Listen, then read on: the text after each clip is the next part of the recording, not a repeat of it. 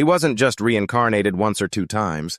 He'd been summoned so many times that going to another world became routine. Each summoning stripped away a little more of his humanity, until finally he stopped caring about anything at all.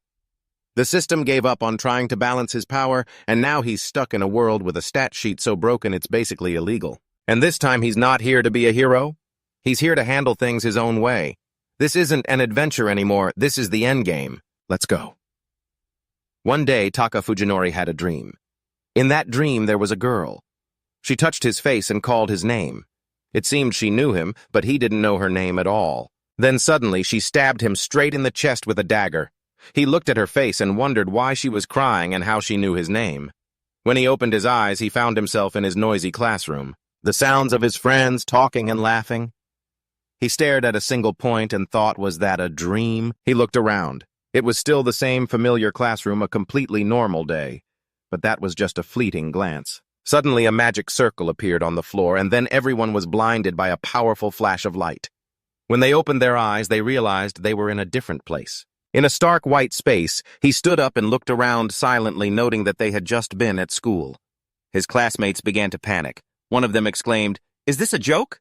Where are we now?" A goddess appeared and told them not to worry. They had entered the path of souls, or more accurately, they had entered the crossroads between worlds. She was the one they called a goddess. They weren't just being summoned to another world, they were all being summoned as heroes, to overthrow the demon king. They were incredibly surprised, and she continued saying that their souls would be transferred to the world of swords and magic Benzei in the kingdom of Hyen. Inori thought to himself that this was just like in the books, while the goddess told them not to worry, that no one would stop them there. They would soon depart for the other world. But first she would give each of them a gift. She extended her hand towards each person, bestowing upon them an ability suited for the world she was sending them to, only hoping they wouldn't become drunk on that power. Walk the path of righteousness and lead others. She wished them all the best, and then left for the other world. Opening his eyes, he found himself in a throne room. He was surrounded by knights, nobles, the king, and the saintess responsible for the summoning. She let out a sigh of relief, happy that the ritual had been successful, and the nobles began to praise her holiness. Now that the heroes had been summoned, the world would be saved. The king ordered for silence in the throne room. Then he stood up, approached the people from another world, and introduced himself. He was Rean Hagen, king of the kingdom of Hagen. He knelt before them, saying that he formally welcomed them and pleaded with them to defeat the demon king. Inori appreciated his greeting, and a classmate turned to him. "Your Majesty, please raise your head. But first, I'd like to ask one question. Will we be able to return to our own world?" He said that the Saintess Isaiah would answer this question. The Saintess approached and said that they would have a chance to return, but not just yet. In exactly 1 month, on the night of the next full moon, they would be able to return to their world. If they didn't want to fight the Demon King, they would have to stay in the castle for 1 month. The girls started cheering, looking forward to a life of luxury, while he thought that this wasn't a summoning, but more like a trip to another world. A girl asked, "During this 1 month, how much time will have passed in our old world?" And the Saintess told them not to worry. They would be returned to the exact moment they were summoned. Time in their world would not pass at all. Inori suspected something was wrong because everything sounded too good and too smooth, even too perfect.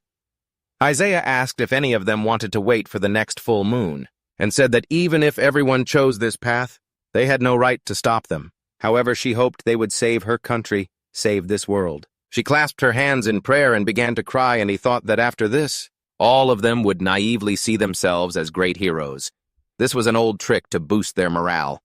His classmates began to whisper among themselves, and he hoped none of them were stupid enough to fall for the trap. When the discussion ended, his classmates said they didn't think they could make a final decision just like that. Could they have 1 month to think it over? The king was silent, considering, while Inori looked at his friends and thought that was a good idea. He himself would support them, and the king agreed. In 1 month, they would all have to decide either become heroes or return to their old world. But today, they would have a celebratory feast, so they should enjoy themselves to their heart's content. They were overjoyed while he sighed and smiled, thinking how lucky he was to get a taste of the delicacies of another world on the very first day. He wanted to do something interesting, something that combined many ingredients at once.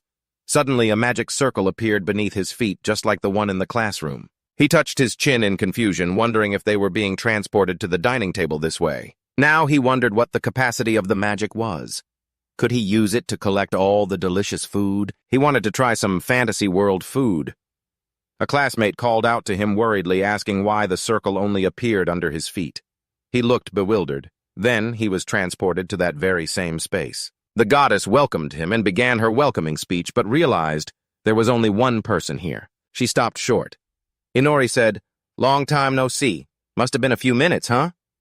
She pointed at him in confusion and realized he had been here before. This confused her, as it shouldn't be happening. While he asked if she had summoned him again, she said that might be the case, then held her hand out to him and said that regardless, the rules were the rules. Since he was summoned, he had to receive a gift. A magic circle appeared under his feet again, and she remarked that this was truly a mysterious case. She said her goodbyes and wished him luck, but he said, "It seems you don't really understand what you're doing." He was transported to another world, to some kind of laboratory. He noticed that the last summoning circle was purple, but this one was yellow. As far as he could tell, the symbols were different too, but now wasn't the time to think about that, because he was tied to a chair and surrounded by a bunch of mad scientists. An old man was overjoyed that the summoning was a success, and the old man's colleague said that from now on he was experiment number 12. The old man approached Inori and said he would probably be the one to possess the magic eyes. He suspected this experiment title was nothing good, and he wondered if this world was going to be too hard for his second time. The two of them grabbed their tools, and the old man told his subordinate that the experiment was paramount and he had to be careful. He called the old man doctor and said he understood everything perfectly, while thinking to himself, "Is this guy really a doctor? He looks more like a mad doctor." The old man suddenly brandished a scalpel in front of his face, gleefully saying that they finally had real magic eyes to operate on, a gift bestowed upon those from another world the moment they crossed the border. The old man showed him a full set of tools hidden in his cloak, saying this was their job. Inori thought to himself, "So my gift this time is magic eyes, huh?" The old man used magic on him and said it would be very sad if he went crazy or rebelled, so he would hypnotize him so that nothing could interfere with his experiment. He stared at the magic circle in front of him, but no matter how hard the old man tried, the hypnosis barely had any effect. This baffled the old man. He said he never expected high-level hypnosis to be so ineffective. Suddenly, his subordinate excitedly called out to him, saying that his right eye was clairvoyance and his left eye was creation. Hearing this, the old man was ecstatic. This was a specimen with heterochromia. They decided to put the hypnosis aside and continue with the experiment, to see how he would react. Then they brandished a bunch of medical tools. Inori started to worry, thinking, "Are they serious? They're planning to dissect me just like this without hypnosis. Is this torture?" He needed to do something. He decided to try using his eyes to escape, and right at that moment, a blue magic circle appeared under his feet. The two mad doctors stared at him in surprise while he smiled, thinking the timing was perfect. As he was transported to that space, the goddess was, to put it mildly, extremely surprised. She noted that this was the third time already. "Are you that obsessed with me?" He asked what on earth was wrong with him, and she said this was the first time something like this had happened, so she couldn't say much, but she hoped to figure something out the next time he appeared. He thought to himself, "Looks like I've already made friends with the goddess." But what was waiting for him next? And why did she talk about a next time? Then he was summoned by a high-class lady and an elf. The woman told her master that she had summoned a humanoid monster. On the very first try, no less. "You're quite talented." He didn't like the way she called him that one bit. He was mistaken for a monster, and was almost forced to sign a slave contract when the summoning circle suddenly appeared again. He returned to the goddess, who let out a long sigh, and said, "Don't you ever get tired of this?" He asked if she knew the reason for this. She said there wasn't much time, so she'd make it brief. Summoning selects those with strong souls. A strong soul is exactly what's needed to cross world borders, but your soul is just too strong. He looked at her blankly and said that he was no saint, he could hardly even be called a good person. And she replied that it didn't matter. Simply put, what mattered was inner strength. If his soul had been immediately anchored by a hero's contract in that world, then this wouldn't have happened. She held her hand out to him, granting him another ability. This time it was skill plunder. This time he was summoned by a beautiful girl, and as a result he received 4 gifts. He also tried to form a contract before being sent back to the goddess, but the magic circle appeared even faster. On the 5th summoning, a girl used dark magic to summon him. It seems your gift has something to do with this. For the 6th time, you somehow managed to become the Demon Lord, revived by your loyal followers. But you quickly returned to the goddess, and she noticed you'd collected quite a few. Quite a few of her gifts, that is. You agreed with her, and then she declared that the next time would be the last.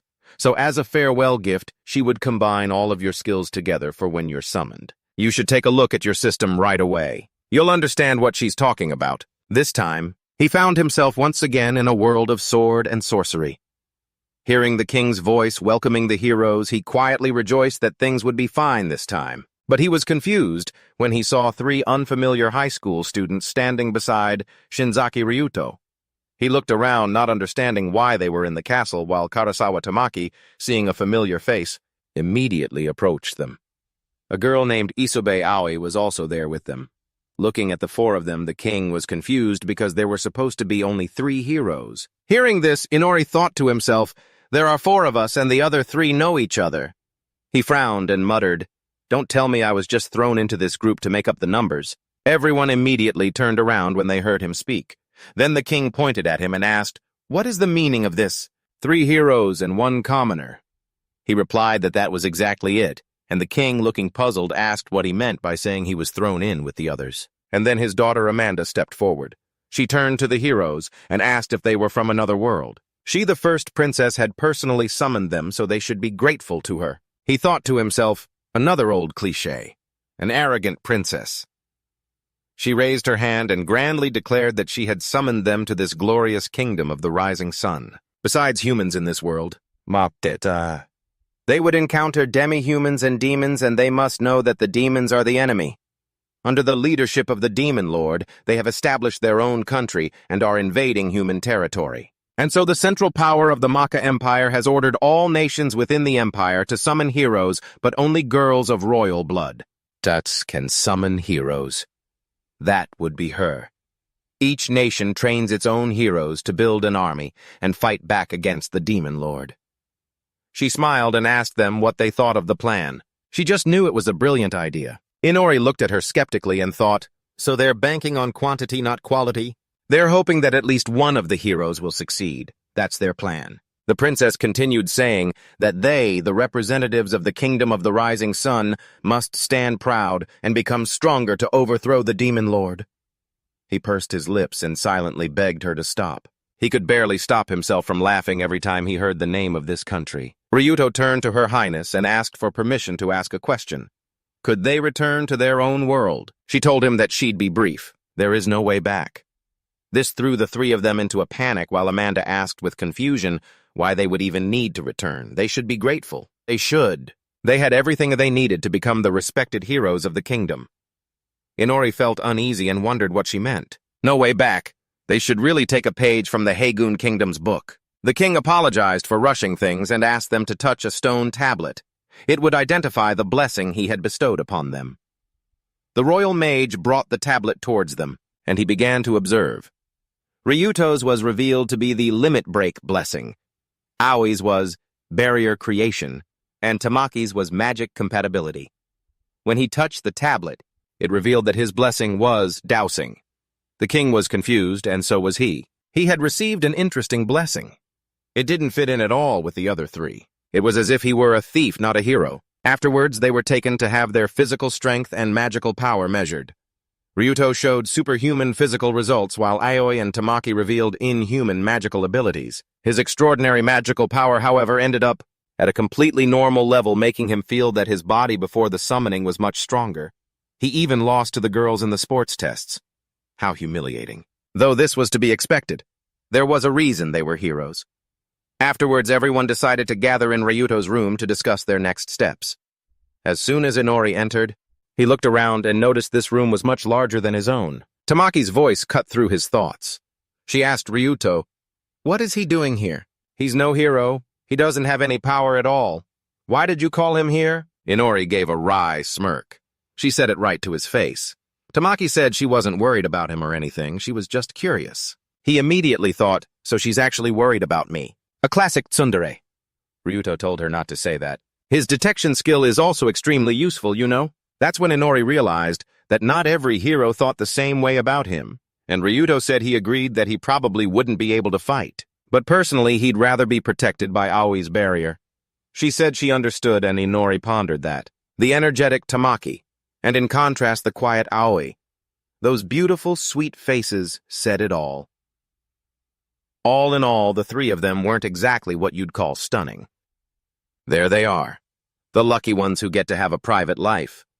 Tamaki asked if everyone thought it was worth staying in this country. Ryuto thought for a second, and just as he was about to say something, Inori shouted, "Isn't it great here? And we've been welcomed so warmly, too. What's there to complain about?"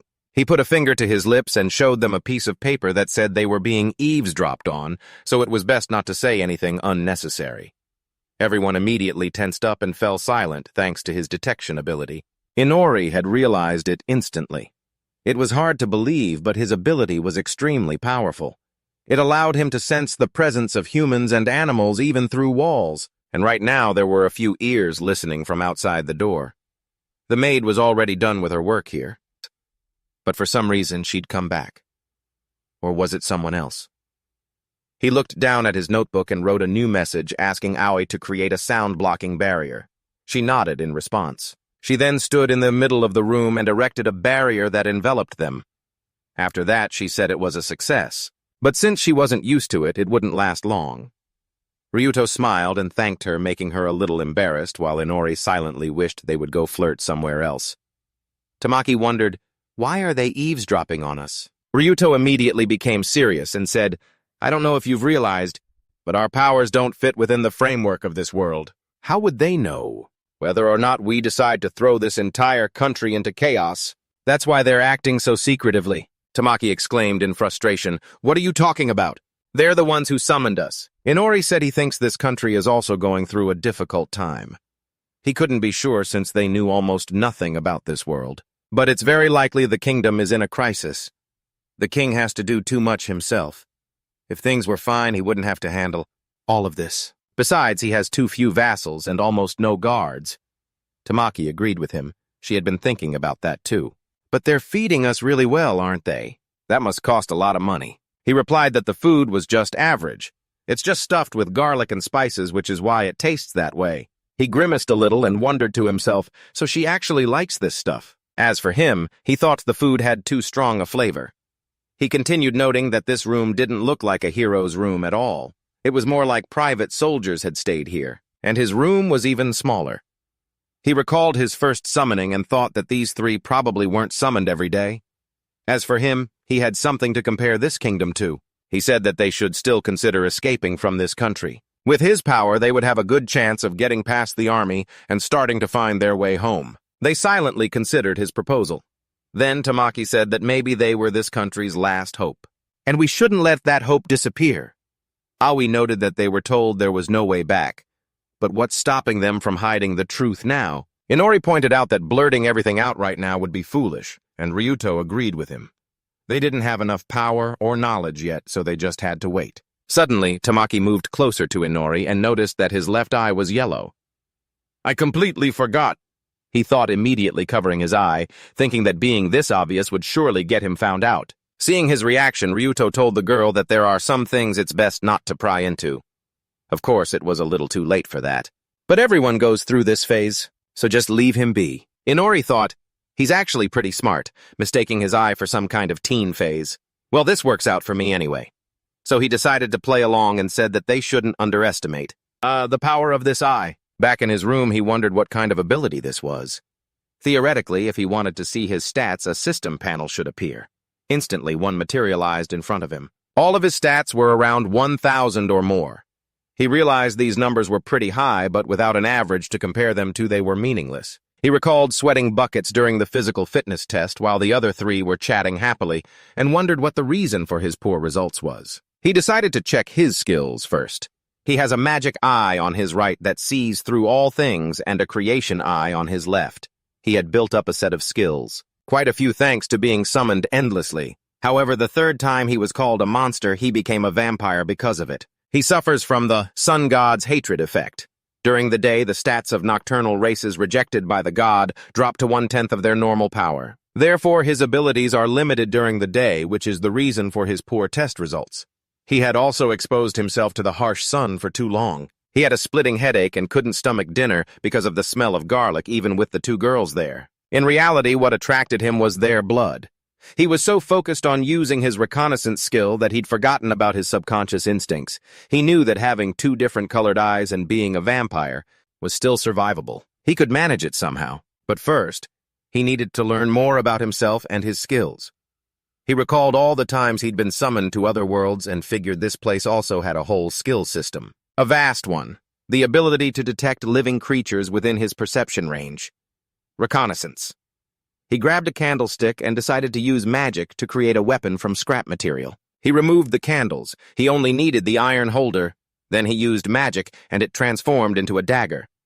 Now he decided to find out what his magic eye, the all-seeing one on his right, could do. Accurate identification of moving objects, precise distance estimation, microscopic vision, dark vision, clairvoyance, dispelling illusions. Precognition, eidetic memory, third-person perspective. A full set. This eye could do almost anything imaginable. It would be a long time before he fully understood it. He decided to preview the description of his left magic eye.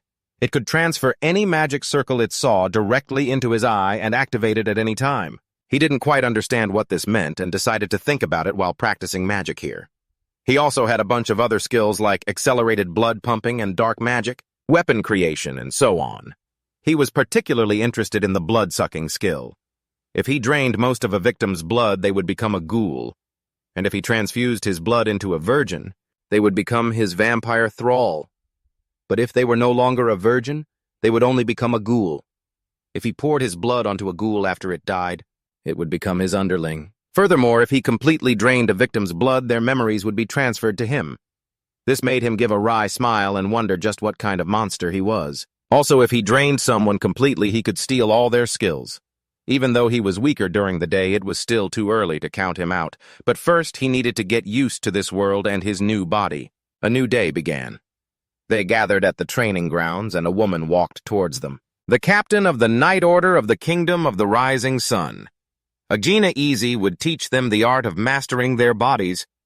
Inori was a bit bewildered to see that the Knight Captain was a woman. He thought a fantasy world is a fantasy world, I guess. But is this the result of an economic crisis or an effort to change public opinion? Asuna said she understood the girls were inclined towards magic, but they still couldn't neglect the basics of body control. She usually started with strength training, but it seems that won't be necessary in your case. Inori frowned slightly and thought, of course not. He glanced at the three of them and saw their stats. Ryuto's stats were nearly identical. Tamaki had the highest mana.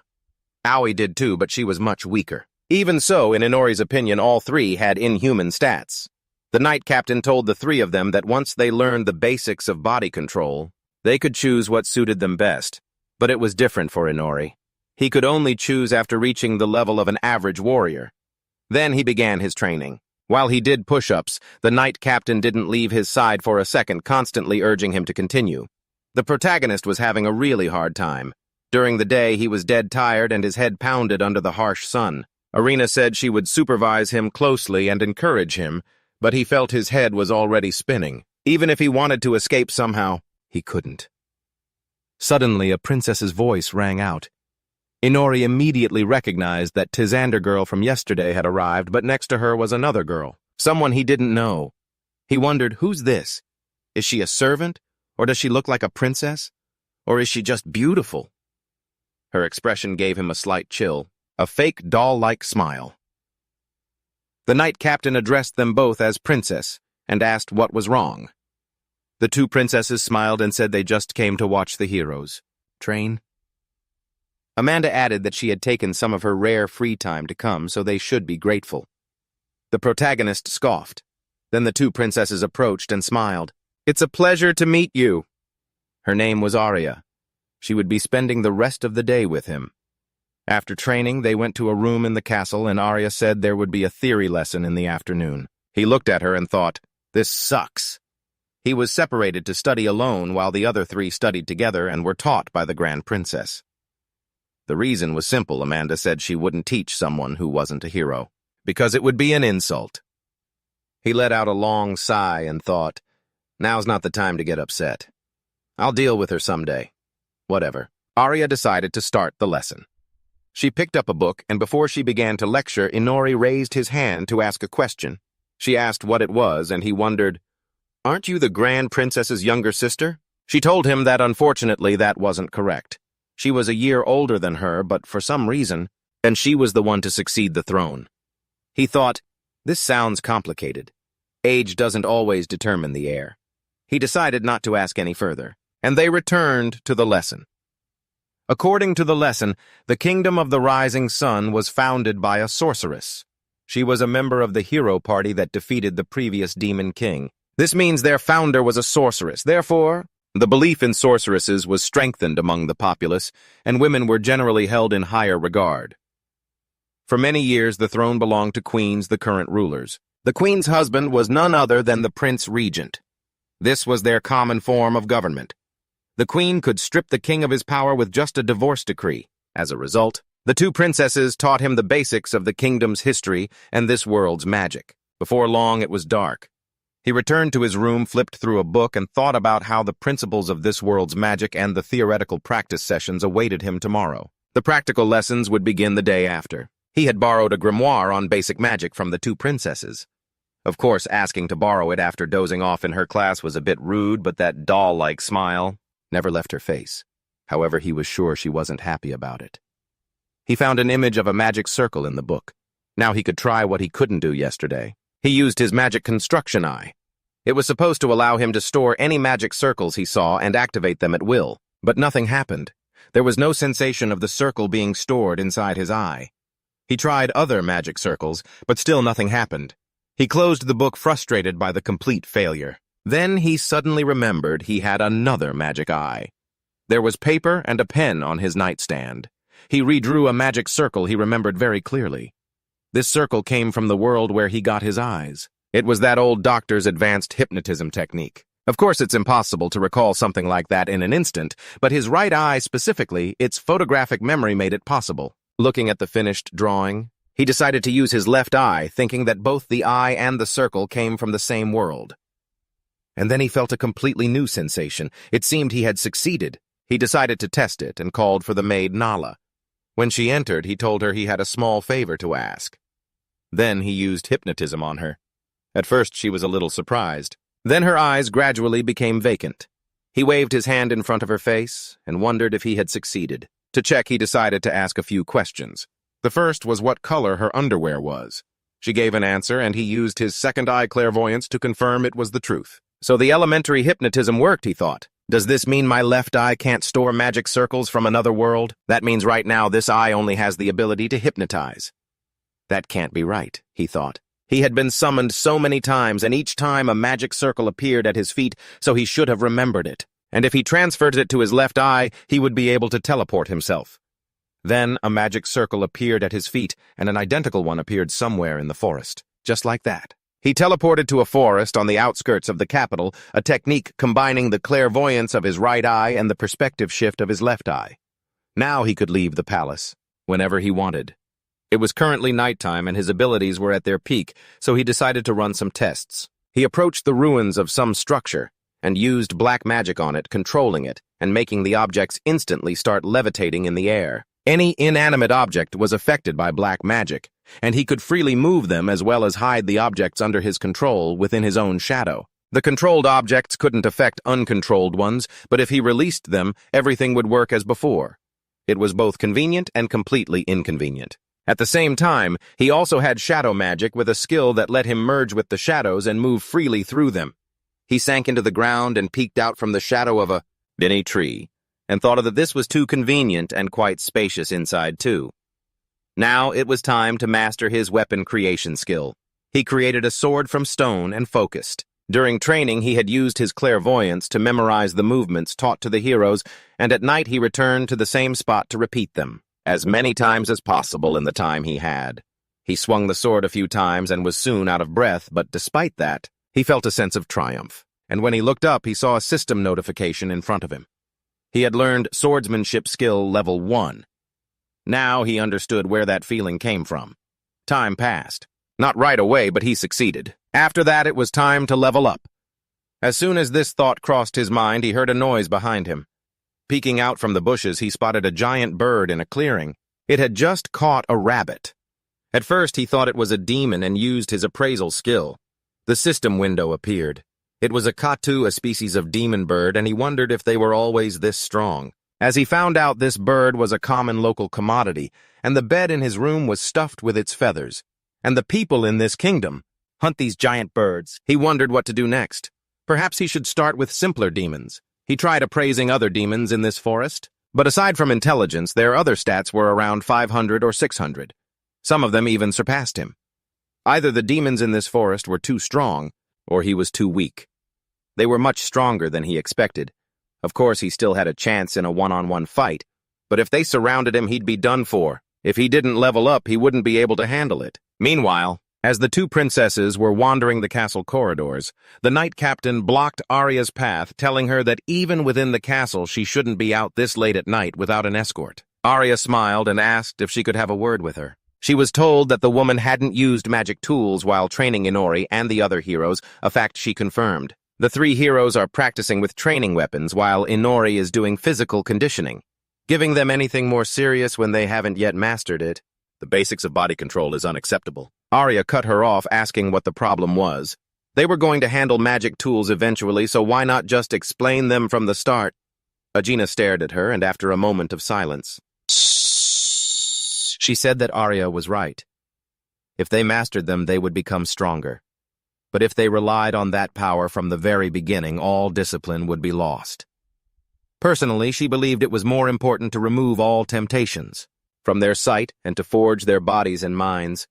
Maria did not like those words, but she immediately forced a smile and said the woman was right and that there was no need to worry when the strongest of them all was working with them. Aiana looked at her with a fleeting sadness, then said it had been a long time since she'd seen her old smile.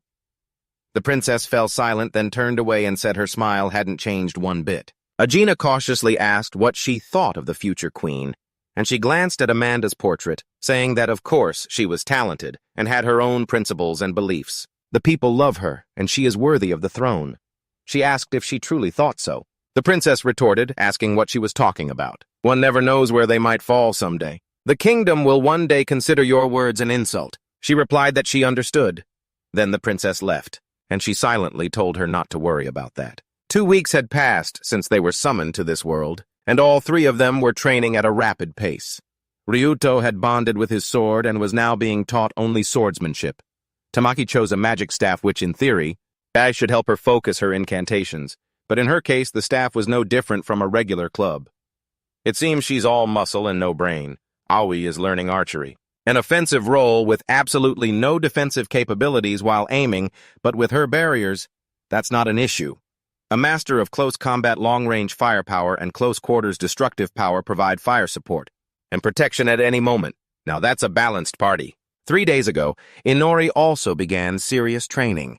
Not in swordsmanship, but in techniques for daggers and thrown weapons, stealth training, and occasionally disarming traps. As he understood it, they wanted to make him a scout, which made sense, since that role, combined with his detection ability, was a perfect combo. As for his other abilities, he didn't need a babysitter to develop them. Every night he practiced in the forest, controlling a dagger in midair with dark magic while waiting for the right moment. He severed the connection to the dagger, and it embedded itself into a tree trunk.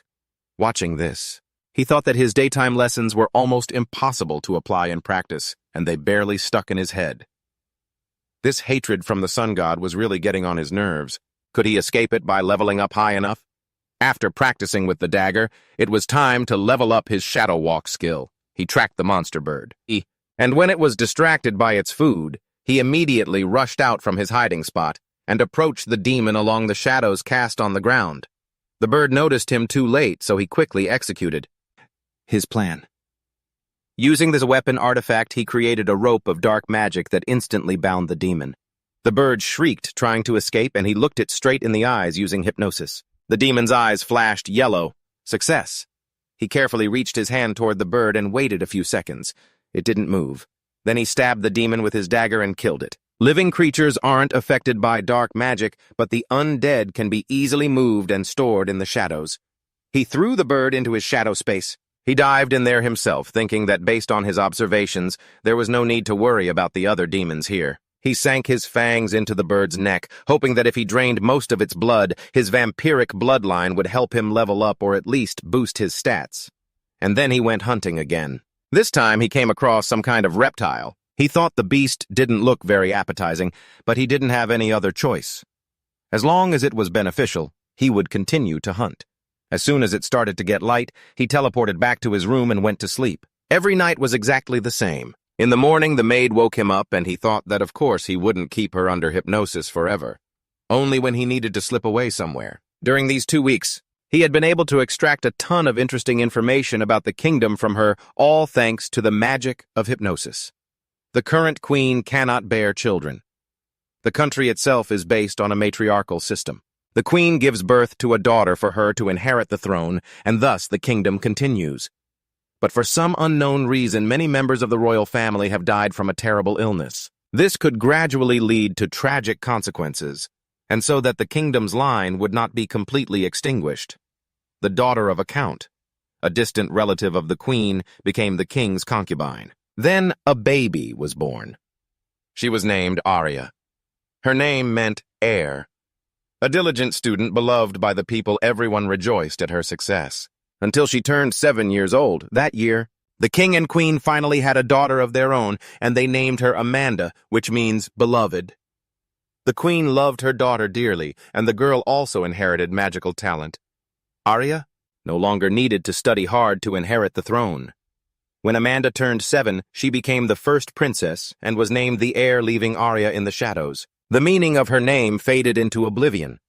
People lost all interest in her, and the princess was left alone. Forgotten by the queen, she lived out her days in the castle like a doll. Now, as he sat in a lecture, he glanced at her and thought she was just like him, not expecting anything from anyone. Seeing him lying on the desk, she woke him up because he was blocking the light. If you keep sleeping, you'll end up with nothing.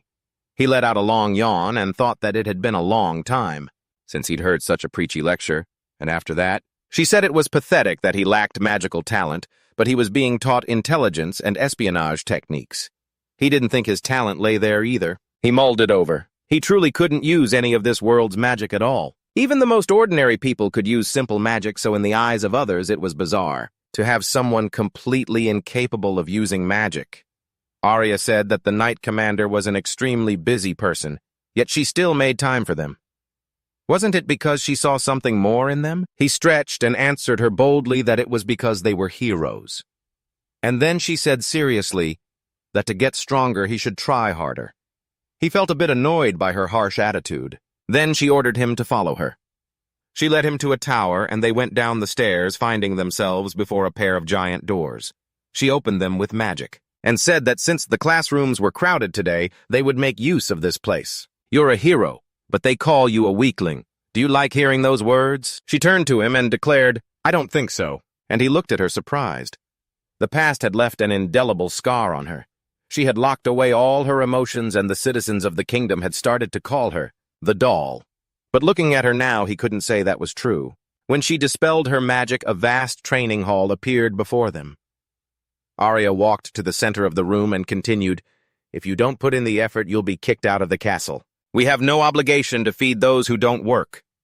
He mentally noted that she was playing her trump cards right away, then asked, So does using my detection ability not count as work?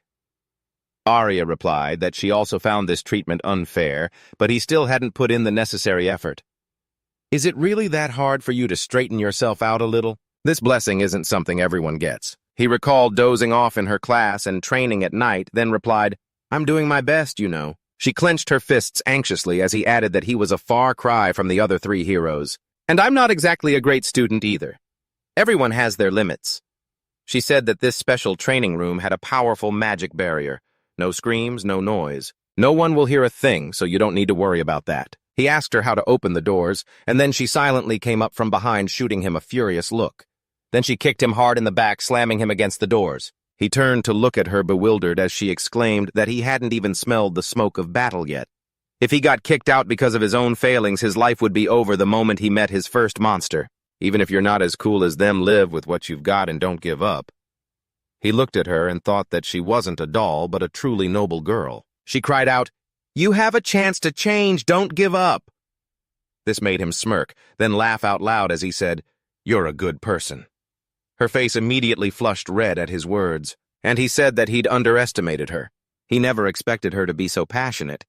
She suggested they stop getting on each other's nerves, and he told her not to worry. He loves life more than anyone, just like her. She looked at him in surprise, and after a moment of silence said that perhaps she had underestimated him too.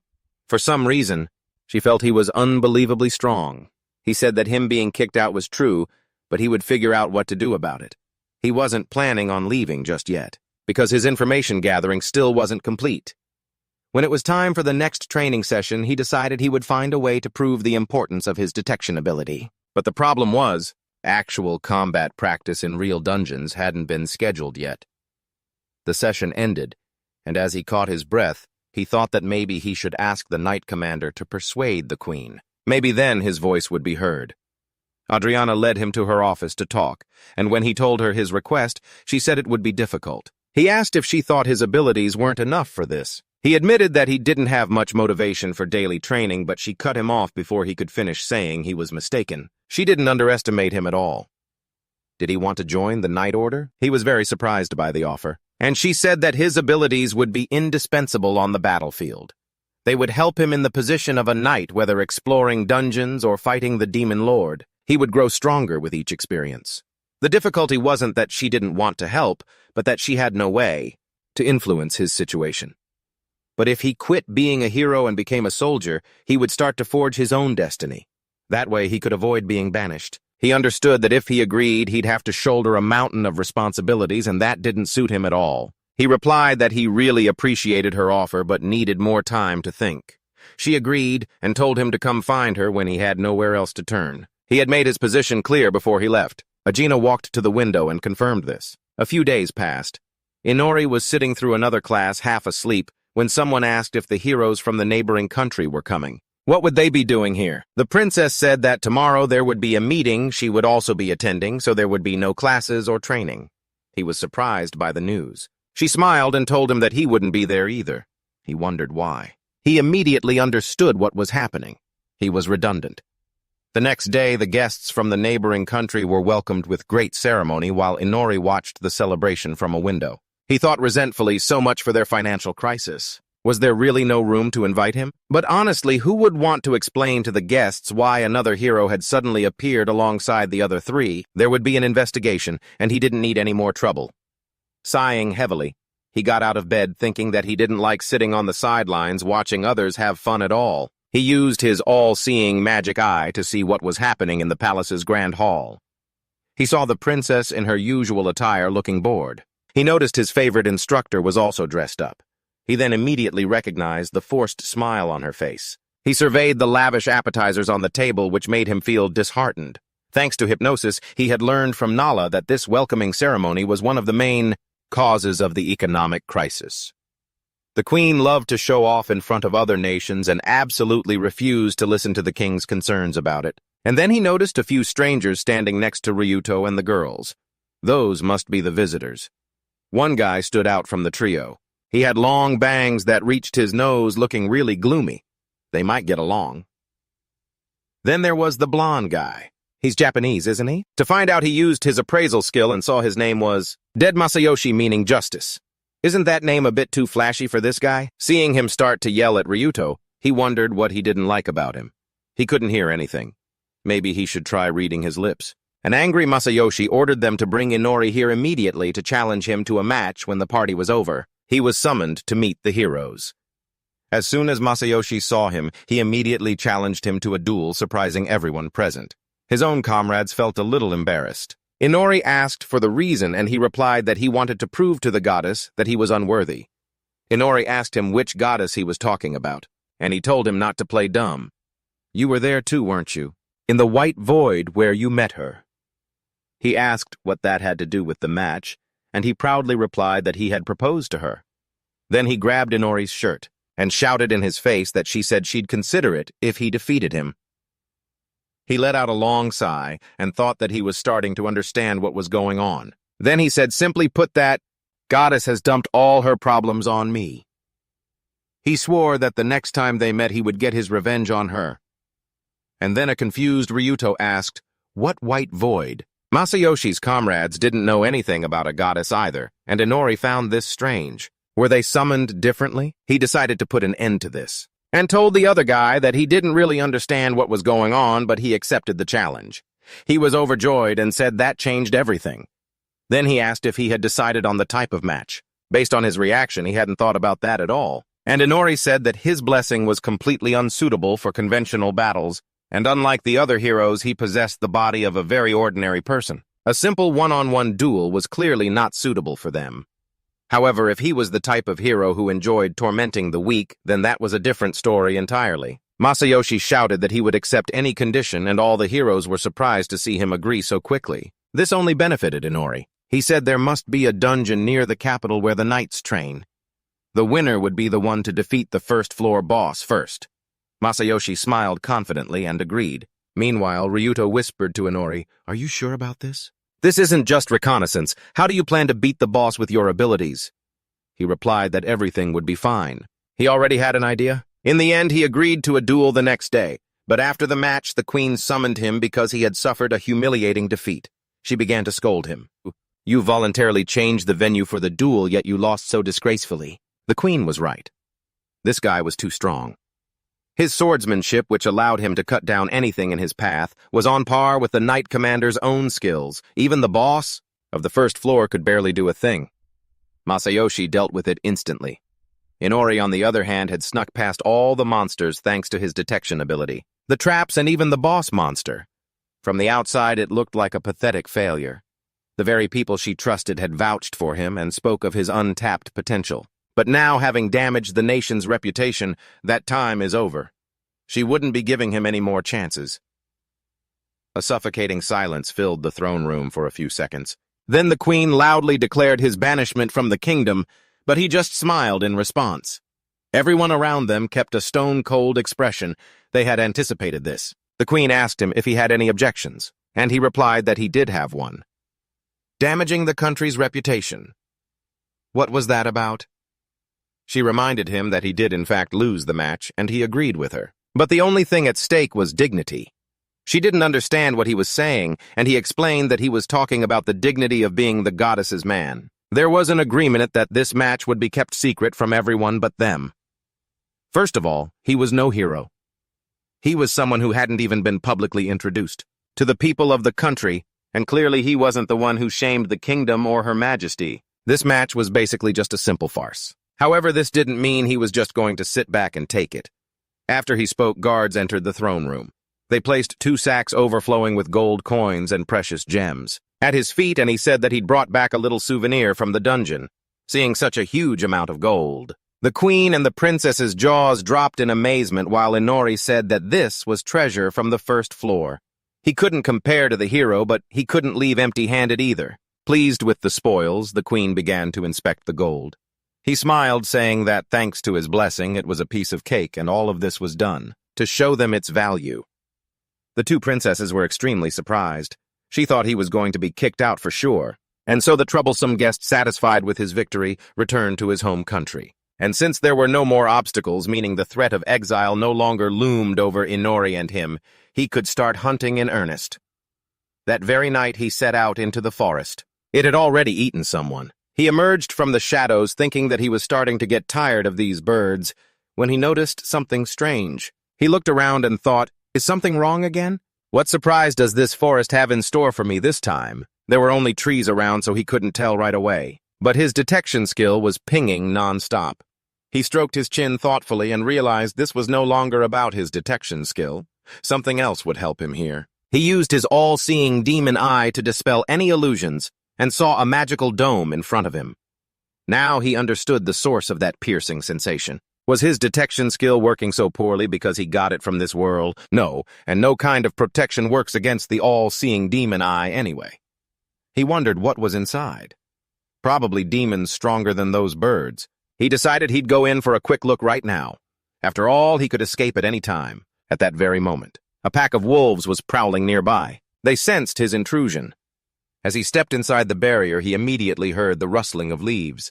A few gray wolves burst from the bushes towards him. He instantly merged into the shadows, thinking excitedly that he'd never faced a whole pack before. He created black threads from his shadow, quickly dispatching the wolves. When it was over, he touched a wound on his face and winced in pain, thinking that even a single one was very strong. There was a whole pack here, but he still managed to handle them all. After hiding the wolves' bodies in his shadow space, he began to sink into it himself. He thought that if things went well, he wouldn't need the birds anymore, but just in case he needed to bring one back to check. And with that, he went deeper until he reached a lake. In the middle of it was an island with a giant tree. He glanced over, hesitant to go further, feeling like a final boss was about to appear. He decided to pretend he didn't notice anything and took a step forward. Instantly, a giant wolf leaped out of the forest and attacked him. The young man jumped back, startled. He saw that his arm was nearly gone and was utterly astonished. He had certainly expected a monster to attack, but not like this. Right after, the wolf attacked again. It swatted him aside with its claws, sending him crashing into a nearby tree trunk. After recovering, he looked at his enemy and thought, what the hell just happened? His appraisal skill revealed that before him was a Fenrirer, a wolf-type magical beast. So it's not a demon, he thought. He glanced at his arm and thought, is this just a mini-boss? What should I do now? Hide in the shadows. But it would just wait for me at the exit. Just then, Fenrirer lunged to attack, and as it got very close, he panicked, telling himself to think fast. Just as the wolf pounced, he was no longer there. Turns out he had managed to fly into the air a few seconds before the blow landed. And then his title, Monster from a Third World, began to take effect. He was a vampire, and not just for show, and now he decided to test all of his abilities. Fenrirer looked up at him and asked why he had come to their territory. He made a mental note that it could talk, too. However, that's why it's a magical beast, he replied, landing on the nearest rock and claiming he was lost. The wolf wasn't satisfied with the answer because no one could just pass through the illusion like that. It said it understood. He was curious about what was inside the illusion, which wasn't just created for no reason.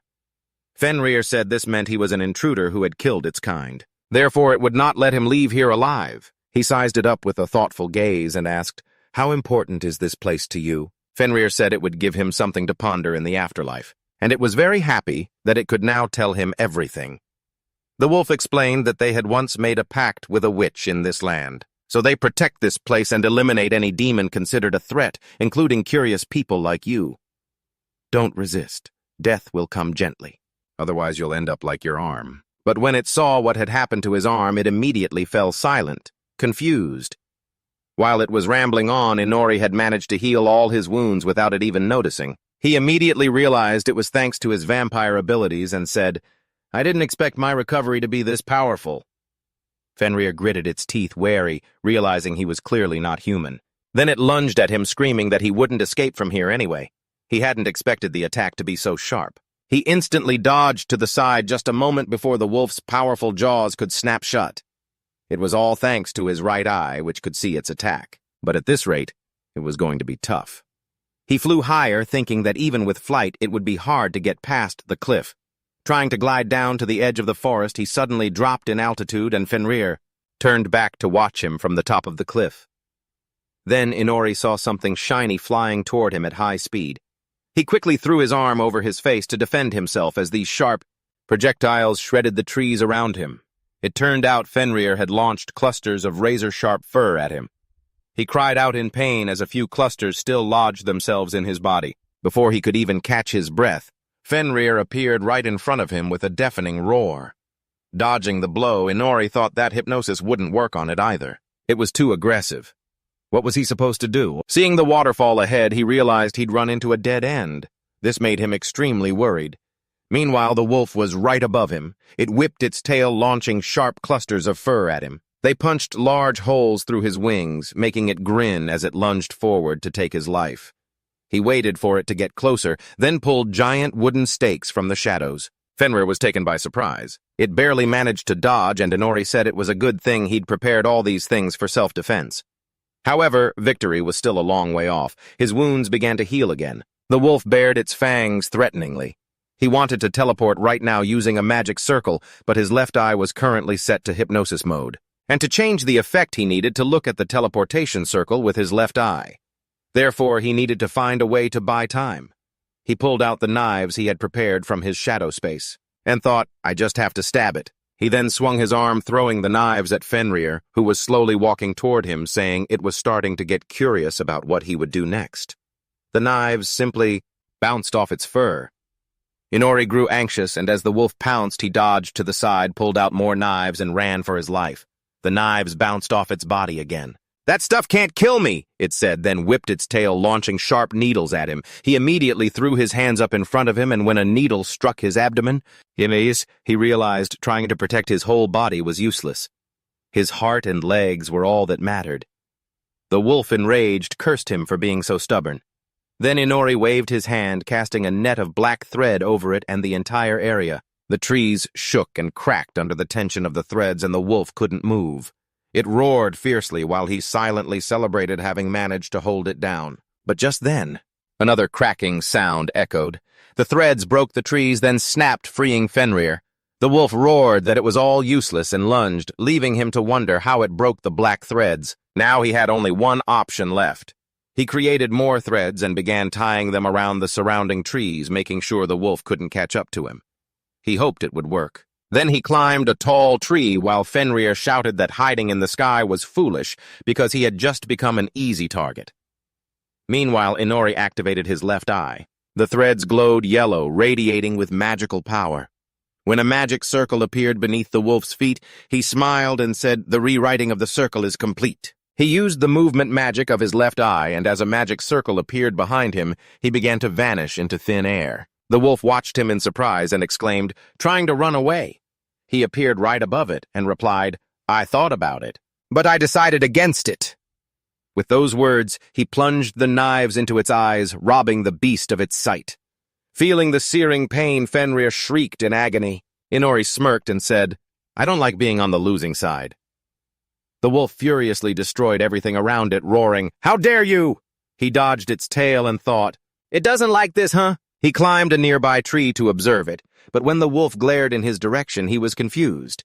Could it actually see him somehow? Fenrirer seemed to read his mind and said, "You're wrong. I can smell you." He gave a wry laugh, feeling its intense killing intent. Then the wolf's mouth appeared right in front of him. He immediately jumped from the branch and thought, "This is it." He teleported just as Fenrirer lunged for him, and it screamed, "You get to live for now, but next time I'll kill you." Meanwhile, Inori found himself back in his room. He panted heavily, thinking that Fenrirer had done everything to cripple him but not kill him. Next time, he would definitely get his revenge. From that day on, he worked tirelessly crafting equipment. Sneaking into Armory No. 5, he got some metal and a few other materials. He also took the opportunity to grab some of Fenrirer's fur, just in case. Even though it would be extremely difficult, he placed the clump of fur on the table and used appraisal. Under the influence of magic, the object was granted extraordinary properties. Crystallize, harden, shrink. He channeled mana into the clump of fur, and it turned into several needles. Now he understood why he couldn't pierce him. He was completely covered by this fur. He decided to craft a weapon from it, and black threads appeared before his eyes. But with a unique effect, Gleipnir would crystallize on contact with any magic not strong enough to break the threads. He looked closely at the weapon, thinking that, according to legend, this was the very thing used to bind Fenrirer. Could he really get his revenge with this? An idea popped into his head. He'd make gloves from these threads. They would activate their special properties on contact with magic dark enhancement, crystallize, harden, and constrict. He experimented a bit, and now some parts glowed when they crystallized. Forming a beautiful magic circle, he got the idea to make a few more items from these threads. And just like that, he had a full Gleipnir suit. Now he was ready for revenge. Shortly after, he headed into the forest, and Fenrirer turned around when he heard the sound of his teleportation. He greeted him, saying it had been a while. Fenrirer asked if last time wasn't enough for him. He never thought he'd see him back here. Fenrirer lunged at him, but he just smiled and remarked, "Your eyes are really beautiful now." Fenrirer answered the taunt with a strike, roaring for him to shut up. He dodged the blow, surprised that even while blind his attacks were so precise. Fenrirer said this was the second time he had trespassed on their territory, but this time he wouldn't let him leave alive. He thought to himself, so my trespassing angered him more than being blinded. He's so resolute.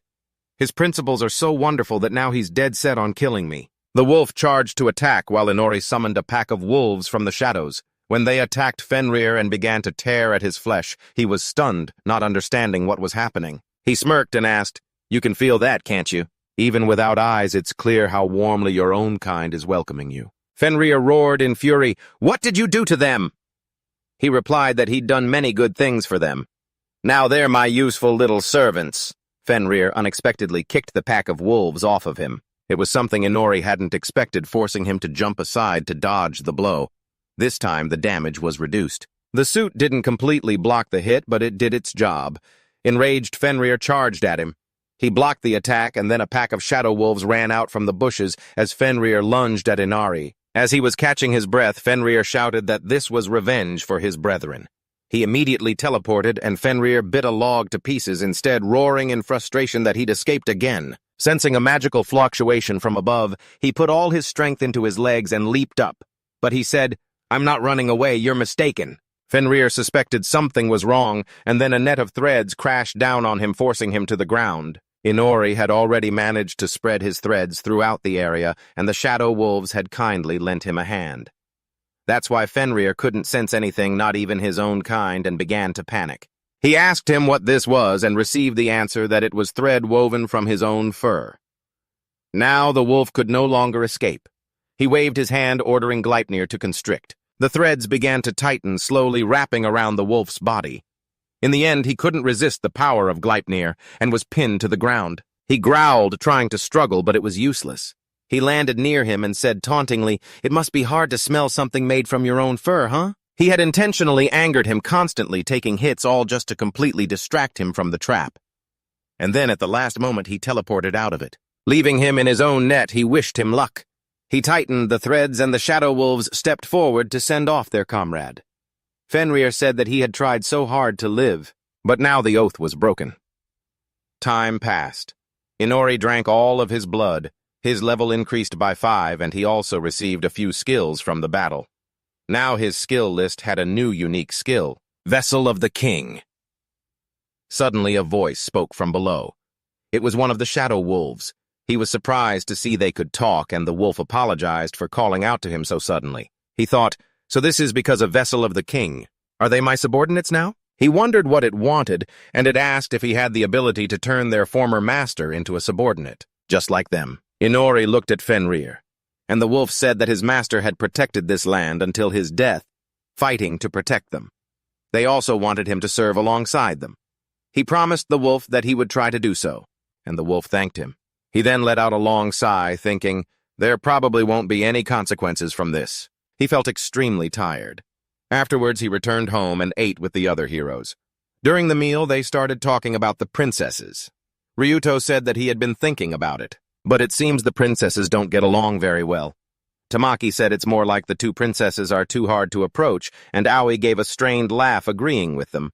Now she wondered why that was. Ryuto said that it's not like they hate each other's guts. The two princesses still glance at the grand princess from time to time.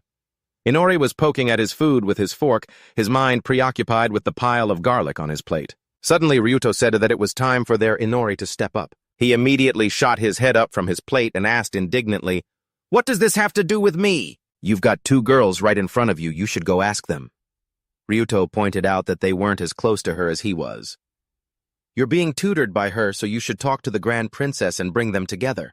Bring them together. He exclaimed that that arrogant princess would never agree to talk to him, and Ryuto told him not to worry, he would ask her to listen to him. You doubtfully asked him how he was going to do it, and he laughed, saying it'd be a piece of cake because the Grand Princess is crazy about Shinra Kiryu, but the girls didn't like what he said, and watching their reactions, Inori felt that Ryuto was really losing his appeal. That guy said that of course there was a reason for everything.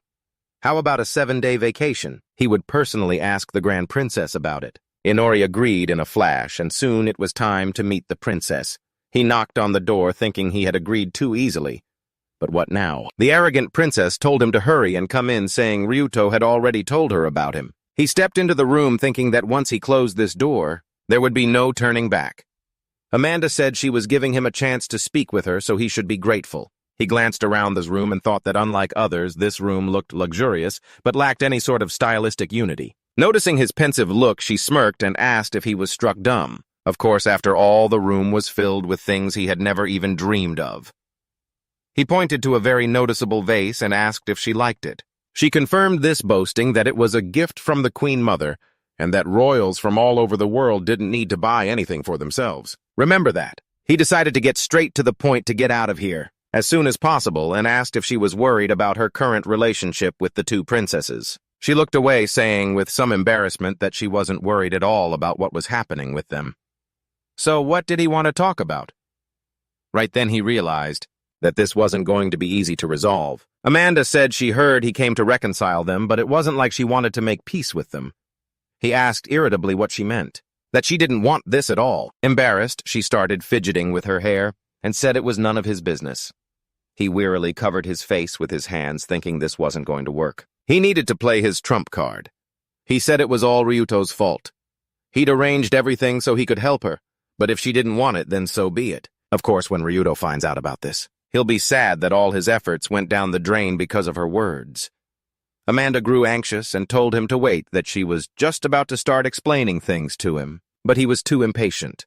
He finally got her to open up.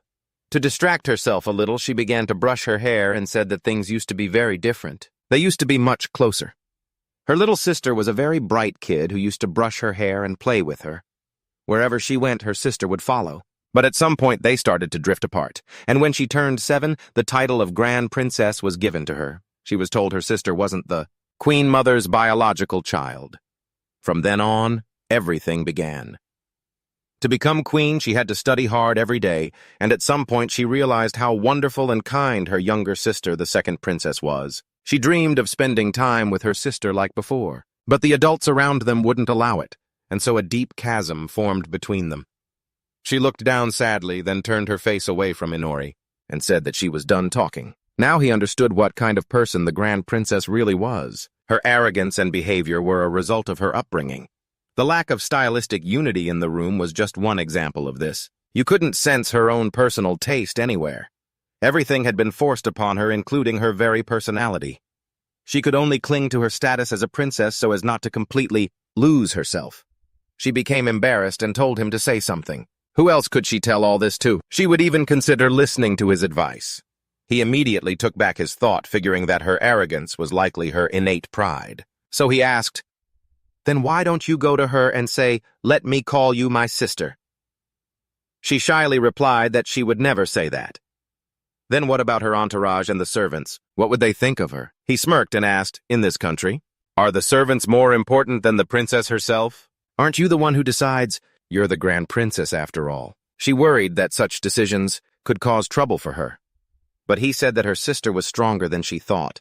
Amanda seemed to think about this very sincerely. She then embarrassedly said that she could handle everything herself and didn't need his advice. He should be grateful she even listened to him. After that, he left her room and went back to his own. He told Nala everything, and she honestly admitted that she wasn't too thrilled about the idea, but she would discuss it with the princess. He silently noted that this wasn't exactly the most agreeable answer. Well, I guess that's to be expected from a maid serving two princesses. The next day, Nala came to his room in the morning to deliver a message from the two princesses.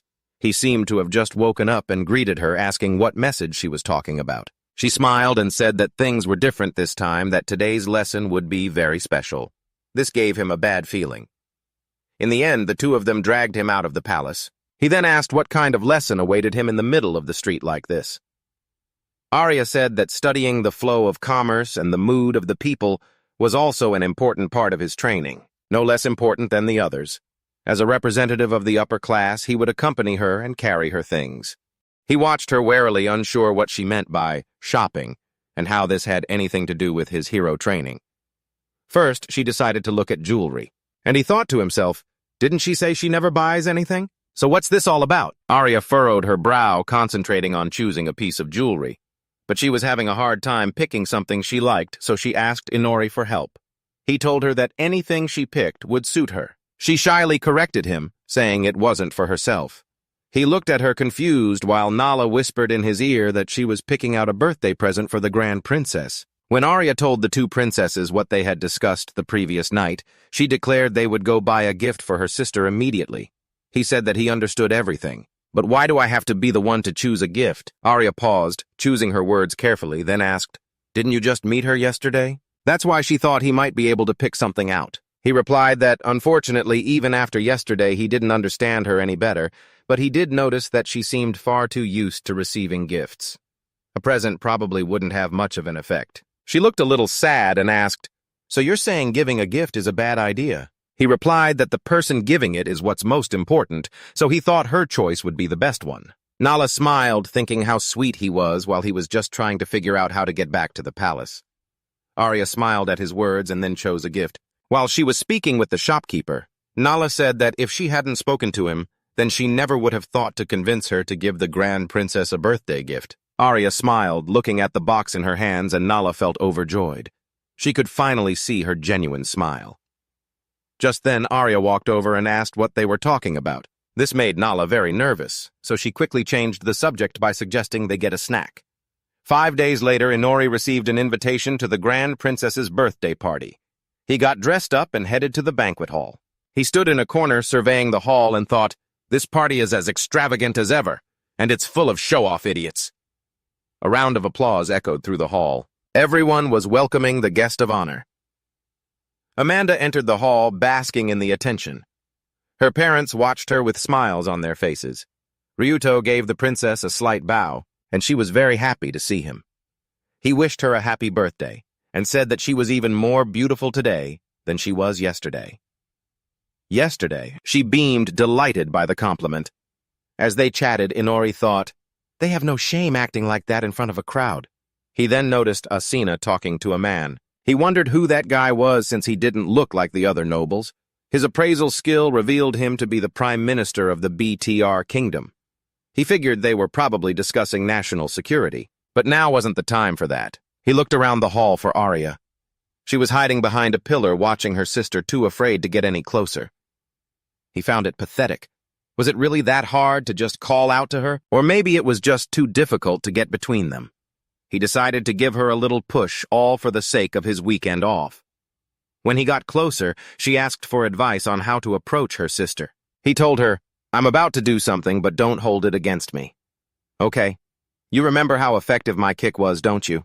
Am I wrong, and where has all your energy gone?" Before either of them could say anything else, he pushed her straight into the middle of the hall. Her feet automatically moved toward her sister. She stopped just in time, realizing she was standing right in front of Amanda. She grew anxious. Everyone present froze in anticipation while Inori looked away as if he had nothing to do with it. Amanda looked at her older sister in surprise. She was shyly looking away, hiding the gift box behind her back. The guests began to whisper.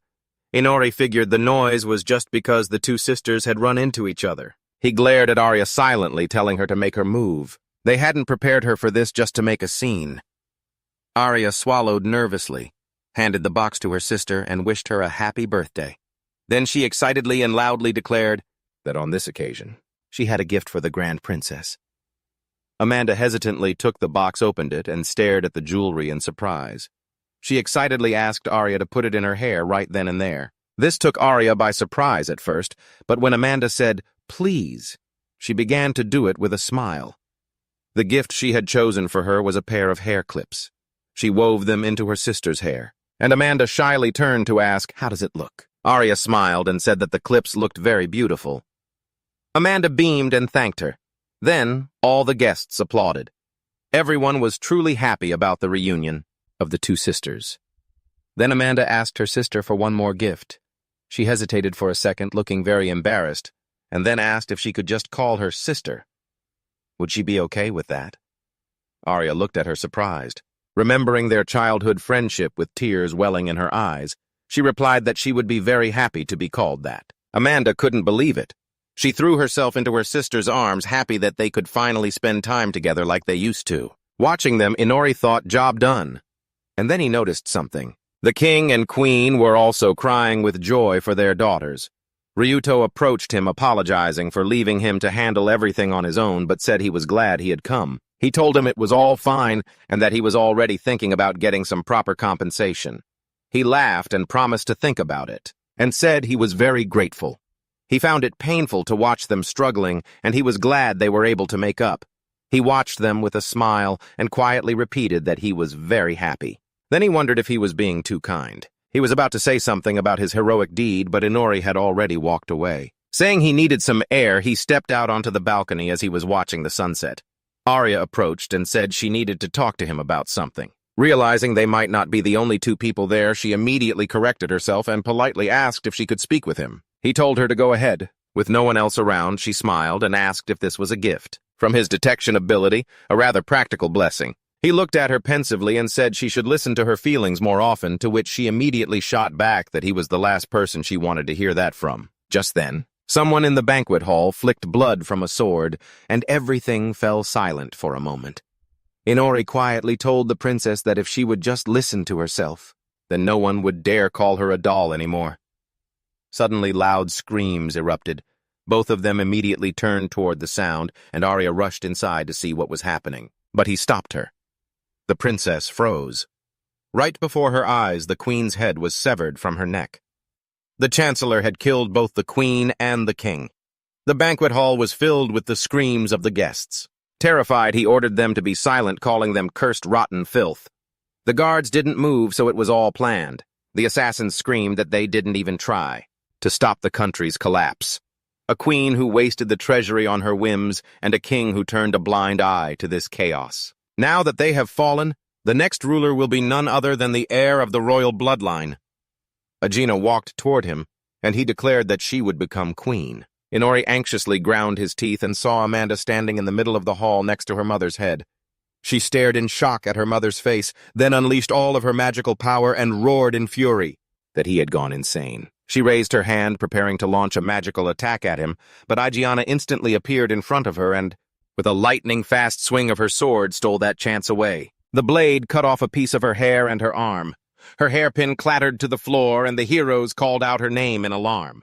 Ryuto tried to run to her rescue, but the knight commander ordered him to stand down. If they chose to attack, the same fate awaited them. The chancellor screamed that they were all children of the witch, her people. They blindly followed her whims and blindly allowed the summoning of heroes. They had committed a sin that could only be washed away by death. Amanda looked at the fallen hairpin on the floor and began to cry, thinking of her sister. And then Aiana executed her, as the chancellor screamed that she would see the witch in the afterlife. As her head fell, Arya's face twisted in horror, her mouth hanging open. Inori realized she was about to scream her sister's name and immediately covered her mouth, stifling her cry into a muffled groan. He tensely told her to be quiet or they'd be discovered. He glanced at Aiana and wondered if this was a coup. The knights surrounding her prepared to carry out the order. The chancellor told them to act to send them all to their beloved witch to pay for their sins. The horrified nobles scrambled for the exits, but the knights quickly caught up and killed them, reveling in the slaughter. The chancellor spread his arms, looking up at the splattering blood, and listed all their sins: embezzlement, bribery, indifference to wastefulness, and power. They had ruined this country. Therefore, they all deserved to die. Arya was horrified by the sight. Inori told her to calm down because if she moved now, they would kill her immediately. She had only two choices: die a pointless death here, or escape and survive. As the massacre continued, Ryuto approached Amanda's body and knelt before it. He yelled that no one deserved to die. The chancellor said that all the nobles here deserved to die for neglecting the country. He yelled back that it wasn't a reason to kill them. And the chancellor, after a moment's thought, said that if he had seen what they'd seen, he wouldn't be saying that. One day, this country will show you its true face. He ordered Aiana to arrest the heroes, and that woman approached Ryuto, telling him not to resist if he didn't want to see hell. He immediately stood up and used his innate gift to summon the Sword of Light, then launched a powerful strike at his master. But even that blow didn't injure her. The barrier she created with her sword absorbed all the damage, and she remarked that the attack was pretty good, both in terms of power and reaction speed. He tensed up, gritting his teeth as he channeled more power and attacked again. She quickly parried his every blow, and the hall slowly began to collapse as their swords struck a pillar. Aoi noticed it starting to fall and immediately put up a barrier above herself. Tamaki told her they should help Ryuto, but Aoi said it would be useless. "There are too many soldiers here," Tamaki cursed, saying they didn't even have weapons. Meanwhile, Aiana looked at the hero panting after the brief exchange and said that they had decided to fight after all. A pity, because now they won't escape. She swung her sword. Ryuto struggled to block the attack as she asked what he would do next. He could fight until he collapsed, but he still couldn't defeat her, just surrender. She would round them all up and then go find the two princesses. Meanwhile, Arya was in tears, and Inori decided it was time to act. He apologized for stopping her from grieving, But if they stayed here, they'll share the same fate as the others. It's your choice: surrender here and die, or escape and survive. He clenched his fist, asking if she was going to surrender again, just like back then. Arya thought of her sister, stared for a moment, then confidently declared that she wouldn't give up, and would live on for Amanda's sake. Until the day she died, no one had the right to order her around. He looked at her surprised, then smiled, said her name, and told her that in that case they just had to escape. Meanwhile, the battle raged on. Ryuto's sword couldn't withstand the pressure from Asuna and shattered, leaving him stunned. She declared it was over and kicked him hard in the stomach. The kick sent him flying into the air, and it was so powerful that he was knocked out instantly. Seeing this, a worried Tamaki called out his name. When he didn't move, she realized the situation was dire. We have to run. If we don't, we'll be done for too. But first, we have to save him. Just then, Arena appeared beside them, and with a single sword strike, she shattered their barrier, leaving them completely defenseless. She ordered the knights to seize them immediately. They threw the girls to the floor, causing Arya to cry out, and Tamaki immediately stood up to protect her friend. Arena ordered her subordinates to take them to the dungeon. Then she glanced at Ryuto with a worried expression, wondering if she had dragged the fight on for too long. Meanwhile, the princess and Inori began their escape. Asuna thought that it didn't matter anymore. The outcome would be the same either way. She didn't think she could escape on her own for that long. As Inori led the princess down the hallway, he was continuously using his gift and starting to get exhausted. He told her they couldn't go right, they had to go left. They ran past the knights, and she thought that he located the guards so easily it was as if he'd had special training for this. He called to her and asked if she could use magic. She told him she only knew the most basic magic. He then grabbed her hand and said that 3 guards would appear around that corner in about 10 seconds. He told her to handle them somehow. She looked at him confused and asked, "Isn't running away an option?" He replied that it would be too much trouble. They had nowhere else to run. She swallowed nervously, began to chant, and asked, "There are only 3 of them." He warned her there were only 2 seconds left, and as soon as the knights' shadows appeared on the floor, she unleashed her magic at them. Gusts of wind enveloped their faces, causing them to collapse instantly. Inori stepped out from their hiding spot and remarked that she took all 3 of them down with a single spell. She said it was because she had time to prepare, and they weren't expecting the attack. Luckily, it all worked out. Noticing he was panting, she remarked, "You don't look so good. Are you okay?" He told her that he was tired, but the enemy doesn't care about that. There are almost no guards up ahead. We need to get there first. The main character frowned and continued running forward. He thought that they could still handle regular soldiers, but they were no match for the knight captain. He himself wasn't in any condition to fight yet. He said that they just needed to get past her. He thought she was a special case. Then he stopped, panting, peeked around the corner and said, "This area has almost no guards, and there isn't a single person in that room. We'll hide in there and plan our escape, okay?" Arya looked at him surprised and asked, "Not a single person?" "But that's the staff room." Then they moved forward and found a pool of blood. They looked inside the room where there were many bodies. The main character turned away and thought, of course there are no guards. They're not needed anymore. They killed everyone, even the servants. They really planned this thoroughly. Arya cried out, "Nala!" She knelt beside the girl's body and reached out her hand. The main character remembered seeing them hug, and recalled Nala saying with a smile how happy she was to see the princess smile again. He silently watched Arya embrace the body. She started to cry, then turned away and said, "Inori, it's okay. Everything's fine." She was grateful he had waited. He said he was just catching his breath. "So how are we supposed to escape?" Meanwhile, Arena touched the bars, creating a magic seal, and said, "This is the royal dungeon created to seal away the most dangerous criminals. Without a magic tool, you'll never escape. You are to remain silent and not move." Tamaki said, "How cruel. Do you think they'll take off our shackles?" Ryuto said, "It's useless, Tamaki. If the hero summoning triggered this coup, the hero alliance won't just sit back and do nothing." He frowned and added, "They've cuffed our hands to buy time. And they've shackled our feet so we don't accidentally kill ourselves, right?" Arena looked at him. Nothing more needed to be said. Her body was flooded with rage, yet her mind was strangely clear. He glared at her, radiating a terrifying aura, and Arena thought she had seen those eyes somewhere before. She remembered standing among the dead, thinking of her own foolishness, her powerlessness, her utter lack of preparation for this nightmare. The exact same look she'd once had. Then she turned back and said that he was still far too naive if he wanted to survive in this world. You should remember this feeling, and remember to think clearly. If they had done everything right back then, she would have considered sparing Ai and Tamaki. She turned to leave, and Ryuto furiously shouted, "Why is she still acting like a damn teacher?" Just then Aiana was walking up the stairs. She placed her hand on the wall and said, "They still haven't found them. He's doing better than expected." She would join the search for the two princesses after retrieving her equipment. "Let's move."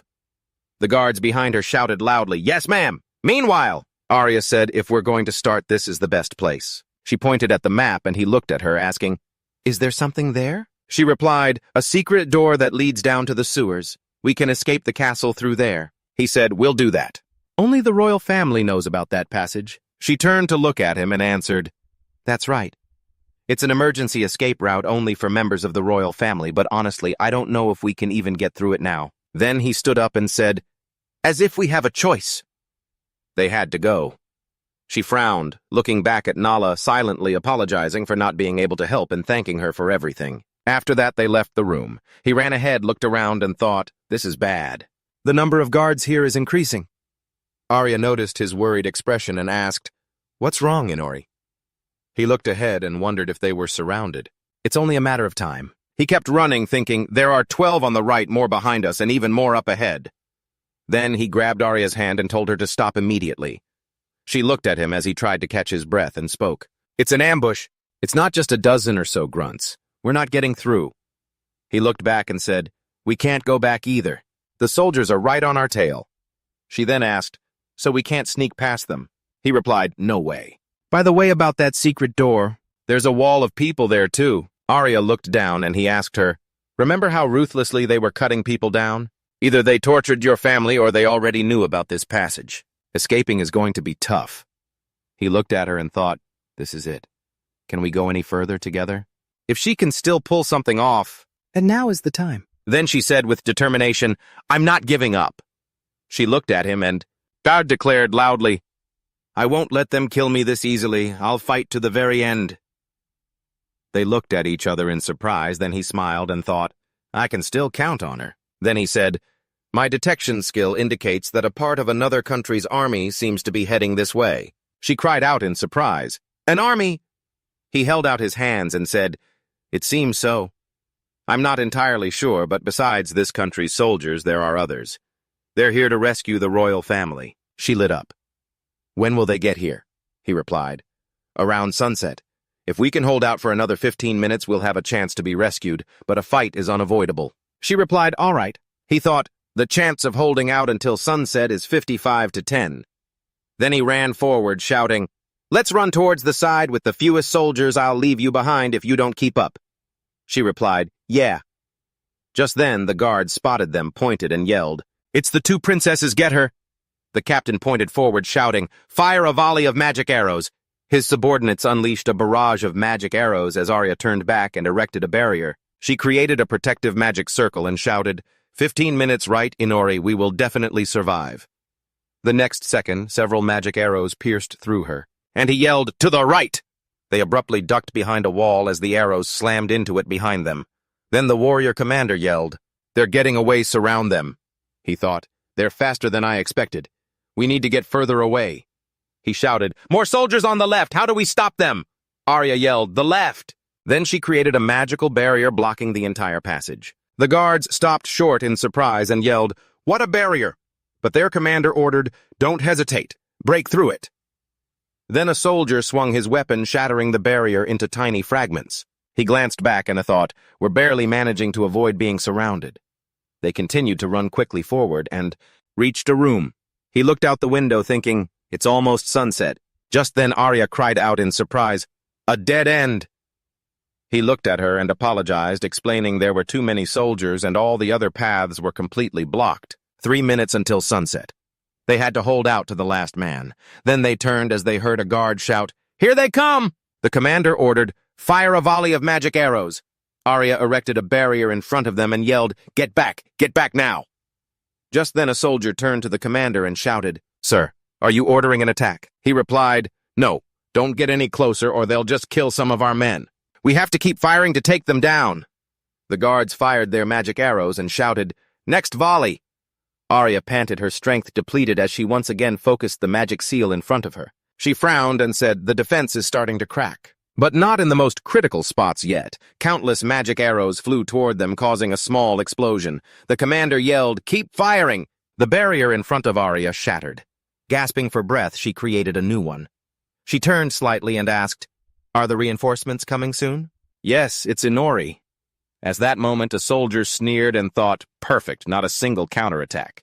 Just a little longer and we'll have them." Then he looked ahead in surprise and shouted, "One of them has disappeared." Arya, trembling all over, was collapsed on the ground. Noticing a dark liquid in front of her, she thought of Inori.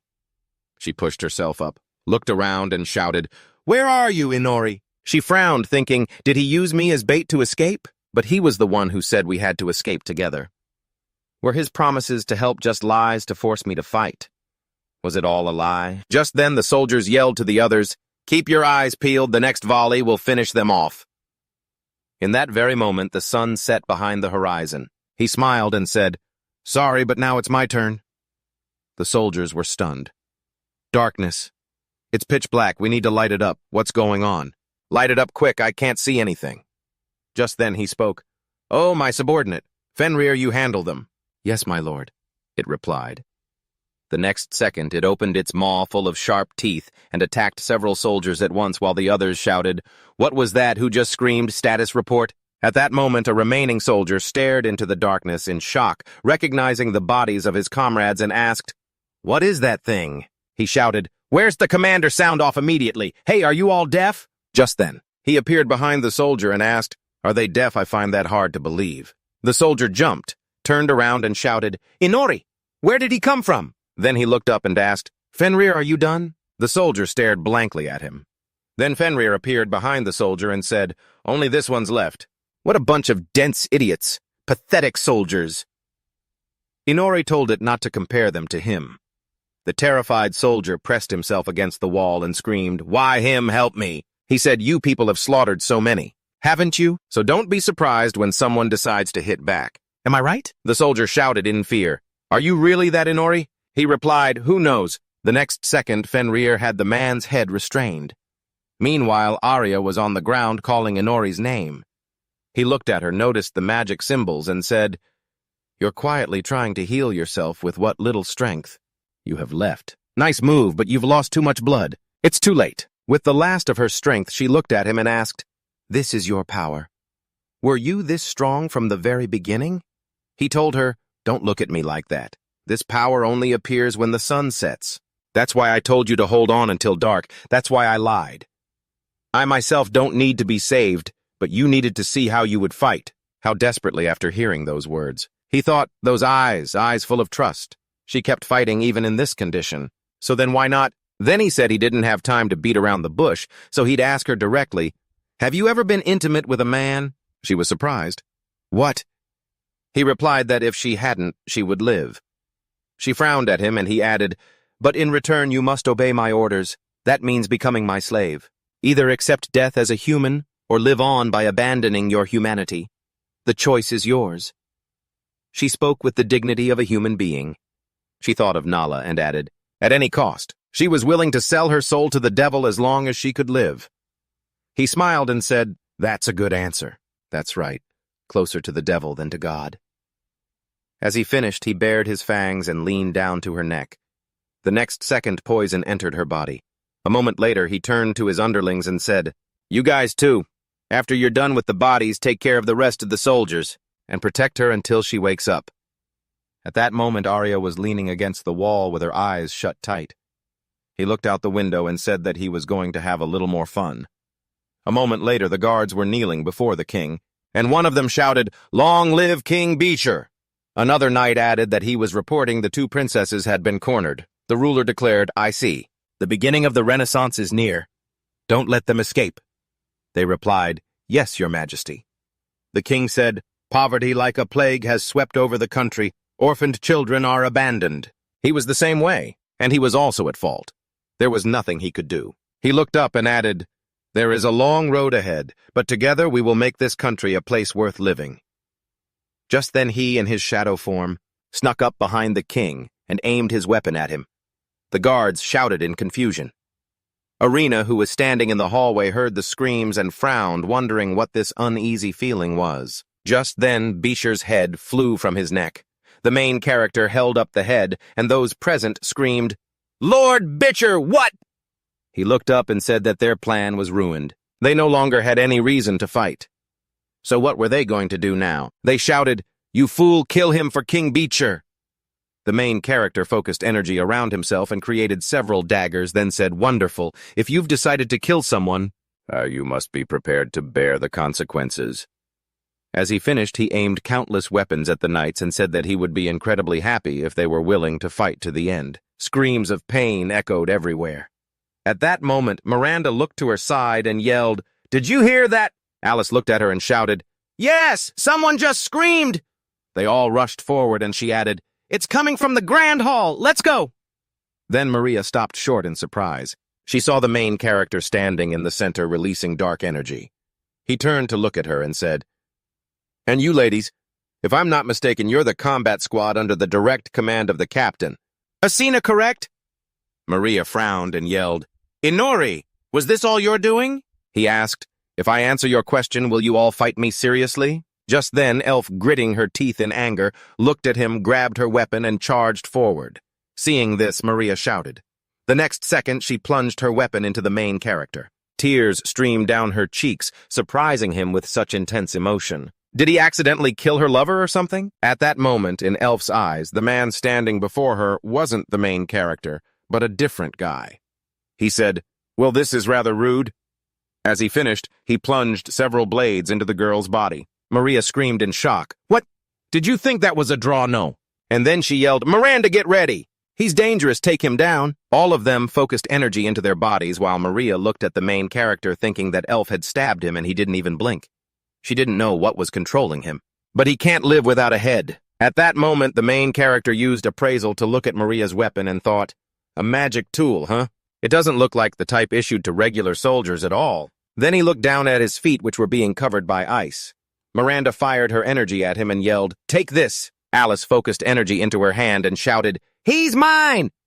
She unleashed a powerful blast of energy, but he managed to wave his hand thinking, "This is also a magic tool. Its speed and power are on another level." The next second, the attack hit his face, injuring him. Maria, who was running further away, glanced back and thought, "Well, he's done for now." Just then the main character smiled and thought, "These toys are a lot tougher than I thought." Immediately after, he leaped high into the air, leaving a frozen part of his leg behind. Maria screamed, "He's still alive!" She thought, "He's trying to dodge the next attacks, but that's a bad move. He'll be served up on a silver platter as soon as he lands." Then she heard loud screaming and said, "Miranda and Alice." The two girls were pinned to the ground, screaming in agony. The main character raised a hand to his face and smiled, saying that on any other day, he would have gladly enjoyed their full coordinated attack. "But this time my schedule is quite packed. If you don't mind, I'd like to have a one-on-one dance with you. Vice Commander Maria." She stared wide-eyed at him. He stepped forward and added, "The best warm-up before a death match with Arena." Maria said, "A battle with Captain Arena. You've got some nerve." He activated a skill on her and mused, "You're the strongest one among them, aren't you? It would be easier to fight if you just forgot about the rest of them. But no, you're still stuck with them. Why?" She clicked her tongue in annoyance, then pushed off the ground, charged at him, and told him to shut his mouth. She swung her weapon at him and screamed, "Don't talk like you know anything." She shattered his dagger and he pulled another one from a mass of shadows to launch a counterattack. She frowned and thought, he's got talent. But could they really stand a chance against her? She remembered the scene where Aiana placed a hand on her shoulder and said, "Listen up, everyone. You have to meet Maria. I hope you'll all get along." The other girls looked at her and immediately gathered around. Elpham grabbed her and cheered, "Is she going to be with us? We're short on people here. Do you know the rules?" Miranda asked what books she liked. Alice happily introduced herself. Back in the present, she frowned and shouted, "How dare you look down on my comrades? I will never forgive you." He looked at her cheerfully and shouted back, "That's a different story, Great Spirit. You have to keep that up." Just then, he pointed the defeated Nia towards her and thought, "Good. You have to fight me." The next second, he was surprised to see her fly to his side. She slid her sword under the magic threads and lifted it up, shouting, "Come on, get up! They will avenge Elf." Then she looked at the male lead and thought, I'm not alone. I have an army. I have them. A squad of female warriors. Just then Alice bit her on the neck, grabbing her head, making her scream in shock. Alice. Just then Miranda bit her on the side, making her scream in astonishment. Miranda. The male lead said, "My apologies, but some have already turned into ghouls," she screamed. The male lead said he really enjoyed fighting her, but ideally he would have wanted a longer warm-up. But alas, he sighed and walked towards the exit. Waving goodbye, he told them to do whatever they wanted. At that moment, the transformed girls stood beside Maria, their hands outstretched, ready to tear her apart, and she screamed, "Inori!" The next second, blood splattered everywhere. The male lead stepped outside and said, "So the strongest warrior is still standing." At that time, his subordinates were dealing with the guards while Asina was running quickly down the hallway. She thought about this uncomfortable feeling in her chest. She stopped in the grand hall and turned her head to the side, noticing a head. She thought, "It must be my instinct at times like these." Then she knelt beside the head and picked it up. She thought, "It seems he never deceived me." She looked at the deceased's face and said, "Sir BTR." Just then the male lead spread his wings and asked, "The moon is beautiful tonight, isn't it? Everyone in the world knows this line." She looked at him furiously and asked, "Inori?" He smiled and said that the head was his gift to her. Then she placed the head on the ground and said, "Inori, should I ask if those are demon wings?" He looked at his wings and she added, "This happens to everyone who sells their soul to demons to do such things. And what will you live for now that you've thrown away your human pride?" He looked at her surprised, then said, "I don't really understand what you mean, but I'm just living." "There's nothing complicated about it," she shouted. "There's no room for pathetic reasons like just living."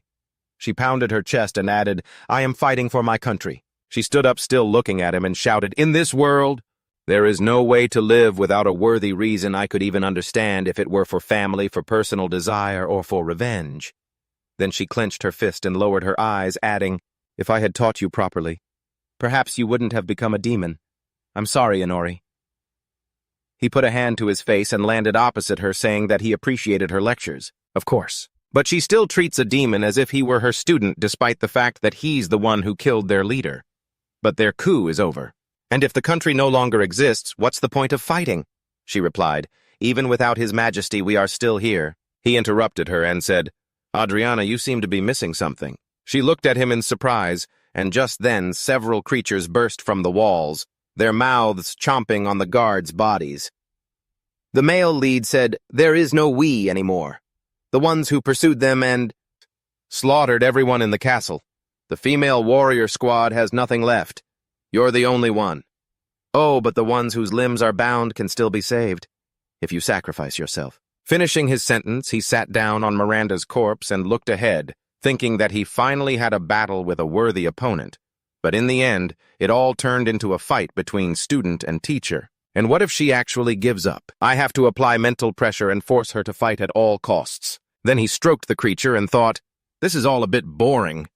The next second he sighed and said, "All right, fine. We'll forget about saving them and go back to that moment with BTR and how you were left all alone. As for the remaining soldiers, that's fine." Then he was surprised to see Arya draw her weapon, and he asked what she was doing. She plunged her sword into the ground before her and silently prayed for the warriors who had been annihilated. As well as for those who were about to be killed. Then she opened her eyes and focused the energy in her body. She shouted that their sacrifice would not be in vain. The male lead held out a hand and asked, "So in the end, you've decided to sacrifice the whole group?" She asked, "Sacrifice. Sacrifice the people I've trained my entire life. I have the right to sacrifice all of them," he said in surprise. "With such success, the country will no longer have nobles or an army, and it won't be a nation anymore." Then she stepped forward and added, "But the people will still remain, even if the nobility is corrupt. The army is in chaos and the royal line is severed. It doesn't matter. As long as the people exist, I will fight for my country. That is my reason for living." And an aura enveloped her entire body while the male lead laughed maniacally. She asked why he was so happy.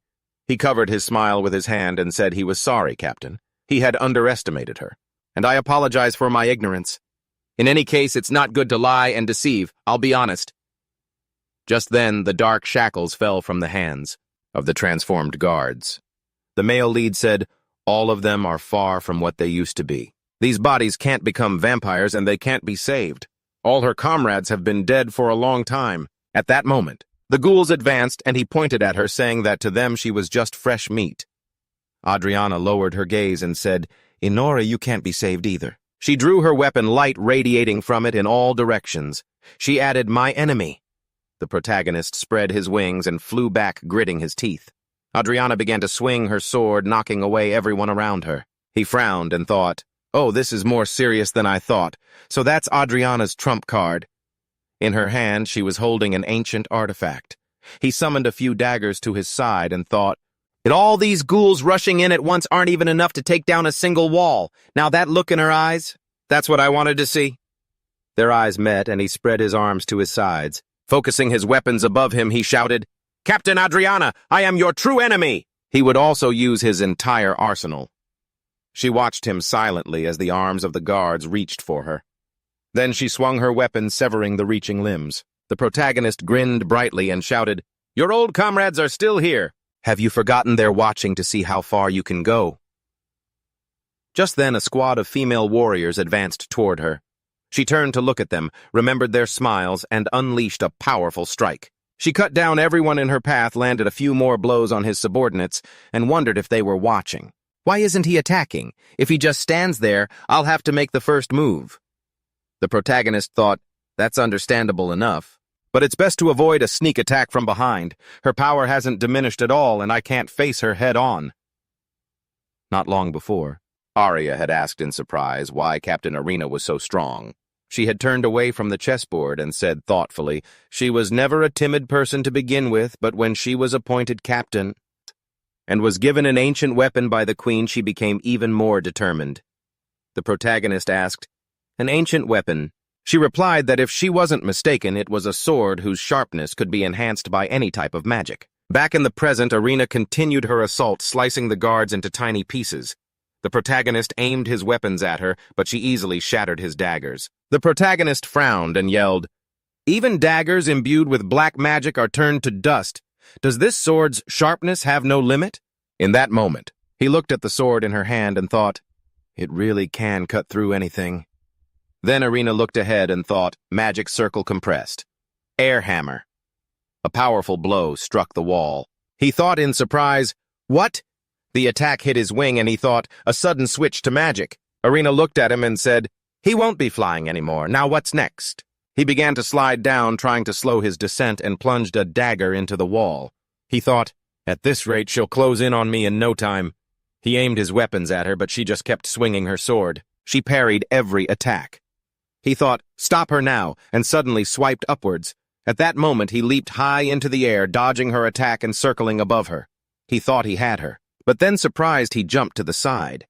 And yet she still managed to slice off his arm. He dropped to one knee, looked up at her, and said, "I really thought that one would work too. Guess I really can't get close."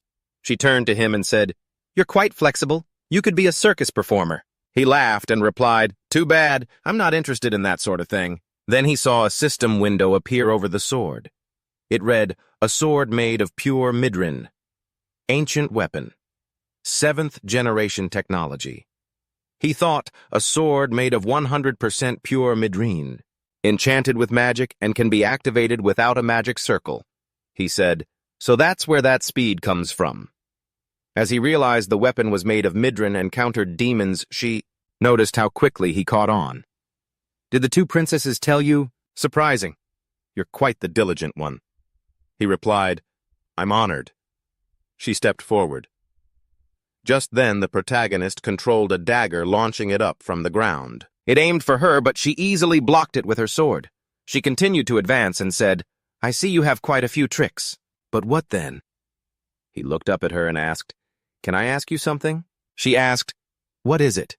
He said, "Answer me this. It's about your reaction speed, the thing that lets you instantly react to attacks even from your blind spots. You cover the area around you with a thin layer of magic, although you can detect anyone who tries to get close. Am I right?" She replied, "Detect. Ah, yes. You're right, Inori." The protagonist sighed and said, "Compared to an ability like that, my own detection skills are nothing." She said, "That's where you're wrong.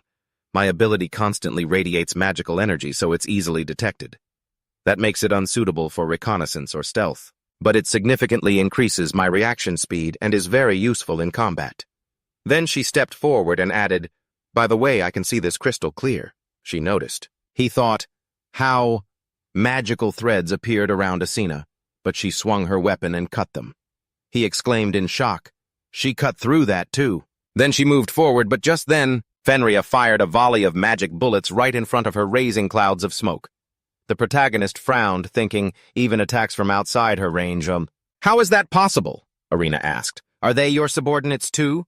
Attacking from the outside is a good idea, but at this distance, the attacks take too long to reach me." He thought, she's not detecting them with her ability, she's simply reacting and dodging in time. The next second, Aiana used air hammer again, aiming straight for the ceiling. Fenrirer managed to jump aside. The protagonist turned back and shouted, "Don't get too close, but keep attacking. Don't let her rest for a single second."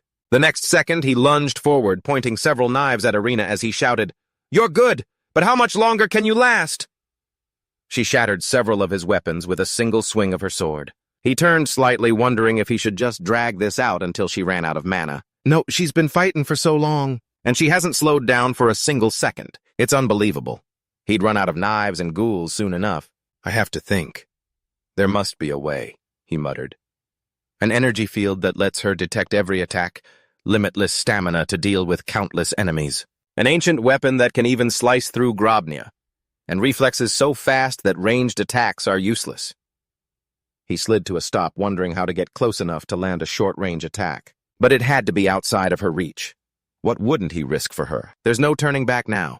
The only way is forward. Just then, Aiana deflected a few more attacks, turned to him and asked, "Did you think I was too busy defending myself to block your attacks?" Then she yelled, "How naive, Inori. If you think I've shown all my cards, think again." With that, she charged at him, using a barrier to block his path from the side. She sliced off his arm and said, "It's over, Inori." She thought all that was left was to cut off his head with her sword, pure mithril so he couldn't regenerate. But just then the protagonist smiled and shouted, "No, it's not over yet, Aiana." At that very moment, Fenrir's toothy maw emerged from Aiana's shadow and clamped down on her leg. Aiana stared, grinding her teeth. The protagonist added, "The only thing that could get close to you without being detected was your own shadow." She was still furious, thinking, "So what, I'll just take his head first." "Inori can't defend himself with one arm. It's time to end this." Then she looked at the protagonist and thought in surprise, "What?" She realized his arm had grown back. He yelled that she had celebrated too soon. She frowned and thought with frustration, "Wrong sword. It needed to be the one made of pure mithril." Then the protagonist moved closer to her, and she thought in surprise, "He's stopping." He shouted, "Do you remember my eye?" Then he used a hypnosis magic circle, aiming it right at her, but the next second she shattered it with her sword. He laughed and thought, "This damned sword can even cut through a magic circle." He then thought, "Fenrirer, fall back." They stopped facing each other. Fenrirer started to emerge from the shadows, aiming its mouth at her leg, but she brandished her weapon and asked, "What now?" The protagonist replied, "Who knows?" She asked, "Why do you look so happy?" He said, "Because I'm having fun." "Isn't it obvious you're having fun too?" "Aren't you?" She replied, "Who knows?" They smiled at each other, and he yelled, "Bring it on, Aiana!" He launched a few attacks at her, but she swung her weapon and cut them all down. He thought, time to end this. He adjusted his gauntlet, creating a magic circle behind Aiana. She turned around and thought, "Another circle. Not today." Just then, the protagonist appeared behind her, making her yell in surprise. "What?" He thought, "Perfect." She was distracted by that circle. If I can grab her arm before she attacks, I can catch her off guard. He then grabbed her arm and opened his mouth wide to bite. Aiana gritted her teeth, thinking, "This is bad. With my leg bitten, I can't dodge. And the mithril sword in my other hand won't reach in time. I'll have to risk it. Weapon aura." She focused a powerful energy into her hand and aimed her weapon at the protagonist. He looked at her sword in surprise and thought, is she releasing her weapon's aura into her own arm? In that instant, the blade slashed across the protagonist's shoulder and neck, severing his head from his body. He thought, "Aiana," while she gritted her teeth and thought, "Inori." The protagonist's body and head fell to the ground in two different places. The next second, Fenrirer lunged at Aiana, mouth wide open, but she spun around and cut it down with a swing of her sword. She knelt down near the protagonist's head, panting, and said, "Farewell, Inori." A while later, as night fell, all the knights had been annihilated and lay in pools of blood on the ground. Aiana stood amidst the corpses, her body drenched in blood, and looked up at the sky. She thought, "I can't remember the last time I fought to my last breath, but it's too early to retreat. This is no time to relax. There are still 2 princesses left." Suddenly, Aiana was attacked. Blood splattered everywhere as she was stunned by the sudden pain. And in that very moment, she realized the head wasn't the most important part of the protagonist's body. Inori had used his magic, and from a headless state, his body stood up and attacked Aiana. She turned back in astonishment and saw Inori rush forward and kick her. She fell, blood spewing from her mouth, the force of the kick sending her flying through a wall, and she lay motionless for a moment. Her body trembled as she watched Inori pick up his head and put it back in place. "That hurt, but I'm fine now. But I'm fine." Aiana remarked that even the mithril was useless. Inori replied that he had realized she used mithril to deal with demons, but it only worked on the demons of this world, whereas I exist in a different world. Aiana was speechless when she heard this, and Inori added that he had confirmed mithril had no effect on him when she cut off his arm. Aiana understood and said, "So you intentionally didn't regenerate it right away?" "No, that's actually clever." Inori watched her silently, realizing he'd assumed the head wasn't a vampire's most critical part. During his fight with Fenrirer, he'd clearly taken several hits to his spinal cord. But his body wasn't paralyzed, and he kept fighting as if nothing had happened. Now he understood. The most important thing for a vampire is the heart. He had suspected as much, but he never had a chance to test it. Aiana conceded defeat, her expression somber as she lowered her head. Inori apologized, saying he was sorry for making it out alive after all. He didn't have much experience in one-on-one duels like this. Aiana had noticed that during their fight, and Inori commented that it was understandable, because he fought as if it were his last stand. Aiana chuckled and said she'd noticed that as well. Then Inori suddenly looked away. He turned back to her and said he would gladly accept all of her power, thinking she'd be bored to death as his subordinate, especially as an undead. With that, he leaned in close, bared his fangs, and bit down. Then he bid her farewell and finished her off. A moment later, as Inori was walking down the stairs, they heard his footsteps. Inori approached the bars and said that Ryuto looked pathetic.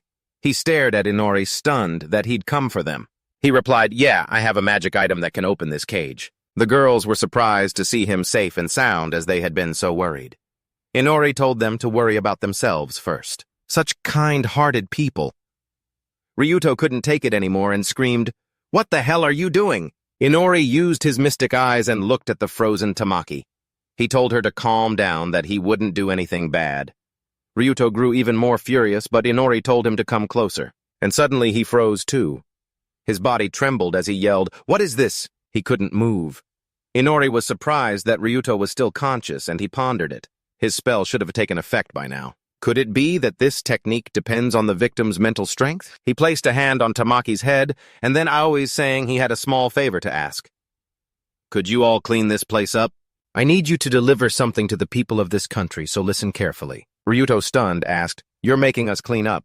Inori continued explaining that too much had happened in the castle, and he wanted to be considered dead, so he handed his staff to Tamaki and told her to use it to burn the entire palace to the ground.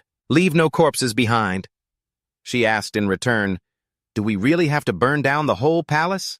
Am I even capable of doing something like that?" And so Inori decided to let her in on a secret. "For some reason, you've been unconsciously suppressing your own power. If you free yourself from that limit, you'll be able to do it without a problem." Then he turned to Aoi and asked her to create a barrier around them so they wouldn't get caught up in it. Aoi calmly replied that she understood. Meanwhile, Ryuto, who was witnessing all of this, screamed, "Stop! You're going to burn down the palace!" As Tamaki channeled the staff's magical power, she admitted Inori was right. She could feel how easy this would be, and she wouldn't leave a single piece of the palace remaining. Ryuto screamed that if she burned the castle, all the survivors would be done for. But before he could finish, Inori took control of Tamaki, who said that everything was fine and that she would give it a try. Ryuto screamed for her to stop, but he was powerless to change anything. Tamaki was transported inside the palace walls. Once there, she truly did blow the palace apart from the inside out, and every corner of the building erupted in a violent blaze. Inori observed from a distance, pondering this. Of course, he had told her to remove her limiters, but with power like this, even from inside the barrier, you could feel the heat. What a blessing. Suddenly, our protagonist glanced over at the terrified Ryuto and asked if he could designate him as the one to tell everyone the truth. A moment later, the palace was completely incinerated, and those nearby could only watch the brilliant flames. Arya stepped through the fire, watching the blaze intently. She looked sadly upon the fallen princesses of her kingdom and all her family members. Closing her eyes, she remembered her former self. Then she opened her newly red, transformed eyes. Her hairstyle had changed drastically as well, and she stepped out from the flames. The protagonist appeared beside her and asked if it was all over. Arya asked, "Have you finished your cleanup, my lord?" Inori asked how she knew about that. She replied that his knowledge and thoughts had flowed into this body, along with your blood. I didn't think even my hair color would change.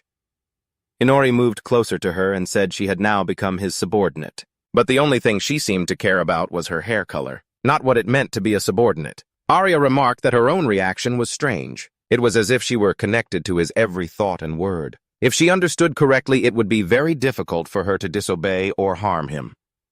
When Inori took her hand, she suddenly slapped him across the face and backed away angrily.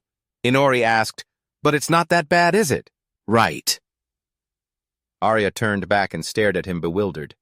He struggled to his feet, holding a cheek reddened by the slap, and said that he thought black hair suited her much better. She watched him silently with a sad expression as he struggled to get up from the blow. A smile appeared on her face and she turned back towards her destination. She said that she hadn't lost everything. She had kept her life and gained a little freedom, and for that she was grateful. But she also had a goal. She wasn't sure, but she would stop being his subordinate if she became stronger than him, right? He looked at her in surprise, and Arya continued shouting with a confident expression that one day she would become stronger than him and win her freedom. He silently watched her retreating figure, smiled, and said it would be fine. Just let her have that freedom, if she can. As he stood up, he said that the former princess had decided on her goal, and now they could go to his domain. Arya asked fearfully, "Where did you get a domain?" He replied that he hadn't just been sitting around doing nothing, and it would be safer for them there than anywhere in the city. A moment later, a brilliant pink light appeared in the sky above them, and Arya watched in amazement. This place was once Fenrirer's home, and the barrier here helps hide it from prying eyes. Curious ones here. They'll have time to learn about their abilities. Inori led her to his domain, and she asked, "What is this house? Where did it come from?" Inori explained that it was originally a shabby hut, but as an experiment he tried creating tools for himself and fixing it up. Arya asked in surprise, "You created tools?" He replied that he'd tell her more about it later, but for now she could consider this their base or fortress, whatever she liked. Arya remarked that he was very fond of dodging questions and refusing to answer. As they entered, Arya commented that the space was too small for two people. He replied that compared to the palace it was indeed quite cramped. But alas, they would have to get used to a different lifestyle now, especially since there was only one bed. Arya became extremely embarrassed, her face flushing red. She was silent for a moment, then suddenly sat down next to him, and said that she had never considered herself royalty and wouldn't mind sharing a bed with him. She had only survived thanks to him and didn't want to remain indebted forever. Inori watched her silently as Arya continued that for now. This was the only way she could repay him. Inori turned his face away and said he couldn't believe she had reacted before he even gave an order. Arya said she was ready, and Inori ordered her to undress. She turned beet red and lowered her head, then immediately took off her clothes in front of him and cried out, "Are you satisfied now, my lord?" Inori pondered his all-seeing eye combined with his weapon creation and magic skills. He crafted something special for her, then told her to catch. As Arya held it in her hands, she asked him what's going on. He replied that she shouldn't be seen in such tattered clothes, not in front of him, nor for her own sake, and that she should get dressed right away. When he said she would obey his orders, he didn't mean that. He had the whole world in his sights and could choose any partner he wanted. He didn't need her to repay him with anything. She was overestimating herself. Arya grew even more ashamed. Then she suddenly became extremely upset and shouted at him with extreme anger, spun around, thanked him for the new clothes, and said she would go change immediately. She ran into another room, and Inori smirked, wondering if people had once called her an emotionless doll. A while later, Arya ran outside and sat there naked despite the bad weather. This situation seemed like a complete failure to her. How had she ended up in this position? She simply wanted to say that she was ready for anything. She stared intently at the flames rising from the nearby palace. Lost in thought, she mumbled that she was probably the only survivor who had abandoned her entire country. Maybe she just wanted to be punished. Inori approached her just then and heard her thoughts. He asked, "So being by my side is a punishment for you?" She turned around in surprise and shouted his name as Inori suddenly said he didn't expect her to be so rude. Arya shouted back that she simply couldn't comprehend it all yet. "But I'm grateful to you for saving me?" he asked. "Are you really?" Arya yelled. "Yes, I haven't even had a chance to calm down, even if I'm no longer human." "For choosing to live, I have no regrets."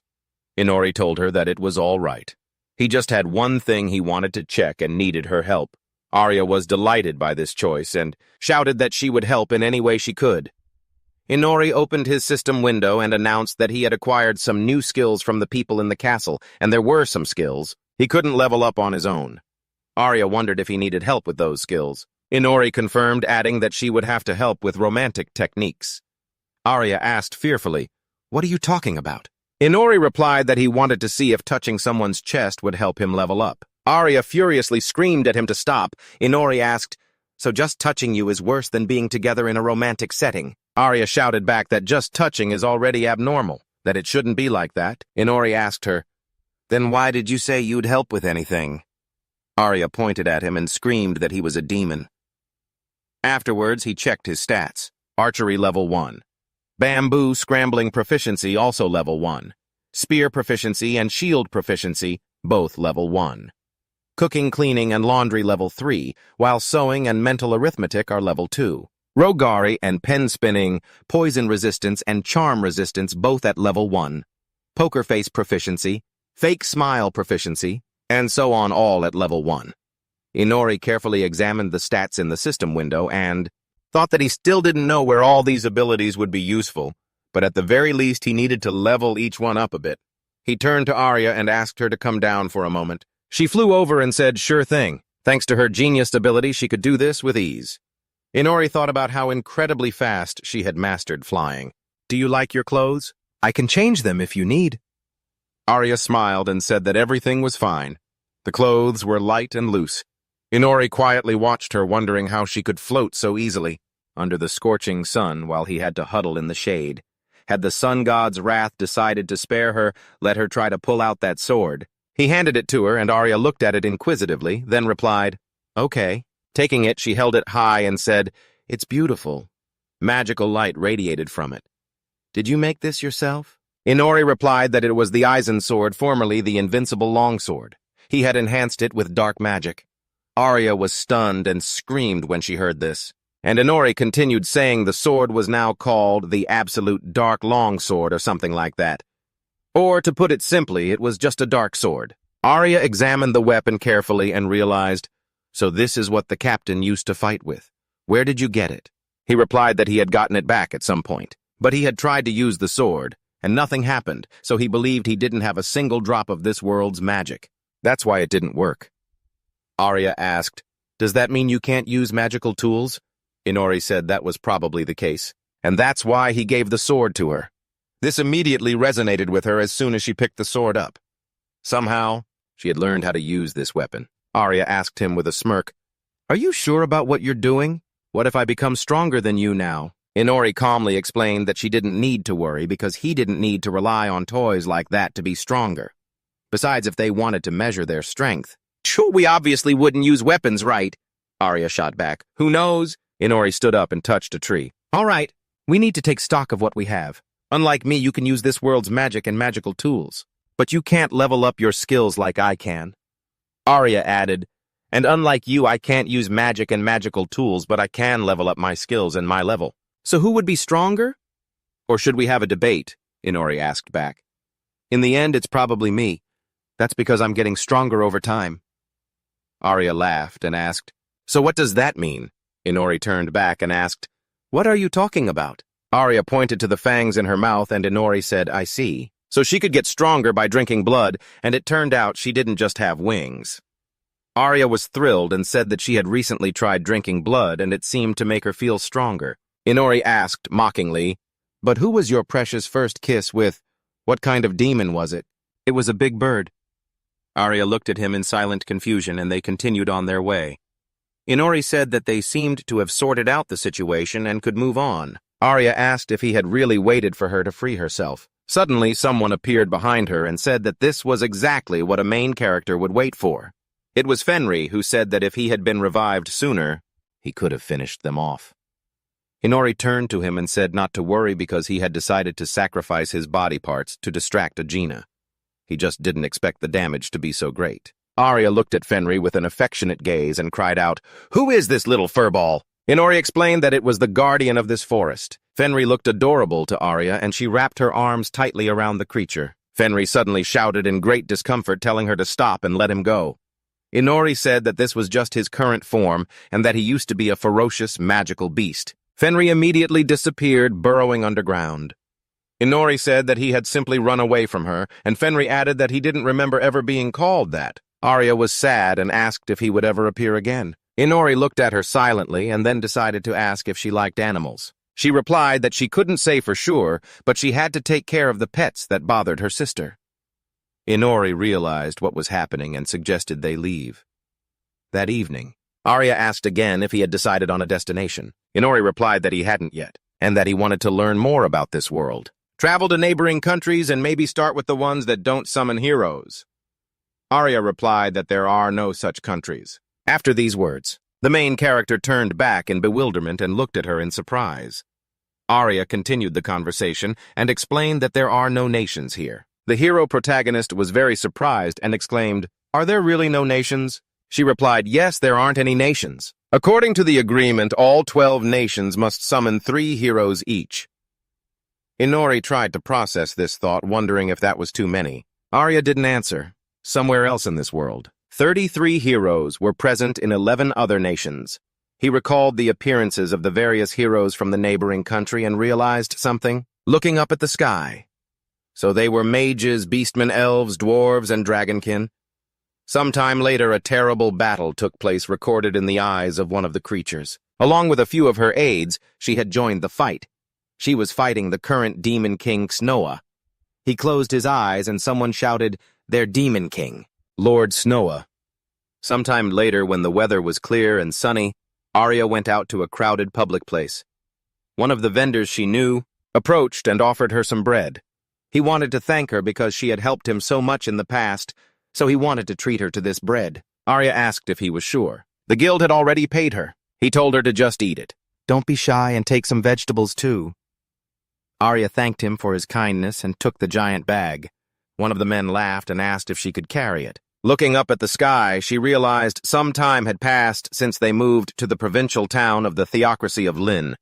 It was a small commercial town distinguished by its large brick road. She was surprised by this place. It was more vibrant than their own country, and because this country was a theocracy, the clergy played an important role. And even this small town had a huge church. They had registered with a local guild to earn some money. Inori was also using an alias Kiri.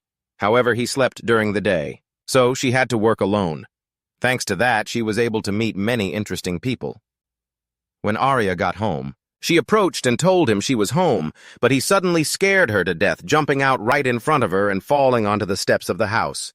It shattered into many pieces, and he was covered in blood. He begged her for help, and a horrified Arya couldn't understand what was happening. It turned out to be related to the strange girl, who chuckled and said it was surprising that he was still conscious after her blow. Arya stood frozen, holding the bag, not knowing what to do. The girl continued to laugh, saying that he had such talent. Despite being a terrible person, he had really piqued her curiosity. She was a holy knight of the theocracy of Hyen Fiona Rascos. She should take him as a disciple to lead him back to the right path. Fiona grabbed his tie and pulled him towards her, making a confused Inori ask what was happening now. Arya watched the scene bewildered. This was her first city, her first job, her first encounters. Her life outside her kingdom began like this after the main character joined the guild under the name Kiri. He was drinking in a bar and everyone around turned to look at him. He started to drink diligently. The waitress approached and asked when he was going to pay his bill. He replied that she should just put it on Arya's tab as usual. Unlike him, Arya diligently completed guild quests and gradually rose through the ranks, earning the nickname Black Rose Arya. People called her that because of her black hair, black attire, and the excellent skills she used to defeat monsters. It seemed she had become quite famous with some people. He was deeply entangled in his hatred for the gods and the sun. All he could do was sit and drink. One of the men at the next table wondered why the Black Rose decided to be with him. Another wondered if he was blackmailing her. At that moment, Ixnoa was also sitting at the table and asked him if he should go do some work. The girl worked all day while he drank all day. Inori told him to leave him alone. This old man was his only drinking buddy from the guild. They drank together. At first he drank alone, but now he sat with him. Apparently he also had a lot of free time. If anyone asked why he drank all day, he would answer that he was upgrading his skills and poison resistance while gathering information from local adventurers. But over time people became suspicious about how much he drank, and only this old man remained. He couldn't get any more news, but at least his endurance was improving, so that suited him. Suddenly a bell rang in the room, and someone entered. It was the holy knight Fiona who was smiling. Inori turned around and asked in confusion what a holy knight was doing in a place like this. Waving at her, he shouted, asking if she wanted to join them for a drink. Ixnoa told him to calm down and not say things like that. Fiona called them brothers and said that drinking so much was very harmful to the soul and body, and everything should be in moderation. Inori noticed the mark on her forehead and wondered, because he couldn't see it clearly from here. Model, could I maybe get a closer look at that? When he reached his hand toward her, Fiona abruptly moved away, saying it was a symbol of her faith in the Lord, and he wasn't allowed to touch it without a reason. Surprised, Inori turned towards her and started shouting. Meanwhile, Arya approached the tavern with a bag full of food. Everyone around them fell silent to watch, and Inori wondered if he had said something wrong. Fauna started hitting him, slamming his head into the ground. He lay there bewildered, looking up at the sky. As Arya drew closer, she stared in astonishment as Fauna grabbed his face in her hands and leaned in. The men around them cheered at Inori's pain, shouting that this was the right way to treat this drunk since he shouldn't be sitting around drinking all day. Let her teach him a lesson. Fauna smiled and said, "Of course. I could never abandon anyone. It's all done in the name of the Lord." After Fauna finished speaking, she turned around and saw Arya looking surprised. She asked her what was wrong. Arya tried to speak, but ended up asking what she was going to do with him. Fauna picked Inori up and threw him over her shoulder while he dangled with his head hanging down. She asked again what she would do with him. He's just an insolent brat who tried to join the guild, but she shouldn't worry. There's still a bit of manliness in him, and she and the Lord would teach him a lesson. After saying that, Fauna walked off in an unknown direction carrying Inori.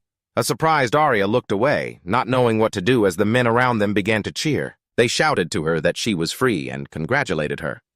If she didn't mind, why don't they spend some time together? Arya ignored the strangers. She snatched her bag from the ground and shouted in disgust. After those words, she ran after Inori. The bewildered men watched her go, wondering why she was still chasing him. It seemed he really was blackmailing her. A while later, Saint Fauna dragged Inori to the palace and set him on a bench outside. Just then he came to and wondered what was happening. Fauna held her hand out to him and said she would heal him right away.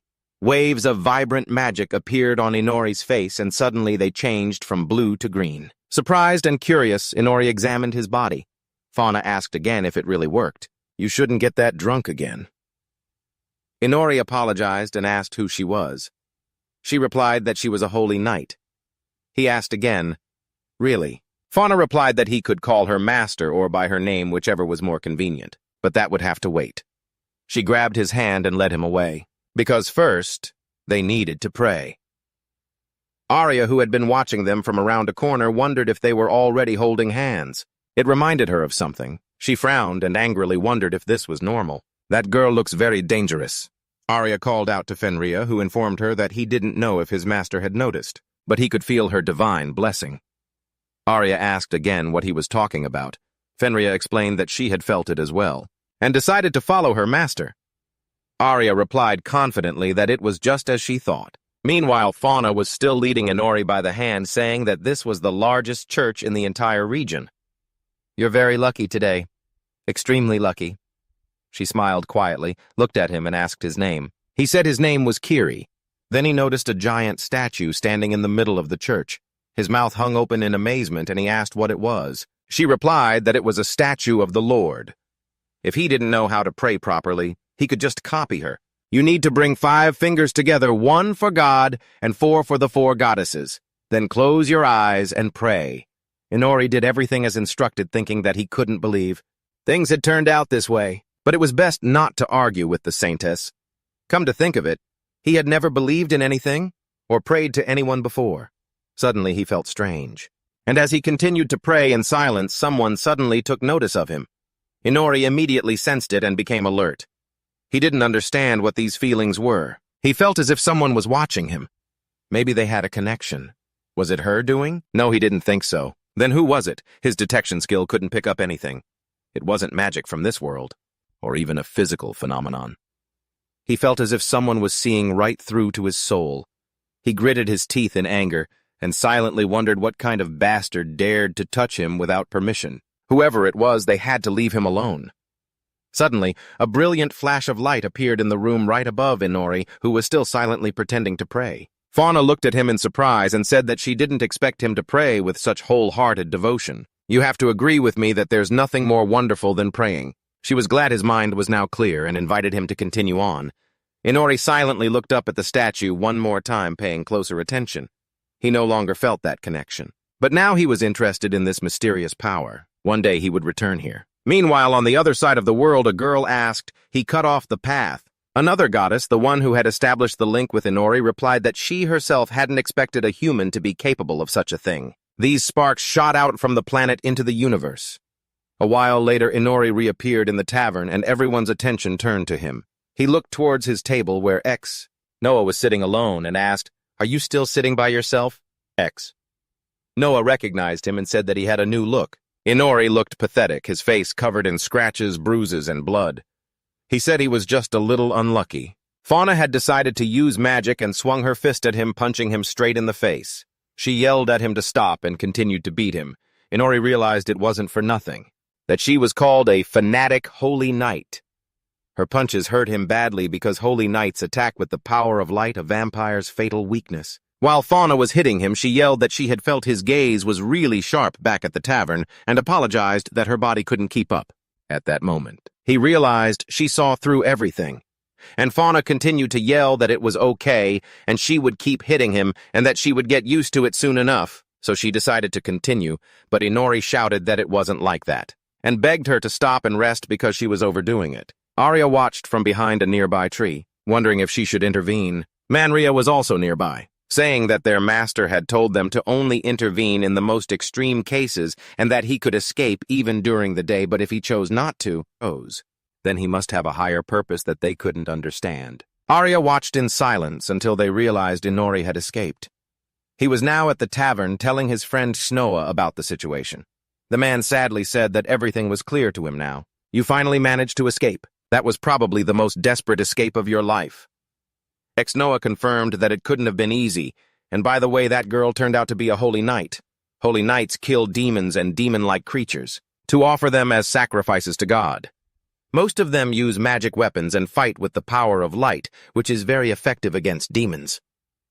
Noah lowered his eyes and added that when it comes to attributes, it's important for them to know who's who, but in this case it was a matter of tactics, and since you don't know how to use magic weapons, he saw no point in teaching you any tactics. Inori confirmed this and yelled that he didn't understand any of it either, but he never said he didn't know how to use weapons. Just then, the holy woman Fauna arrived at the tavern. Upon seeing Inori, she pointed at him and yelled that she'd found him. "You run pretty fast. Have you had enough rest? It's time for us to get back to training." Inori screamed in pain and cried out to Noah for help. Fauna immediately grabbed him by the hair, dragged him away, and asked what they would do this time. Noah didn't come to help, and Inori kept screaming, "Aren't we friends?" Noah just kept sitting there alone and did absolutely nothing. A moment later, Fauna dragged Inori into the forest and threw him to the ground. They just kept hitting him like that in their so-called training session. He was frustrated that he couldn't fight back against her during the day, but if he didn't come up with something, he'd be beaten to a pulp. For now, he suggested they go to the church again. Fauna was overjoyed and kept saying she never expected him to ask to go to the church on his own. Her training had clearly borne fruit. Inori also pretended to be happy and agreed with his master. He thought about how he had managed to escape training and would now visit the church again, killing 2 birds with 1 stone. Thanks to this, his fake smile skill had improved and reached level 2. He liked being in the church because it was quiet, but he wasn't particularly fond of religion. Right now, he no longer felt like he was being watched, but could the other believers be connected to someone else? Considering his detection skill wasn't working, maybe the powers of this world couldn't comprehend the phenomenon. What if he tried using an ability from another world? He would appraise every object in this room. The believers here, their clothes, everything was unusual. The ceiling, the floor, the statue, it all looked very strange. He noticed something odd and wondered what it was. Looking closer, Inori realized he'd found what he was looking for. The system announced he had found a holy light stone, holy nation of Linja, unidentified. Born from the roots of the divine tree, it can act as a medium for the goddess's power and is a mandatory item in every church. Inori wondered if this holy stone was the medium for the goddess. So this is the stone they used to communicate with everyone in the church. He suspected she was a goddess because the statue had 5 fingers, and in theory there were 5 goddesses. He feared the goddesses of this world didn't like him very much. Well, at least he learned something new. That's good enough. Suddenly, Fauna's whole body trembled and she shrieked. Inori asked what was wrong. She noticed a man named Raven standing nearby and shouted that he was the captain of the Holy Knight's 4th Division. The hero of Rean, Inori, asked back, "He's a hero." Fauna continued to explain that 15 years ago he protected the city from demons and has been guarding this place ever since. Anyway, he's a living legend, and this was the first time she had ever seen him this close. He wondered if that was his master's superior. Fauna said she would run over to say hello and excuse herself and that he could go on ahead. They would meet up again later. Inori replied that it was fine and stood watching the situation. The hero of Rean. He couldn't possibly be stronger than Aiana, but he should still appraise him just to be sure. Suddenly, Raven stared right at him with a chilling gaze, and Inori realized he might have noticed him. Had he actually sensed the appraisal, or was it just his imagination? But he had clearly sensed something. It'll be dangerous if you try that again. While Raven was trying to figure out what happened, the Saintess approached and called his name. Raven ignored it, and he noticed the scent of his own bloodline lingering in the room. As Inori left the room, Raven's eyes followed her. Suddenly, a loud explosion rang out from outside. It sent dirt and rocks flying everywhere. Arya sat on the roof watching everything. She wondered if Inori had been training non-stop since that day. She felt bored since they had barely spoken to each other. Inori was training with the Saintess Fauna. She remarked that he had gotten much more skilled at dodging and moving against magical weapons. Inori thanked her, thinking that thanks to Aiana, he had realized early on just how much trouble they could be. Fauna continued pointing out that he was still too focused on defense and asked if he knew how to use any kind of weapon. Surprised, Inori asked her what she meant. He possessed dark magic, but he couldn't tell her that. Fauna replied that she understood, then shouted, "Then it's decided?" She suddenly struck a boulder and made a suggestion. Inori should go buy himself a weapon of his choice. She'd never heard of a traveler going around empty-handed. Inori replied that he would do that. Fauna continued saying she would also be away for a while as she'd been granted permission to meet with Lord Raven. Therefore, she declared training was over for the day. The important thing was that he shouldn't just pick any old weapon. Got it. Inori agreed with her, wondering if this was really a day off. Fauna headed home at dusk, telling him she'd check on everything the day after tomorrow. Meanwhile, Arya was still sitting on the roof when Inori suddenly approached and asked if she enjoyed watching him train that much. "Have you figured out a way to beat me yet?" Arya answered that she hadn't. Inori looked at her quietly and said, "That's okay. Fenrirer and I took turns and it didn't do any good either." He sat down next to her on the roof, and after a month of awkward silence, Arya asked if he needed anything else from her. He asked if she was free tomorrow. "My master told me to find a weapon, so I was hoping you'd come with me." Arya was surprised by the offer and just stared quietly as Inori explained that he didn't know what to buy, or where to buy it in this city. "Since you're a local, you know your way around, but if you're busy, I can manage on my own." Arya was thrilled by the offer and shouted decisively that she would go with him. She didn't have any requests from the Adventurers Guild, so she was free tomorrow. Inori was happy about this. And Arya said that without her he wouldn't be able to do anything, and would have probably gotten lost a long time ago. Now we need to head back right away and get ready for tomorrow, Inori asked. Get ready how? She grabbed his hand and pulled him along. A confused Inori asked why she was suddenly talking so much. Arya replied, we just need to go. The next day they went into town together. Arya turned to Inori, pointed at some food, and said, this looks delicious too. He sighed and said that he understood. But I don't think that's why we're here. Arya looked at him surprised, then yelled that everything was fine, and they were on their way to the weapon shop now. When they arrived and were looking over the weapons, Inori was surprised to see it was a pretty decent shop. Arya replied that some travelers had recommended the place to her. There was a great sword there, priced at 6,000 coins. Inori looked around but couldn't find what he needed since it was practically a magic tool. Arya asked, what about that giant sharp sword over there? Isn't it a bit small for you? Inori yelled that he would never choose a weapon like that. Arya looked disappointed and said, but it suits you. In that case, you should buy me a weapon too. I've always kinda liked carrying a black sword, you know. And this sword really stands out. Besides, I need another sword to carry around regularly. Arya wanted to find something comfortable and simple when suddenly, they both turned to a beautiful, exquisitely crafted blue sword. She stared at it silently, and Inori asked what it was. He immediately picked the sword up, making Arya yell at him to stop. He asked again, is this a midran dagger? This weapon is made from high-quality midran, and this dagger looks like a perfect supplement to a main weapon. It really suits you. Don't you agree? Arya saw the price and began to hesitate, but Inori suddenly told her not to worry about it. We have more than enough money from what I got paid for that demon horde incident. Besides, you can't just sit in the tavern all day. So I wanted to give you something at least. Arya was flustered by his offer. Then the shopkeeper handed them the sword and thanked them for their purchase. Inori sighed in disappointment because they still hadn't found anything for him. Arya asked if he understood the meaning of this dagger. Inori asked back a meaning. Arya smiled shyly, blushing, and said, maybe. They walked a bit further and saw another weapon shop. Is it really crammed into a tight space like this? They decided to step inside, but Arya suddenly panicked when she saw the spider webs. Inori turned back and said, looks like the owner isn't a fan of exercise. Come on, don't be scared. When Inori looked ahead, he saw a neatly dressed shopkeeper standing opposite them. He greeted them and announced that they work on a made-to-order basis, and that he would craft a one-of-a-kind item just for them. Inori listened quietly to the shopkeeper, then asked if they could also create non-magical weapons. The shopkeeper replied that it wouldn't be a problem. They would do everything they could to meet the customer's expectations. Inori used his magic eye and asked if he could place an order right away. This seemed a bit too fast for Arya, but the shopkeeper nodded and said, of course. He then invited them to follow him to a more comfortable spot, as he needed to learn about Inori's habits and physical abilities. Inori asked if Arya could come with them. The shopkeeper agreed. Then Inori asked, by the way, don't you think a cleaner entrance would attract more customers? There are a lot of spiders out there. The man acknowledged that he knew. The owner replied, just as a spider hides in its web, old men like us seek a quiet place. Inori thought the man was strange, and apologized for the inconvenience. Arya said that she was right to stay away from that spot. I'm sure the spiders would be thrilled to hear that. A little later, they were outside sitting at a cafe for lunch. Inori carefully said, I thought we would have been done sooner.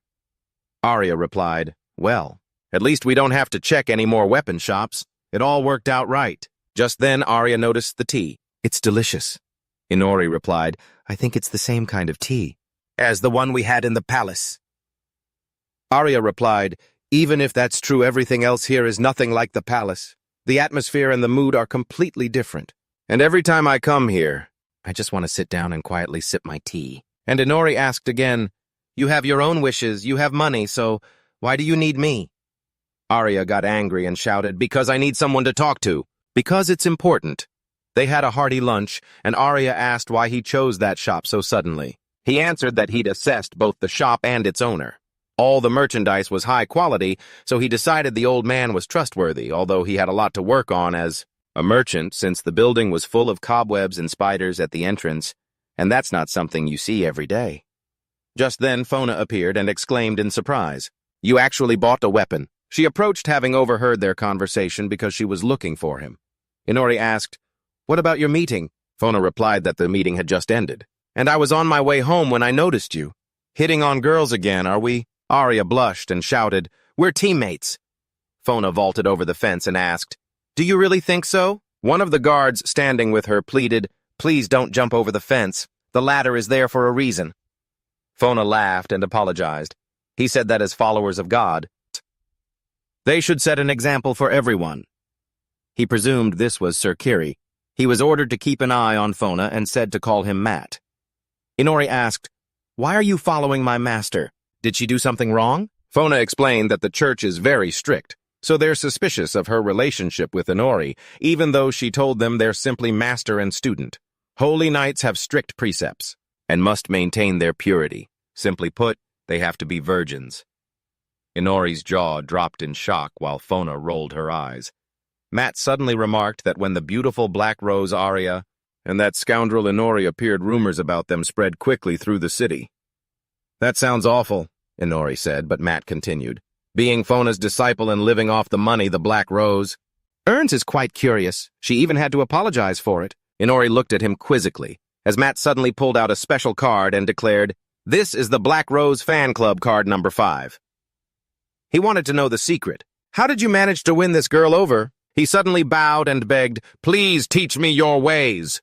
Fona yelled, You've forgotten your own words. You're one of the holy knights yourself. There were a lot of sweets on the table, and Fona decided to have a snack. Matt was chatting with Inori at the next table. Arya remarked, Men make such good friends. They find common ground so quickly. Fona turned to her and asked, Your name is Black Rose Arya, right? Are you really friends with that drunkard? Arya answered, Yes. Fona looked away and then asked, So why is a Joseph Mithril on your table? Arya didn't know what to say, and an awkward silence fell over them. Fona said, That dagger has a special meaning. It's synonymous with a marriage proposal. Kiri's not so bad. Arya blushed and looked away. Then Fona stood up and said, If he knew and meant it that way, then of course. But anyway. She turned to Matt and said they had to go because the cafe was about to close. Matt shouted, Is it that late already? It's no good. I'll report in detail that they're just a teacher and student. Fona said she was happy to talk to Arya, and Arya smiled in response. They left in an unknown direction, and Inori shared his thoughts on what a strange day they'd had. Matt started to think that Inori's female guest was still a mystery, even after meeting her in person. When they got back to their street, Arya waved and said she still had a few things to do, so she would be gone for a bit. Inori asked her about it since she'd already told him she was free today. As he put the key in the door, he sighed tiredly, and then suddenly felt that something was wrong. He looked ahead silently, and the strange girl's voice said that he'd finally noticed her, and that he was very sharp. Inori used his magic and wondered if that voice was really in his head. The girl asked if he wanted to go inside first. Inori took a step, and it turned out the girl was sitting on the windowsill looking out. She greeted him and said her name was Flax, and that she was very happy to meet him. Inori looked at her silently, then asked what the voice in his head was. She stood up from her spot and replied that he had sensed her even before he opened the door, but he didn't know about spirit magic. Inori asked her again what that meant. Flax replied that she had heard rumors about the town's car guy and was very curious. If he wanted, she could show him what spirit magic was. She would do it with her body. As Flax grabbed his hand, she told him to come closer, and Inori fell onto the bed with her. She climbed right on top of him, then said that there was a strange girl in front of him, yet he wasn't even resisting. Inori replied that when a girl is truly beautiful, he can't pass up an opportunity like this. And he used his hands to grab her hips, which made her angry. She shouted, Mind control magic! After the spell, everything around him began to glow with a brilliant magical energy. And Inori realized that at that distance, he would never have time to dodge. Flax looked at him with a smile, but alas, the spell had no effect, and she kissed him. Confused, Inori wondered what was happening. A different world appeared in his mind, and Flax said that he was in her spiritual world. This is a unique dimension that exists inside each of us. Inori was surprised, and Flax continued saying, This is my world where everything is under my control, absolutely everything. Do you understand what I'm saying? For example, I can easily take off your clothes. A few moments later, Inori found himself naked. He was speechless, and Flax said, I can also make you go insane. From pleasure. Would you like that? I can make your body and soul want to depend on me. Inori gritted his teeth in frustration, and Flax asked again, "What's wrong? You're a man and a girl is in your arms. Why aren't you holding her? Are you really that afraid of getting involved with someone?" Inori got angry and ordered her to be quiet, but Flax refused, saying he wasn't afraid. Suddenly, a strange magical field formed behind him, and she grew tense. The magical forces let out loud sounds and enveloped everything in darkness. The darkness covered Flax's face. She became frightened, and Inori again ordered her to be silent. And Flax wondered what was happening to her world. Why was it crumbling right before her eyes?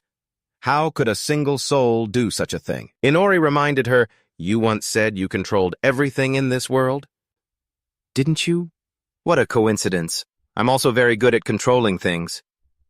At that moment, Arya approached the house and noticed the door was unlocked.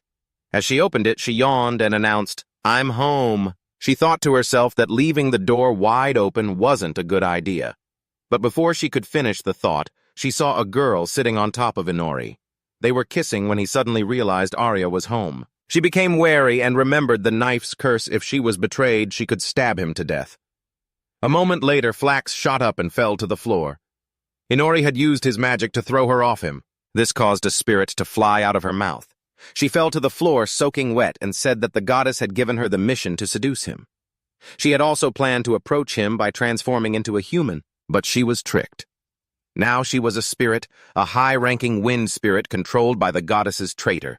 Information about her status appeared. Inori asked why she was confessing everything. "Is it normal for you to do this?" The spirit screamed that he was the one who told her to say everything and was forcing her to do it. Arya thought she was very cute. But Inori grabbed her and asked if she was the one who had contacted him at the church. The spirit answered that it was possible, but she wasn't sure because she had acted faster than he'd anticipated. Arya asked again, "That was a goddess." Inori demanded that she tell him everything she knew about the goddess and spirit magic. The spirit was terrified by his expression and said that as a noble wind spirit, she also had her pride and he should understand that. "Do you really think I'll spill everything that easily?" Inori replied that she was too cheeky and wondered if he could make her talk by returning the favor. His intimacy level increased to 3 and he kicked her away. The spirit screamed for him to stop. He asked, "Weren't you the one who started this in your spiritual world?" "Huh?" Arya stood by, stunned. He told her to take what she deserved, and Arya closed her eyes. She heard terrifying screams, and the main character's intimacy level increased. The spirit collapsed on the bed, and Inori asked again, "So, do you understand who's the master here now? Besides the magic goddess, I also need to know what you're capable of. And now we're going to test that." The spirit replied, "Fine." She understood that he knew nothing about spirit magic and would be easily tricked. She had tried, but it hadn't worked. Inori asked if this was the reason they had come all this way. "Are you really the supreme wind spirit?" The spirit replied that she herself was curious as to why this was happening. The main character then asked if she could actually do anything useful. The spirit yelled at him to shut up. Then she looked at her hands and realized her hair had turned black because she was now under his control. Why would a control skill, which doesn't work on living things, be effective on a spirit? Aren't spirits living creatures too? Maybe somehow. It helps you maintain control. "By the way, where else can we find spirits?" she asked back. "Where?" "They're everywhere. They're all around you. Can't you feel them?" It was thanks to these spirits that they were able to find you so quickly. They can use spirit magic to observe you without being detected. Not understanding what could be worse, Inori asked, "You mean we can't see them?" The spirit replied that she didn't know if they could be seen that easily, but she said to give it a try. A moment later, the forest lit up with magical power, leaving Arya completely stunned. She gaped in amazement, and they wondered, "So these are spirits?" She answered that yes, they were spirits. Arya seemed shocked by what was happening. The spirit replied that it was obvious. "Even though I can't use magic right now as a high-ranking spirit with a little persistence, other spirit magic won't be able to detect me." Inori looked at her in surprise, then fell silent, realizing they would need that ability. The spirit asked back, "Don't I deserve any respect at all?" How had she only just now realized she'd learned something new? Suddenly, power manifested around Arya, and the spirit announced that she didn't know if it was a replacement, or on par with wind magic, but she could freely release something, like darkness. It was a black wind or smoke, like a shadow in midair. Inori observed these shadows closely. Then he smiled and said he definitely needed it. A flash of light struck the demon, and the main character said, "Excellent."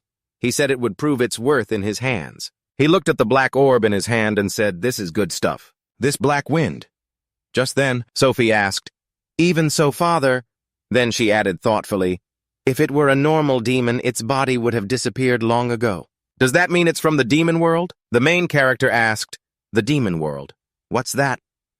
She said it was a legendary species of insect that only lives in the demon world. "Where did it crawl out from?" he asked in surprise.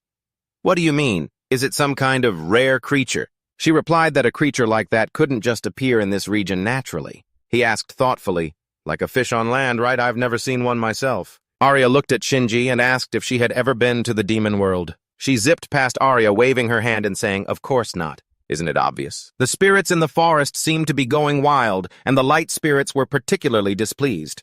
Inori said he couldn't see the spirits, but he could understand them. Arya said, "This entire territory is protected by holy knights. Demons have a hard time fighting them. It's strange that a demon would decide to come up here all alone."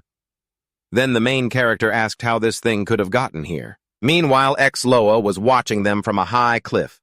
A little while later, the blacksmith announced that his order was ready. The main character looked at the sword in his hand and said, "Whoa, this sword." It was a long sword crafted by Sebastian A-rank quality, with stats favoring strength. Arya clapped her hands and said cheerfully, "It's simple yet elegant." The main character looked at her and said, "It feels like an extension of my arm." Then he looked at Sebastian and asked, "I heard you're moving." "That's too bad. Here's the payment." Sebastian took the money pouch, closed his eyes, and said he'd been planning to move for a long time. "Inori, you're my very last customer. Thank you. I don't know if we'll ever meet again, but I hope we do." With that, he bowed. Then Arya looked at the main character and said, "Great. You managed to get all the money." The main character replied, "Master chipped in a little too." She was surprised. "And you just took it. Why didn't you politely refuse?" He turned to look at her and asked, "Why?" "You told me to buy a sword, so I bought one." She shouted indignantly, "That's no excuse. You have to go return the money right now." He looked at her completely surprised. A moment later, Fanatic looked at the main character in surprise and called out, "Inori." Afterward, they went outside, and she cheerfully admired the sword. She said, "What a wonderful sword. It has a nice weight to it, perfect for a real fight." The main character sat down beside her, crossed his arms, and said, "I found a good blacksmith." She added, "An incredibly good one. You can tell it's high quality just by looking at it." He tilted his head back to look at the sky and said, "Looks like it's just an ordinary sword. It's just a coincidence. But you can't use magical items. Even with her guidance, it would be difficult for you to get any stronger." She smiled and asked, "Do you not like my training sessions?" He replied, "I haven't liked them since the very first day." She looked indignant. He said, "What's the point of doing something that's so obviously useless? It's just a waste of your time. Don't you think so?" She burst out laughing and acknowledged that he was right about that. "With your attitude, a lifetime of training would be pointless." He replied, "I'm not kidding." "Is that so?" she added. "If that's the case, then I'll train you forever, until you finally get stronger. If there's one thing I'm most confident in, it's my faith." Then she looked at him. He closed his eyes and said, "So stubborn." "Fine then. It's time to put in a little more useless effort." "Really wonderful?" she asked. A moment later, the main character looked at the girl who was blushing from the alcohol and asked, "What about this one?" Raven replied, "Passion hidden deep within cold eyes. Lovely lips that have never known the taste of a man. That is pure innocence." Then the main character looked at another girl and asked, "What about that one?" He replied, "A firm body like an impenetrable wall to men. Without a doubt, that's innocence." Then the main character laughed loudly and shouted, "You can see right through them. Excellent." Raven adjusted his mask and replied, "Of course. A man of the church must know how to judge a person's purity." Then the main character thought, "A mask. Lately, he started spending time with me at the bar occasionally. If he drinks too much, he might let something unnecessary slip. I hope they haven't had too much to drink. However, as long as he's paying, I don't want to worry about it too much." Then he pointed forward and asked, "What about her?" Raven looked at Arya and replied, "Elegant yet powerful. I can sense a beauty intertwined with true pain, and deep inside there's not just purity. There's something wicked in there. Is she innocent or not? What a difficult choice." She looked at them with a strained smile. A moment later, bumps appeared on the two guys' heads, and Arya said, "I heard someone was talking. Way too loudly about other people. You two understand?" "That's right. You two are about to get banned from here, you know that." They knelt, bowed their heads, and said, "We beg your forgiveness."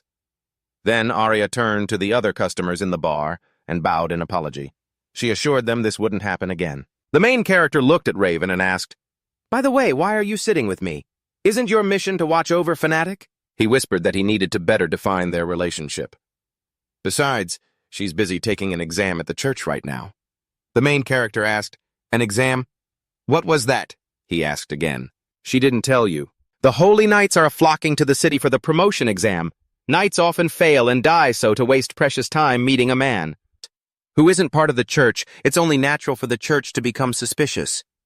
The MC whispered, "So she came to the city for an exam." Then he looked at Raven and asked, "How is she doing?"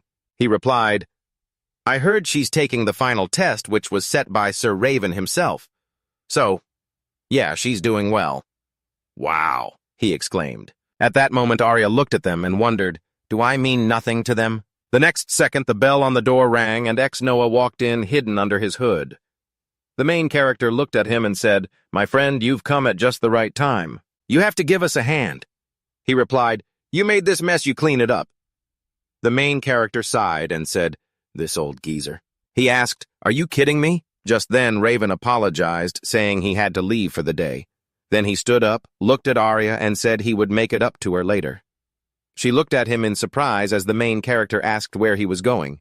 He should be apologizing to her. Ex-Noah said, "You should learn to choose your friends better, shouldn't you?" He replied, "You're the last person I want to hear that from. My reputation is even worse than his." He replied, "Perhaps." The main character raised his hand and shouted, "Hey, more wine over here!" Just then, he heard Shinji's voice ask, "How are you so calm?" Even in your shadow, she couldn't take it anymore. All of them felt a contradiction. It's the instinct for self-preservation. She hugged herself in fear and added that he could sense spirits. The main character's jaw dropped in astonishment while Snoa said, "It seems a new friend has joined us. This time it's a spirit, huh?" "Right."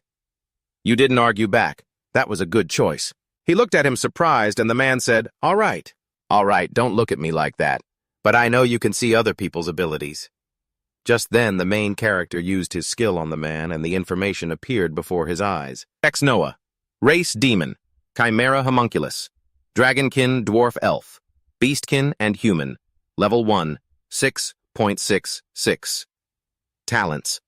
Demon King Punishment of the Six Gods. Status Current Demon King. Former Demon King. Reincarnated from an ordinary worker. Subject of absolute divine punishment, etc. The current Demon King. Ex-Noah, the main character thought in amazement. At that moment, Arya looked at him in surprise, and then Ex-Noah suggested they leave. "It's too crowded here. Wouldn't you agree?" Arya looked at Inori flustered. He lowered his gaze and said, "Fine, wherever you want." Arya shouted, "Inori, I'll go with everyone." But he ordered her not to come. She gasped in surprise. He added, "I'll go alone." "What about the forest?" Ex-Noah asked. "It's outside the city," he replied. "Anywhere is fine." Arya watched them go, thinking Inori. A while later, they stopped in the forest, and Snoa said, "This is a good spot."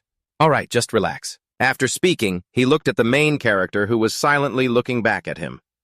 The current Demon King then added, "Although relaxing in this situation is a bit absurd." He then unleashed a powerful wave of energy, and Shinfi emerged from behind the main character.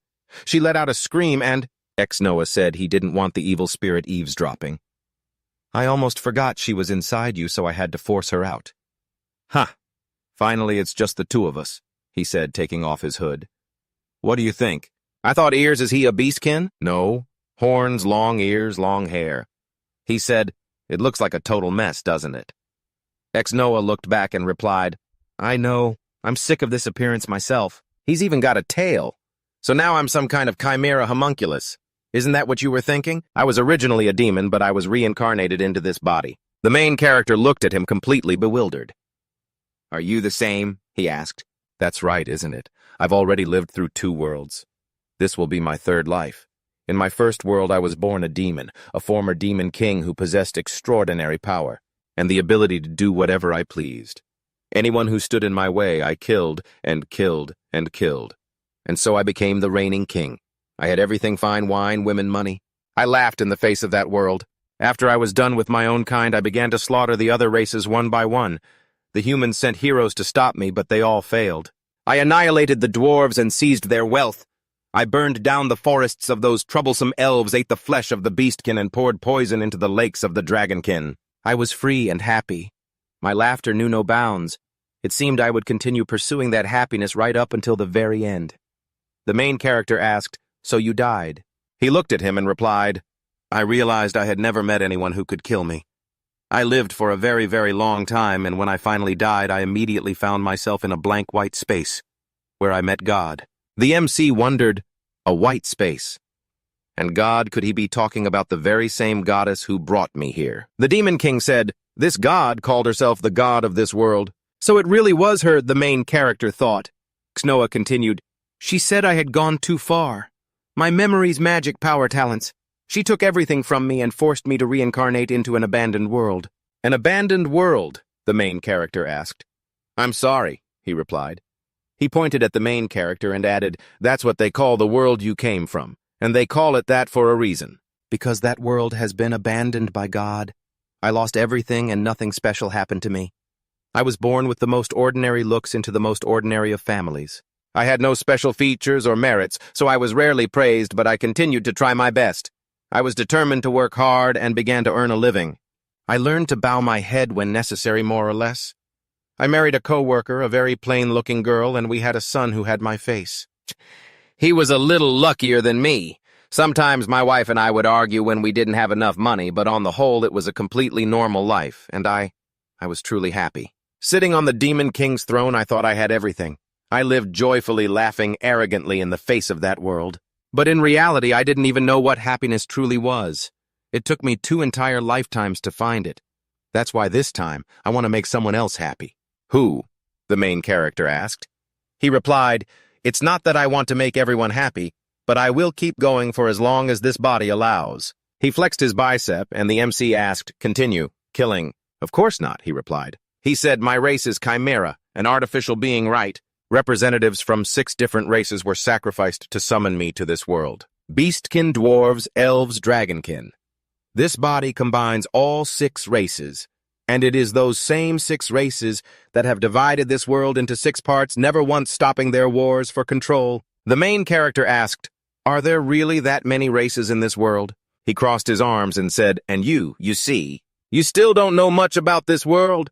You yourself have noticed how people avoid you, haven't you? It's true. You're even more hated than he is. God intentionally created this world in a way that the different races could never get along." The main character looked at him puzzled, and he added that for someone like you from another world, it's hard to understand just through words. But once you travel the world, you'll see war breaking out everywhere. Discrimination against the mixed-blooded oppression between races.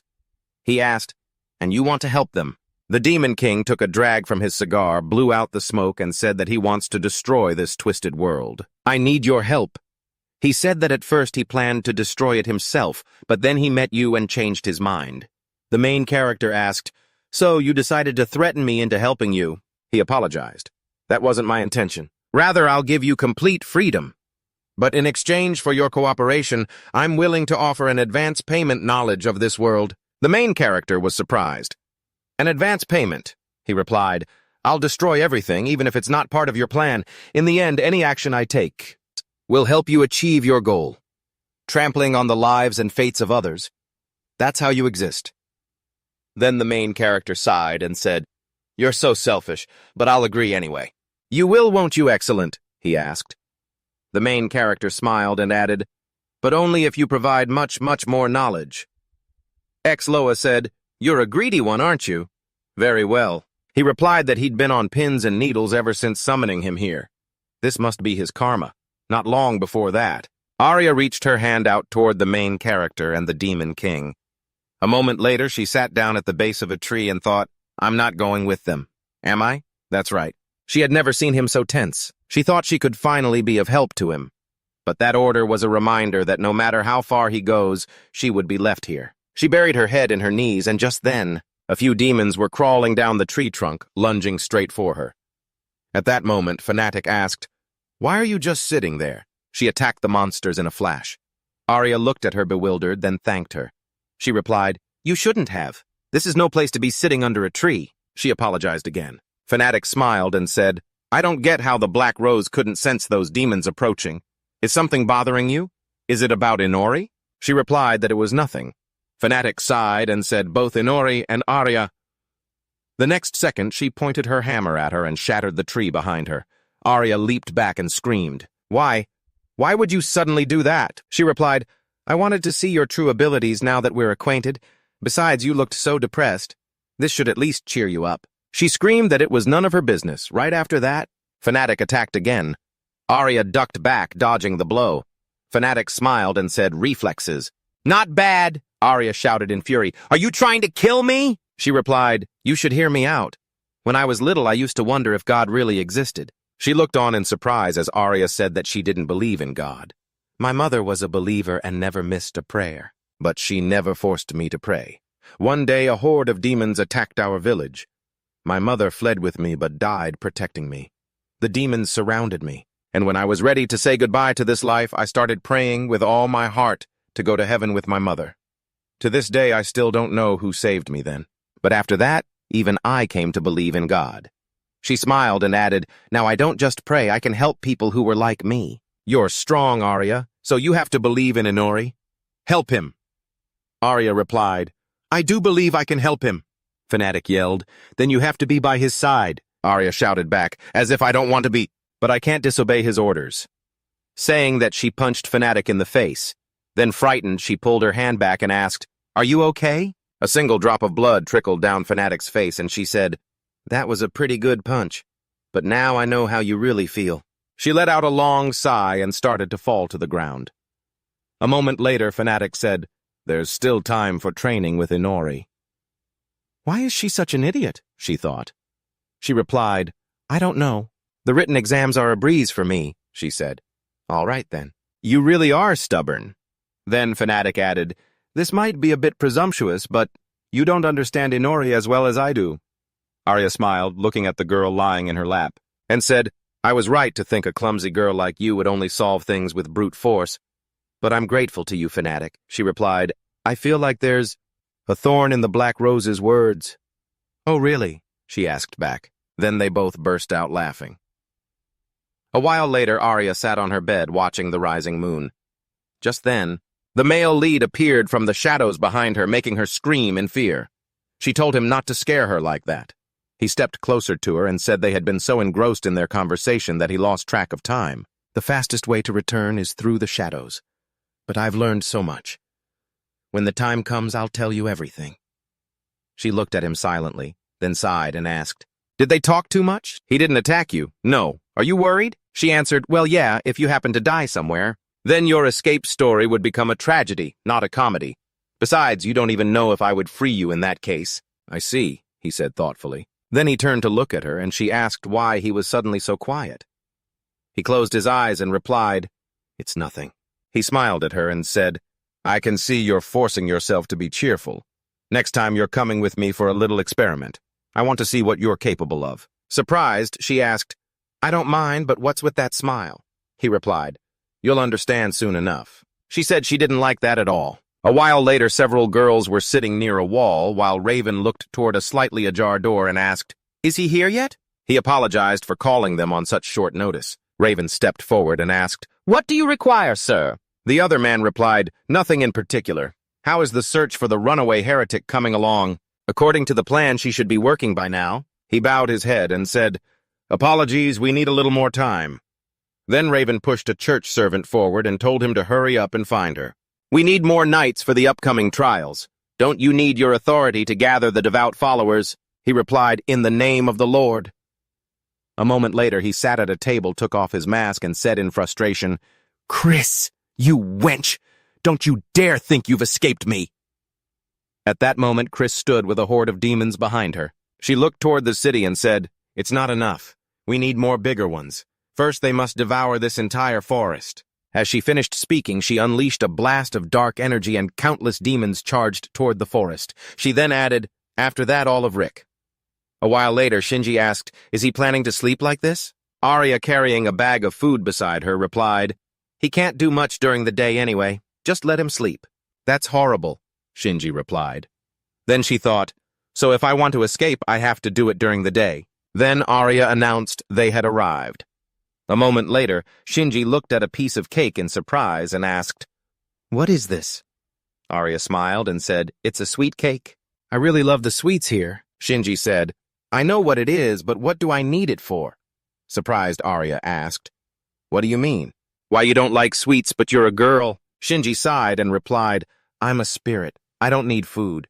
Don't compare me to humans." Arya then asked, "So you don't have a favorite food either?" "Of course not," she replied. Arya sighed. "Well, that's a first. I didn't mean any harm. On the contrary, I just wanted to make you happy, Shinji." Shinji looked at her and said, "All right, I'll give it a try." Then she placed a hand on the cake and said, "Just because I don't need to eat doesn't mean I'm completely unable to." She took a small bite and said, "Spirits are closer to plants than animals." Then she swallowed and exclaimed in amazement, "What in the world is this?" "How is it this delicious?" Arya smiled and said, "Told you so." Then she pointed to the next pastry and said, "This one is cheesecake. I highly recommend it. You absolutely must try it." Shinji looked surprised. "Cheesecake? How can it have such a perfect harmony of sweet and sour flavors right now?" "Exactly," she replied. A while later, Shinji was sprawled on the table with a full belly as Arya smiled and said, "I've lost count." "So this is the forbidden flavor," Shinji said. "Turns out humans are good for something after all." Arya gestured and told her, "Don't tell Inori that we left him behind to go eat out, okay? Next time we'll all go together." Shinji looked at her and said, "You're not like him. Perhaps you're kinder." She replied, "Ah, well, yeah. Inori isn't exactly the kind type." Shinji added, "All he thinks about is how to mess with people." "Then why are you with him?" Arya clenched her fist and replied, "So that one day I can defeat him." Shinji sat up and looked at her in surprise. Then Arya punched the air and added, "Yeah, that's right. Inori isn't a good person, but he saved my life. Now I'm just like you. We're both his subordinates. I'm grateful to him, but that's a different story. In short, I'll stay by his side until I can surpass him." Shinji said their relationship was very strange. "You think so?" she asked. Just then, Fenrirer leapt from the shadows and said, "Hey, girl, tell me where is the master?" Arya looked at him and exclaimed, "Fenrirer," surprised. Shinji asked, "Who?" Arya said, "We know each other, Fenrirer." Fenrirer scoffed and told her not to address him like that. "My rank is higher than yours." Shinji asked, "Higher? What a cute little doggy." He replied that he would eat her soul later. Then Arya said he should be in bed, but maybe he's sleeping in his own shadow. If he wasn't found in the room, then that must be it. He said, "All right then, I will go with you to the forest." She was surprised. "To the forest?" He replied, "More like to the place that used to be a forest." A moment later they arrived at a barren wasteland and Arya exclaimed in shock, "It's gone, even the trees!" Fenrirer said that this wasn't an isolated incident. The question is who is behind this. Shinji placed a hand on his chest and said, "There's not a single trace of the low-level spirits left. Humans couldn't do something like this." The next second, Arya spread her wings, flew into the air, and said, "All right, it's time to find out what happened here." Shinji flew up beside her and shouted, "What they didn't leave." "And what do you mean you can fly?" she replied. "The more you know, the more you can do." Fenrirer ran after them, shouting, "That's right." Then he looked at Arya and yelled, "Well, girl, you've realized what this is, haven't you?" she shouted. "This just happened not long ago." She thought they knew where to go, but what could have caused something like this? Shinji yelled, "The spirits up ahead are screaming like crazy. It's not too late to turn back now." Then Arya looked forward and shouted, "The plains on the other side of the mountain." There's something there. The next second, countless demons were advancing. Arya watched them from above and thought, "The demons I met in the forest, why are there so many of them?" Shinji flew closer to her and yelled, "They'll spot you if you stay up here." "You should lower your altitude and enter the forest from the left," she replied. "Got it." Shinji flew behind her and asked, "Are all of them demons?" So many escaped from the demon world at once, Arya thought. Escaped. She'd heard that sometimes a group of demons would break through and attack settlements, so they were moving to the side. Just then she glanced away and remembered Rean. She gritted her teeth in frustration, thinking that Rean had been calmly dealing with demons for years, but now neither the church nor the guild was ready. They attacked at the most inconvenient time. Shinji asked, "Shouldn't we wake him up first? The situation doesn't look good." Arya asked if they could go back now and find Inori. Fenrirer yelled that he could, but what was she planning to do? She gritted her teeth and thought, I doubt Inori will help Rean. He isn't ready to show his hand yet. If she reported this in time, would the guild even help? If she contacted Fanatic, would the church intervene? I won't make it in time. She turned back and shouted, I'll handle this myself. She wants to fight. Then Fenrirer added, I can sense how strong they are. These aren't ordinary demons. You can't defeat them. But she charged forward, reaching for her weapon. She thought, I'm not the same person I was before. I will fight! Just then one of the demons stopped and looked at them. Shinji shouted in fear, We've been spotted! The next second, the demon opened its mouth wide and lunged at Arya. She furrowed her brow, thinking, I'm tired of just standing by and watching. Immediately after, a blast of energy tore the demon's head apart. Fenrirer said, She revealed her magic before even drawing her sword. She's completely lost the initiative. Then he tore the demon in two and added, Her technique is far from perfect, but fighting to protect something. That's what I like. I'm weak and can't maintain this form for long. But I will help you. I too once had a land and comrades to protect.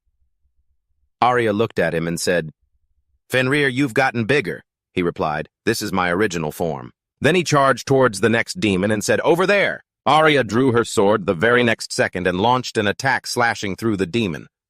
Fenrirer said, Not bad, you can actually do something. She smiled at him and shouted that she'd gladly accept his help. You have to fight by my side, Fenrirer. Then the head of the next monster went flying, and Fenrirer continued to advance, tearing through the monsters in his path. He said they would thin their numbers. Don't stop fighting and don't let them surround you. Arya frowned at him and shouted, Right, you got it. The next second, Fenrirer bit the head off the next demon and Arya slashed it with her sword. Just then, Shinji shouted in amazement, Arya, a dog! Where are they getting all this power? Fenrirer said, We have to finish them off. Just cutting them in half is useless. It won't stop them from attacking. Arya replied, Yes. Then swung her sword again, cutting the demon in front of her in two. She focused energy into her hand and frowned, thinking, I know this sword. It consumes a huge amount of magical power, but I didn't expect it to be this much. I have to keep up the pace. She launched a ball of energy forward, but it bounced off the demon. Surprising her, she thought, Did I miss? Fenrirer warned me not to waste my magic right away, and he was right. Their armor is magic resistant. I guess I got a little carried away. I have to trust in the sword and fight. After all, it is her sword. It's hard to think about that fierce woman. But the way she wields this sword is unlike anyone I've ever seen. She controls her magic with perfect precision, releasing it only at the moment of impact, wasting nothing. She's so different from its current user. Arya looked at the sword in her hand and thought, So this sword belongs to Aiana Fenrirer. She knew how to use it. Then she raised her sword high, thinking just like Fenrirer always stays in his small form to conserve energy, the sword shouldn't be activated during the swing. It should only activate at the very moment of impact. Then she swung her sword and thought, Right now. She panted after unleashing a powerful strike, wondering how many more times she could swing her sword. 32:10. Or even fewer, they knew that full well, but there were just too many of them. She continued to slash at the demons until, gritting her teeth, she thought, My strength is running out. Fenrirer asked, Is that all you've got? The next second, Arya let out a loud cry, causing the others to stare in surprise. She leaped onto a demon and bit off a small piece. What the hell? She thought. Shinji screamed in confusion. Is she eating it? Right after Fenrirer laughed loudly and said, Vampires recover their strength with blood just like their master. Then the battle continued with Arya attacking with her sword, while Fenrirer added blows with his own energy. At that moment, Chris stretched her hands forward and then clasped them. The demons advanced with renewed vigor, while Arya's body was bound by small centipedes. Smaller centipedes have appeared and surrounded me, she thought. Fenrirer told her to keep fighting. A panicked Shinji yelled, Arya, you have to fly up. Right after, a demon rushed past Arya, grabbing her arm. It sent both her arm and sword flying. Fenrirer screamed in horror, Girl! At that moment, Arya stared in surprise at her injured arm, then another demon attacked and sent them flying. Arya flew backward and Shinji pointed his hand forward, thinking, What was it called again, Dark Wind? Just then, a dark space appears in front of the demon, followed by several powerful energy beams piercing its body. Fenrirer gave it a final hateful bite. Arya fell to the ground, and he asked, How are you still alive? His strength has weakened. We have to retreat. Shinji thought he had saved her instinctively. Then he yelled, "Arya!" At that moment, Arya looked forward and saw Amanda leaning over her. She heard her say, "Little sister." That's what she asked. "How does it feel to go through the same thing I did?" "So pathetic. Back then, you decided to abandon me to save yourself, didn't you? You left me and I lost my head forever." At that, Arya smiled. Amanda wondered what was so funny. Arya stood up and said, "The real Amanda would never say something like that. You're just an illusion created by my own weakness, but I'm still happy to see a familiar face." With that, she raised her sword and added, "Back then I was too weak to save you. I'm sorry, but I will change and become stronger, so please watch over me from above." A confused Shinji looked ahead and yelled, "Arya!" Fenrirer told her to jump on his back. They had to retreat before they were surrounded. But just then, Arya charged forward, slashing the enemy in front of her to pieces. She panted heavily and shouted, "You go on ahead!" "I can still fight." At that moment, Inori said, "Stubbornness can be a virtue, but it's meaningless if it leads to your death." The next second, he pointed his Gleipnir at Arya's wounded arm, causing her to look up in surprise. Inori stepped onto the demon's corpse and said, "To a vampire, blood is life. And I didn't share some of my blood with you, just for you to waste it so foolishly. You should cherish it." Arya's jaw dropped as she asked, "You, Inori?" "But since when?" he replied, "since you became too bloodthirsty and stopped observing your surroundings." With that, he plunged his weapon into the demon's eye, then jumped aside and delivered another blow, as splitting the monster's head in two. A joyful Fenrirer said, "Master, you've come!" Arya yelled, "Inori?" Inori landed beside her and said, "Unlike their shells, their insides, so like their eyes and joints aren't protected by magic. If you had realized this sooner, you wouldn't have wasted so much energy, and especially not your arm." Saying that, he grabbed her arm and her entire body. Then he reattached the severed part and said, "It won't heal as fast as mine would, so sit down and focus on recovering.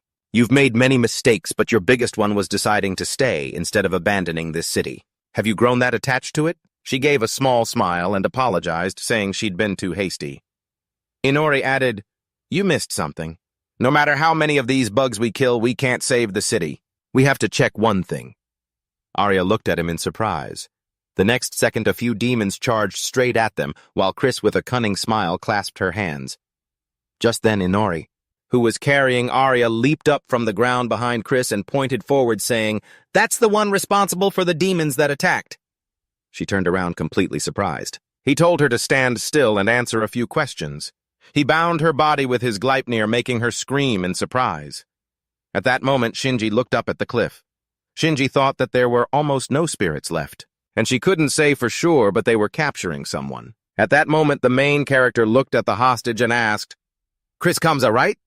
She gnashed her teeth in anger, and he added, "I can tell just by your abilities." Arya was surprised. But how can this girl control them?" He said, "She has the ability to control demonic beasts. Rean is often attacked by escaped demons, and every time the Holy Knights, led by Raven, those who led the charge and pushed them back, were hailed as heroes of the church, and Rean became so famous it turned into a sacred ground for Holy Knights like your master to test their mettle. Such a fortunate coincidence for the church. Or is this girl simply in cahoots with them?" Chris smiled and remarked, "You know quite a lot, don't you?" "That's right, but that's not all." He leaned in and said that he had people he could ask, but for anything he couldn't find out, he'd dig it out of her himself. Then he used his left eye to hypnotize her. She laughed maniacally and screamed, "A magic circle!" What a surprise. She then created a magic circle around herself and summoned a few demons. The protagonist leaped aside, gritting his teeth and thinking, so mental interference doesn't work on her. She told him he was right. They orchestrated this whole thing. She had done everything the guy told her to, but she was so stupid.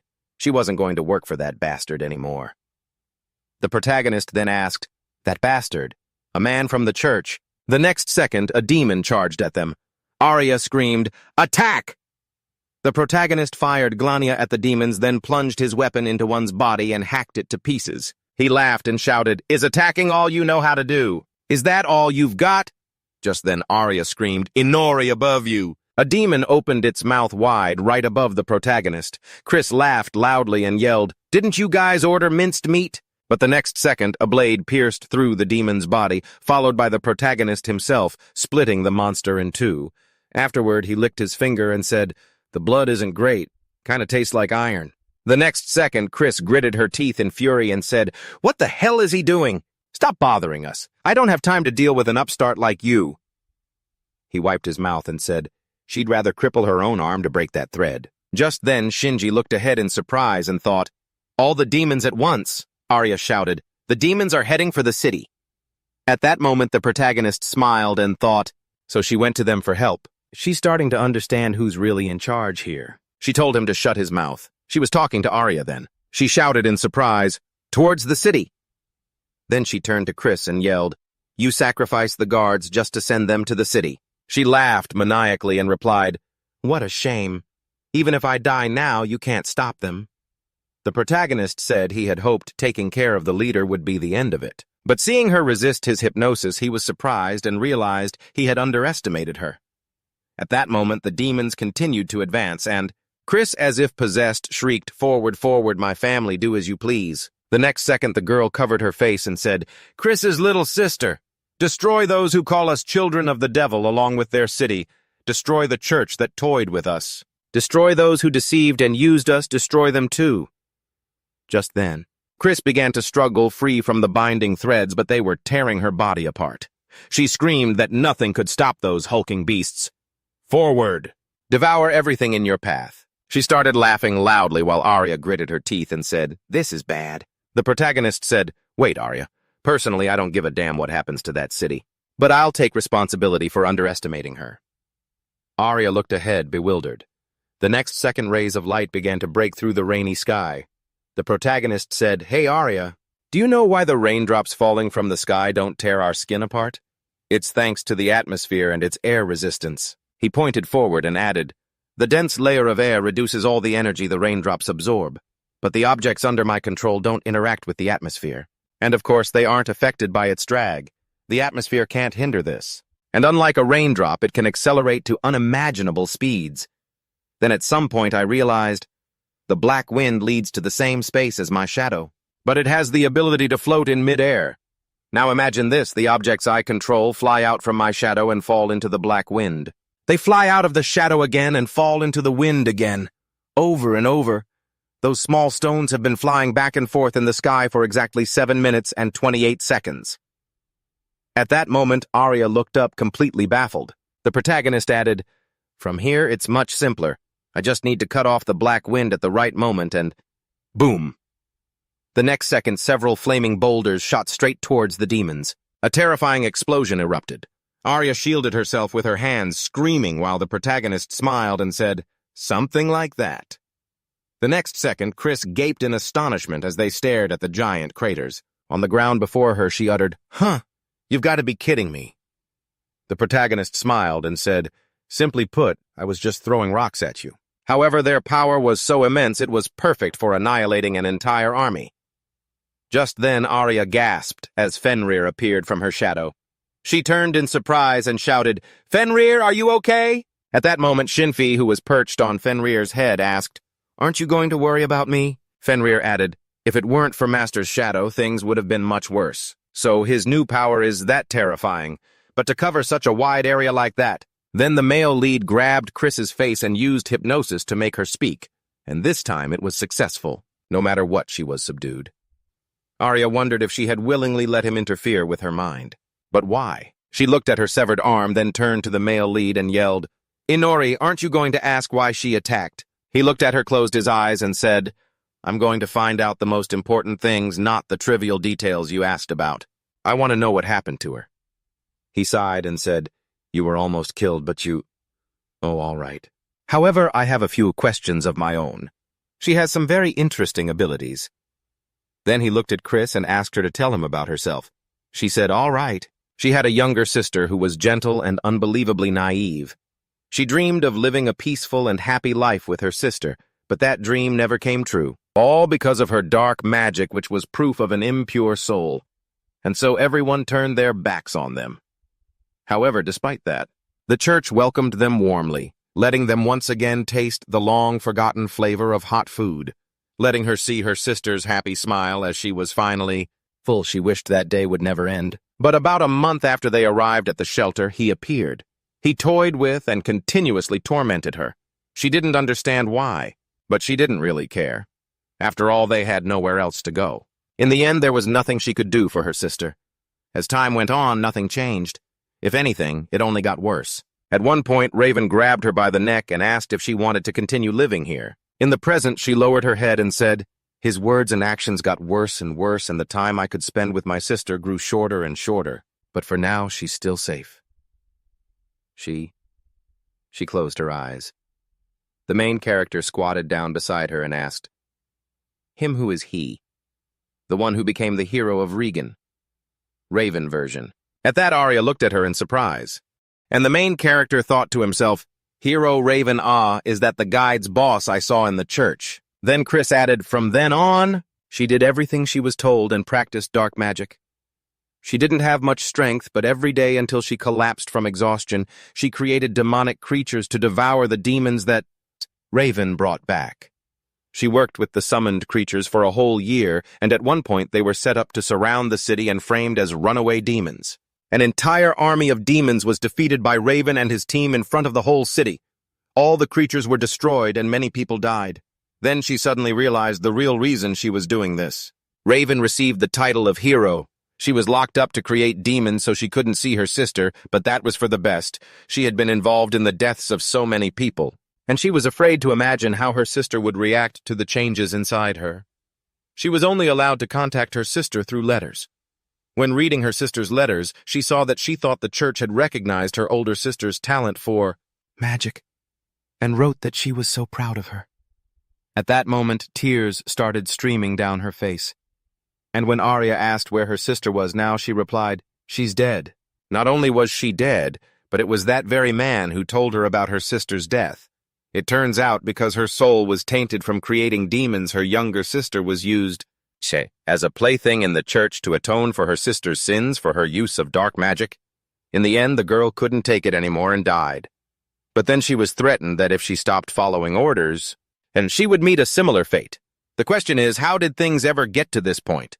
Was it simply because she could use dark magic since she was a child, because no one in the city would accept them, or because they decided to stay in this church? At some point, something inside her just shattered. A demon approached, leaned down, and told her she was a one-in-a-million summoner, just like him, a perfect fit. A demon named Neon was locked in the same cage with her. He then asked, "Do you want power, Tomopiesi?" She decided to escape her confinement and made a pact with him, becoming a demon to get her revenge on that man. But they stopped her and her army, and now she doesn't know what to do next. He then asked, "Who exactly is this man?" She answered, "A demon." That's all she knew. The main character looked away and thought, "This doesn't seem like the Demon King's style." But after thinking for a moment, he spoke. "One last question for you. The revenge you threw away your humanity for has failed, because we accidentally got in your way. Your life is a miserable failure. Don't you think you've suffered enough?" At that moment, he grabbed his sword, stood up, and approached Chris. Arya screamed, "Inori!" She begged him to stop, but he said he wasn't talking to her. "I'll say it again. Enough with the revenge. Don't you think you've suffered enough?" Then Arya bit her lip and shouted, "Inori! The church just used her! Does she deserve to die for that?" She held her hand out and added, "She can't do anything to you anymore." He closed his eyes and replied, "No, it's no use. You saw it yourself. My hypnosis doesn't work on her, and she's not even responding to questions anymore. She's completely lost the will to live. No matter how much you try to understand her, and her fate will be the same." The next second, he swung his sword, and at that very moment, the main character heard a voice in his head. "You have reached level 15. He was surprised. The voice in his head continued, "Your demon title has been promoted from Baron to Viscount." The next second, he started losing consciousness and thought, "Oh no. My head is spinning!" He started to fall, and Arya screamed in panic, "Inori!" She rushed towards him. A moment later, a goddess looked down at the main character and asked with a smile, "You're awake." It had been a long time since they'd last seen each other. He looked at her confused, then sat up and asked, "What? It's you." He had been afraid that the goddess of that world had caught him. She asked, "The goddess of that world?" The next second, he punched her hard in the stomach. She winced in pain and yelled, "Hitting a girl and a goddess, no less." He replied, "Oh well, but I support equality in all things. And I still haven't forgotten that idiot you sent to follow me. He was a real thorn in my side." She smiled and asked, "Oh, did something like that really happen?" He sighed and replied, You wouldn't believe it. Then he looked to the side and asked, "Is this the place where I was first summoned?" She replied, "Yes, that's right. And you're the only one who's come here so many times." He asked, "Why now?" She asked, "What do you mean?" "Why haven't I heard anything? I was promoted to Viscount." He asked, "Viscount, are you talking about that voice in my head?" She said that his powers are drawn from many worlds, but in his current world he can't change the vampire title himself, so she has to manually enhance it for him. He should be grateful for reaching a certain level. He crossed his arms and said, "Geez, don't you have anything better to do, goddess?" She yelled, "Not at all!" And then she channeled energy from her hand into his head. He immediately asked, "Anyway, why did they summon me here?" She asked, "Haven't you noticed your level has suddenly increased? If you don't manually adjust the increase, it'll only get more difficult later on. What did you do?" He closed his eyes and thought, "I wiped out an entire army with a meteor. Maybe that's why." Then she said cheerfully, "Everything is ready. I don't know if you've managed to obtain anything new, so good luck figuring it out on your own." He thanked her in reply, and she added, "Finally, I'll give you a piece of advice. The goddess of that world is a bit special." He looked at her completely surprised. A while later, Arya was resting the hero's head on her lap. Placing a hand on his head, she said, "You scared me." "What's wrong with him?" Fenrirer approached and said, "Master is unconscious, but he's fine. We're very lucky that Master's compulsion hasn't worn off on this girl yet." He doubted if they could even fight her. "It's dangerous to let her live." Arya looked at the girl thoughtfully, then lowered her eyes, thinking that she had let her emotions get the better of her, demanding something she wasn't ready for. But what do we do now? Just then she heard Shnoa's voice say that it was useless trying to reason with her. She spun around and said, "It was you." At that moment he suddenly sat up, grabbing his weapon and asking, "Old man." "But why?" Arya exclaimed in surprise. Inori, the protagonist, said he woke up because of the surging magical power from his appearance. Shnoa said, "My apologies." "What could I do?" he asked. "But hey, why are you here?" Shnoa looked away and told him to look at what he had caused. "The sound and the tremors have already reached the city. I wouldn't be surprised if people come here at dawn to find out what happened." He replied, All right. I got a little carried away." After that, Shnoa said that he could put everything back the way it was. "Would you like that?" He looked at him and asked, "What do you mean?" The old man looked back and said that he could literally return everything to its original state. "Everything?" he asked again. The old man replied, "You look so young. Is your hearing already failing you? I will restore this area to its original state so the townspeople don't go crazy when they see this." He asked, How are you going to do that? And how much will I owe you? That sounds serious." The old man closed his eyes and told him not to worry. Then he approached Arya, pointed at her, and said that he just wanted to have a private word with her. A moment later, he looked at the craters in the ground and said that he didn't even know if he could do it. He sat on the ground and added, "It's been a long time. I haven't had a chance to do something serious, and in front of a young lady, no less. This is a rare occasion." Arya looked at him, remembering how Inori had told her to be wary of this old man. It probably wouldn't help much, but she still had to stay on guard. Then he said he would take the other girl home first. If the old man couldn't restore everything, he would pin all the blame on her and hand her over to the church. As for who this old man really was, her father told her it would be faster to ask him herself. She wondered who he really was. Then Shnoa said, "All right, we'll talk later." The next second he used magic to spin the rocks in a current of air. Arya stared forward in amazement, her hair blowing in the wind. She screamed, "What is this?" He said, "My apologies if I'm messing up your hair." The rocks spun in an even stronger vortex, and large boulders filled the deep craters. Then he stood up and thanked Arya for waiting. "But first I want to change the scenery a bit. Standing in the middle of a barren field like this feels strange. I've returned everything except for the demons and the things they caused. I hope you'll be satisfied." Arya looked at the result and said, Inori, this can't be real." She looked at Shnoa and said, "This power is extraordinary. Who are you really?" A moment later, they stopped in the forest, and Arya asked, "The former demon lord Inori?" He said, "Well, you could also say I'm the current demon lord.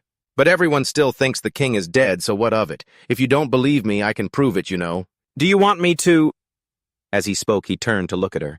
She said, "No, the power I just saw is probably enough." Then he pointed at a log and said, "I see. Good. I'm sorry I have nothing to offer you but a log, but please sit and talk." She bowed and asked for his permission. He replied, "Of course. There's no need to be so tense. Though considering his past, I can't say I blame you. He's the one at fault. Not even 600 years could wipe his slate clean. She sat down beside him, placed her hands on her knees, and said, "It has become a children's fairy tale.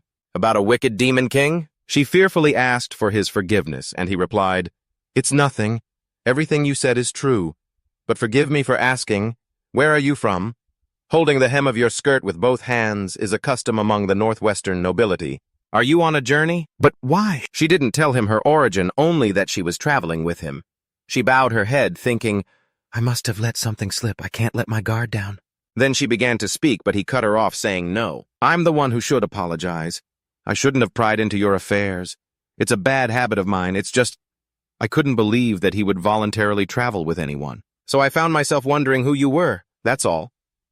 Their eyes met, and she said, "I can assure you of one thing. I am Lord Inori's subordinate." He asked, "Subordinate?" She replied, "Lord Inori offered me a deal when I was on the verge of death. Either accept death or choose to live no matter what." Ex-Noah moved closer to her and exclaimed in surprise, "He offered you something like that?" Startled, she cried out, "Really?" Then she elaborated on what happened next. "It's hard to put into words. He became my savior, my freedom. But he also became my chains. One moment he can seem so weak, and the next he'll reveal his strength. I don't even know how to describe this feeling. Perhaps I am his." Before she could finish her sentence, he said, "That's enough. There's no need to try and force it into words. There can be many answers. Don't be so quick to draw a conclusion. I apologize for asking such a question." She was surprised. "It's all right." She blushed with embarrassment, and he closed his eyes, saying, "I understand. That is how you feel?" She asked how I feel. He opened his eyes and said, "You and he are very different in that respect. You don't consider what's going on inside his head. I suspect you haven't even had a glimpse of his true nature yet." She asked, "His true nature?" He looked at her and said, "He will threaten to destroy this world, and he will want to fight against anything that stands in his way. As a living creature, he will undoubtedly reach his zenith and become complete." She looked at him in surprise and questioned him. He said, "I'm interested in you, and I imagine your future." Subconsciously, he is drawn to the possibility that you might be the one to kill him. Surprised, she asked, "I'll kill him? I don't understand." He replied, "It's one of the possible outcomes, and he is fully aware of that." She said that even if she tried to sneak up on him in broad daylight, she'd be unlikely to succeed, even if ordered to. He laughed and said, "Still, I'd like to see that. You should think about it." Then he lit a cigar and said, "Youth is meant for being tormented by doubt." She asked, "So, can I truly face his power? I feel so small. I don't even know if I can ever escape being just his subordinate." He approached her and told her to listen to him. "No matter how important a role he plays in your heart, or how important a master he is to you, he's still just a kid," he said, blowing smoke from his mouth, and added, "It was only recently that he was helplessly clinging to his mother's breast. He grew up full and comfortable in warmth, absorbing censored knowledge in a school built by someone else. He even acquired his skills upon arriving in this world. He hasn't created a single thing that could be considered his own, and perhaps he knows that himself. That's why he seeks out anyone who can push him to surpass himself so that one day he can become the perfect version of himself. And that applies to you as well. After all, you've never had to work or earn your own keep before, have you? Everything was provided for you." She thought back to her past and confirmed it. And he added, "In my time, for instance, no one liked me." She was surprised. "Really?" He replied, "Yeah, that's how it was. All right then. In short, there's no reason to be shy or afraid of that brat. If you have something to say it directly to him. It doesn't matter whether you're his subordinate or not. You have to speak your mind to him." He clenched his fist and said, "You should be the one to make the first move. Become the enemy he's longed for. He'd like that more." "That's the kind of person he is." She asked pensively, "What if I were to oppose him? How would he react? Would he fight back? We're supposed to be helping each other, aren't we?" He looked at her, then said, "I wouldn't mind seeing that." Then he got up and walked away. He added that a boring life is one where everything goes according to plan. She should just do what she wants, that's all. He wished her luck with Inori as she looked at him. She left thinking that he was either praising her or scolding her like a father. She still couldn't fight Inori, but at least she could stand on equal footing with him. Meanwhile, the main character used his ability to survey the area and thought, well now, they've really restored it to its original state. All right. The land and even the vegetation are untouched by insects. Can he restore living creatures? Right? That's why he's the Demon King after all. Just then Arya entered the room and said she was back. She apologized for being gone for so long. They suddenly started talking. He replied that it was fine. Then she called out to him, saying she wanted to talk about how he treated her. He was confused, not thinking he had done anything to make her feel she wasn't his equal. Then she said, "All right then. In that case, I have a proposal." Meanwhile, at the church, Raven was congratulating them on successfully passing their final exam. They had endured many harsh trials and proven the strength of their faith. They were the ones chosen by God for the sake of the church's growth. And Fauna stood before 3 of the church's pastors. Raven looked at them and asked if they were ready for their bodies to no longer belong to themselves. He held out his hand and added that they would become a shield called upon to protect humanity from demons. The girl beside Fauna said yes, she was ready to become a shield in the name of the Lord. Raven asked if they were willing to sacrifice themselves to help the parishioners of the church. Another girl replied, yes, she would save everyone in the name of the Lord. The next moment he swung his arm and shouted, "Excellent! Your determination proves you are worthy to serve in the church from this day forward. We shall strive together toward a common goal. We congratulate and warmly welcome you." The next second, a few church staff members shut the doors. Fauna heard the noise and wondered if that was the sound of a door. Then she noticed some kind of energy binding the girl beside her and shouted, "Commander Raven, something isn't right!" She then suddenly leaped up. Dodging the attack from the magically controlled church staff, the man shouted, "So quick to see through it!"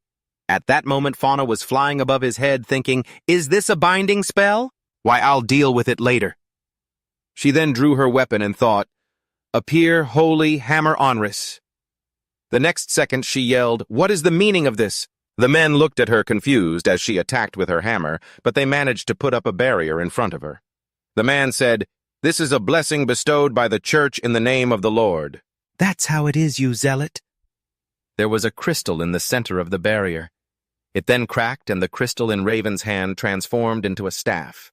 He shouted that she must be humble. "Accept this with your body," she cried out in shock. "Commander!"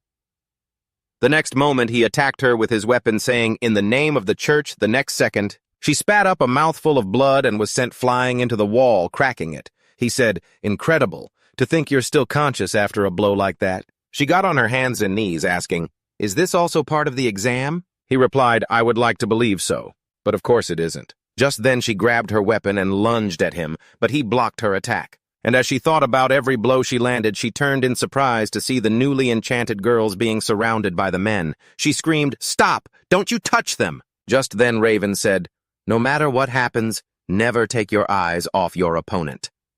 The next second, his weapon transformed into a chain that bound Fauna's body tightly. He held it in his hand and asked, "Do you remember what you were taught here?" Then he slammed her to the floor and added, "This is their first chance to prove themselves to God. They should be overjoyed." The next moment, he approached the girls and assaulted them. A while later, Fauna, who was chained to the wall, opened her eyes. Raven stood in front of her, asking if she was awake yet. "You don't need to worry. Your body is still pure." The next moment, he threw the exhausted girl to the ground and said, "She's no longer needed. You lot take her away." His subordinate replied, "Yes, sir." Raven added that he had been waiting for her to wake up just to hear her moan. He spread his arms wide and suggested they dedicate themselves to the church together. At that moment, the abuse was still continuing behind him. Fauna gritted her teeth and screamed, "What are you doing?" "What are you doing, Commander Raven?" "This is unforgivable. You are a holy knight. The Lord would never forgive something like this." He replied, "That's right, you zealot. This is unforgivable." She frowned at him. Then he pulled at the mask covering his face and added, "Utterly unforgivable." Tears began to stream down his face as he said, "If there is a God, of course." Then she cried out in astonishment, "A mask!" She wondered why. She wondered why God didn't punish him. Her sincere faith couldn't comprehend the man he was, and he could only be jealous of that. He had once been a devout believer, just like her, fighting for his people alongside his fellow holy knights. It was a difficult time, but he believed that God saw his devotion, even though deep down he knew that wasn't the case, that something was missing. And then one day, for the first time, he was invited to this party. At that moment, he wanted to kill everyone involved, but he didn't. The innocent girl was completely at his mercy. An act of such blasphemy clouded his mind. His heart craved a reward for all his labors, and now, having satisfied his secret desires, he stood before her body. That's when he realized this was it. All the years he had spent serving God couldn't even compare to the pleasure of that sin. From then on, everything changed. He played the hero in the eyes of the townspeople, the church's congregation grew ever larger, and his hunt for girls continued. This is a true betrayal of God, full of lies and greed. Father, now God must punish him. He raised his hands and shouted, "God, if you exist!" He was begging you to punish him. He was no longer the saint he once was. He could clearly see what he had become. Or perhaps he was never on their side to begin with. At that moment, the zealous woman said that he was wrong, and he snapped back at her that God himself would decide that. Do you think he would allow a believer to be taken advantage of? Well, now they're about to find out. Just then the MC said, "What terrible logic." A few demons advanced, and Raven looked around in confusion, shouting, "What is this?" The demons grabbed a few people, and the main character said, "To his beloved God, it probably doesn't even matter whether he's a sinner or not."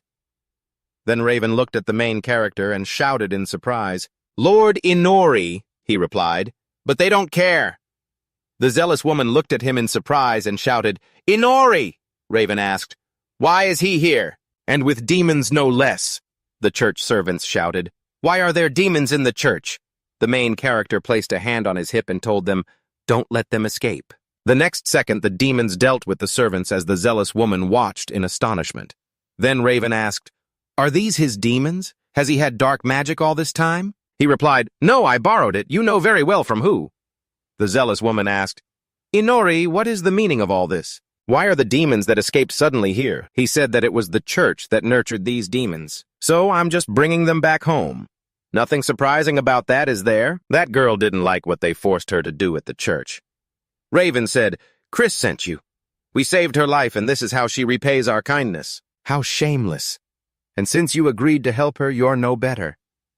The next second, the crystal in his hand transformed back into a staff, and the main character asked, "Are you angry?" "I'm sorry for interrupting your hobby." He rushed forward to attack, shouting, "I sincerely regret having to strike a friend." The zealous woman shouted, "Inori, you have to run." Then Raven attacked, but the main character quickly dodged to the side and said with a laugh, "Wow, you should listen to her. Not bad for a city legend." In response, he shouted, "Excellent! A superb reaction, but how much longer do you plan on fighting me without drawing your sword?" The MC flew forward and said, "I bought this sword, especially for my master. I don't want to break it on some magical weapon." Then he grabbed his enemy's staff and said, "Though this weapon is nothing compared to the sword of Aiana." The next second, Raven's weapon reverted to its crystal form, and he said, "Incredible. I had no idea you were this strong." The main character waved his hand and said, "Well, I'm good at hiding in the shadows, and it seems you've got a little something wrong." "Chris didn't send you," he asked. "Then why are you here?" He replied that he had some unfinished business. "Interesting," he said. The next second, the MC summoned a shadow from which a crystal emerged. Raven cried out in surprise, "That's it!" The main character laughed and said, "This is what I came for. The Divine Light Stone. It's installed when the temples are built." Raven was amazed. "But where did you get it from?" He replied, "Simple. It was thanks to your party." All the church guards were gathered here. Raven said, "You had me worried for a second, but you're right. Of course it could be sold for a decent sum, but it has no special properties itself. I don't believe you came all this way just to steal a stone." And then the main character said, "I have the power to appraise items, and according to my appraisal, God observes humanity through these stones. It possesses no power on its own. But when it senses the prayer of someone nearby, it can become the eye of God. Right now, I'm using my control ability to block it, but one day it activated and God instantly tried to kill me. I stole it so that God would immediately understand my intentions." Raven asked, "So God exists? He watches over humanity, and out of all people he found you and tried to kill you." The main character replied, "Something like that." Then he looked away and asked, "Does God consider you a heretic? You know, like a kill him quickly kind of thing." Then Raven lowered his head and said, "I admit, there is something about you that could be considered heretical." The MC then added, "Although, heretic isn't quite the right word. It's more like I'm a thorn in his side." Raven said, "Then that's all the more reason for you to explain it to me." The main character asked, Explain what it all depends on your perspective. He answered, if God is watching us, if he's the one who takes lives, then why did he try to take your life and not mine? Meanwhile, the demons continued to dispose of the churchgoers. And the main character said, it's simple. God doesn't care about humans. The zealous woman looked at him stunned. He asked, now do you understand why I'm here? Raven raised a trembling hand to his mask and laughed. How horrifying. But now he realized there was something he wanted to try. He grabbed the crystal and lunged forward, asking, does God even care about me? If I offer him your head, will he finally notice me then? Then, the MC chuckled and said he was starting to worry tonight would be boring, but now, this was a different story. The next second, a chain shot out, binding his hand. He clicked his tongue in annoyance. Fanatic screamed, Inori! He must have let that man catch him. Raven said, I repelled every single one of his previous attacks. But this time, he used the divine execution weapon. Just then the main character appeared. The doors of the statue swung open, revealing sharp spikes. Then Raven again raised his hand to his mask and said, my lord, you grant that to him. Then he clenched his fist and the statue's doors slammed shut, trapping the main character inside. Fanatic screamed in fear, Inori! A moment later, blood began to stream from the statue's eyes. Fanatic kept calling his name, and Raven approached her, saying, he will never hear your voice again. He stepped forward and said, farewell, my foolish friend. The next second, a powerful surge of energy erupted from the statue, shattering it to pieces. A surprised Raven turned back to see the main character bruised and battered, who spoke. You know, that wasn't half bad. He laughed maniacally and grabbed the crystal, saying, I'll give you a piece of advice. He threw it forward, hitting Raven and destroying the chain that was binding Fanatic. The next second, Raven fell to the ground, thinking, he's strong. I underestimated him. Since when did my vision get so blurry? Not even light. There's no judgment or salvation for me. So this is the answer to my prayers. The next second, Fanatic approached him. He said, Fanatic, to be honest, I never even laid a finger on you. Of course, God would protect you, the spotless and unstained one. I'm asking you, take my place. You must find God for me. You're the only one worthy. He will surely answer you. She stood beside him, took the crystal from his hand, and the main character asked, is he finally dead? What a shame. He's the only one who was really my type. We had such fun drinking together. Fanatic looked at him and said, Inori, you have to answer me. Who are you? Inori said in surprise. No one has ever asked me what I am before. What am I to you now, a thief who killed the church's disciples, or just a thorn in God's side?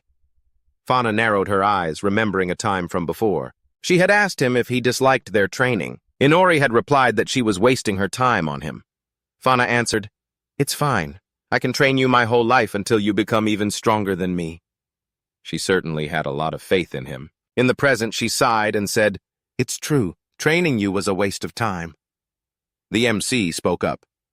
To be honest, I don't care. I only went along with it out of curiosity to see where things would go. First of all, our values and ideologies aren't just incompatible, they're contradictory. I come from a different world than you.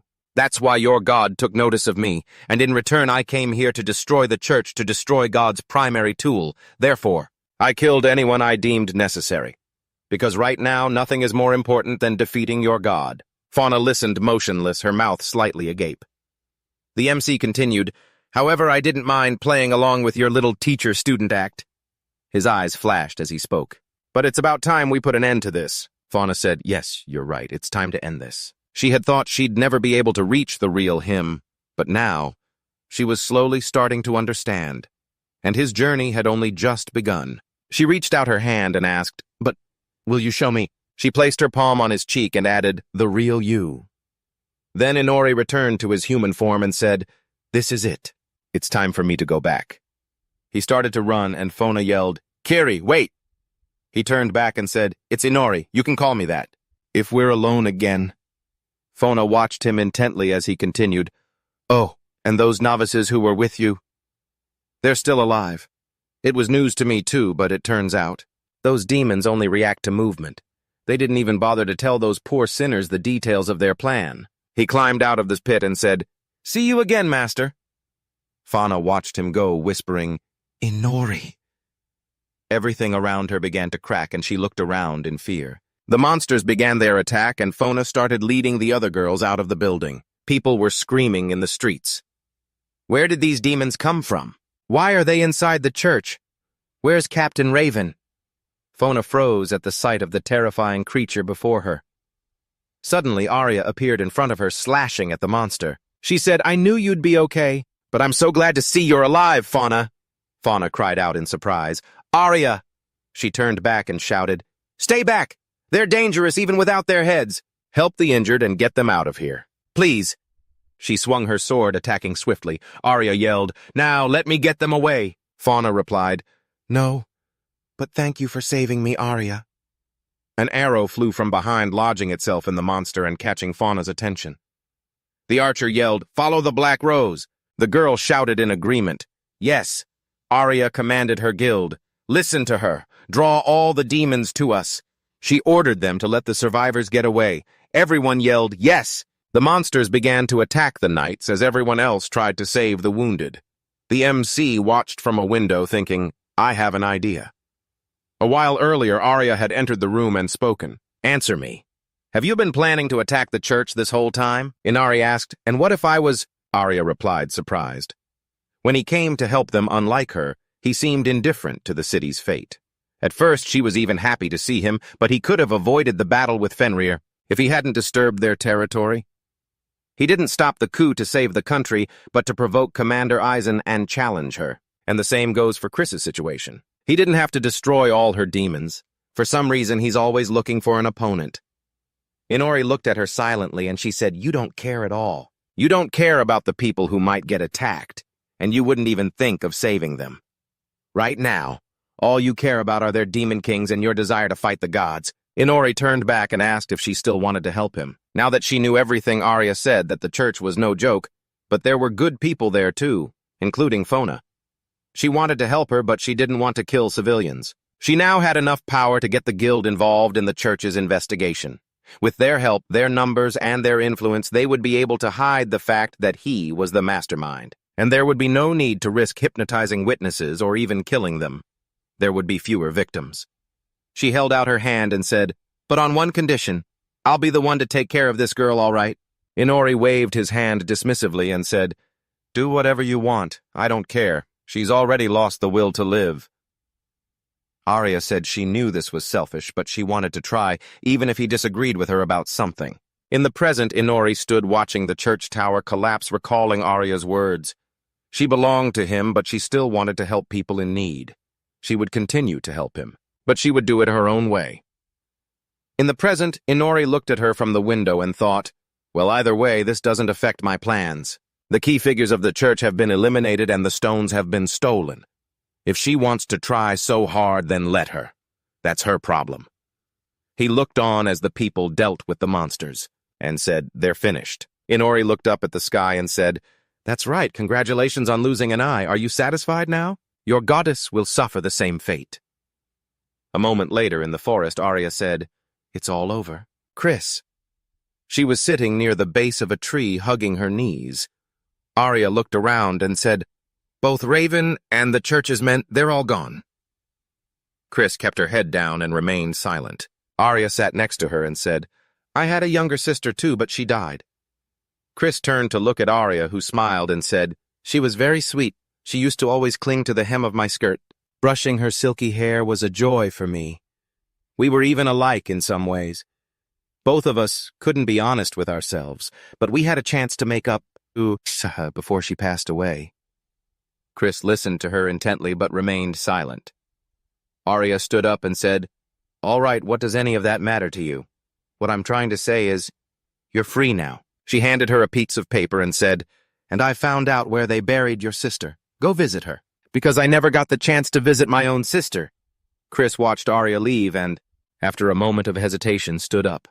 A while later, voices echoed in the city. "What's the latest news? Did more demons escape?" "They say Captain Raven was attacked by one." "And what happened to him?"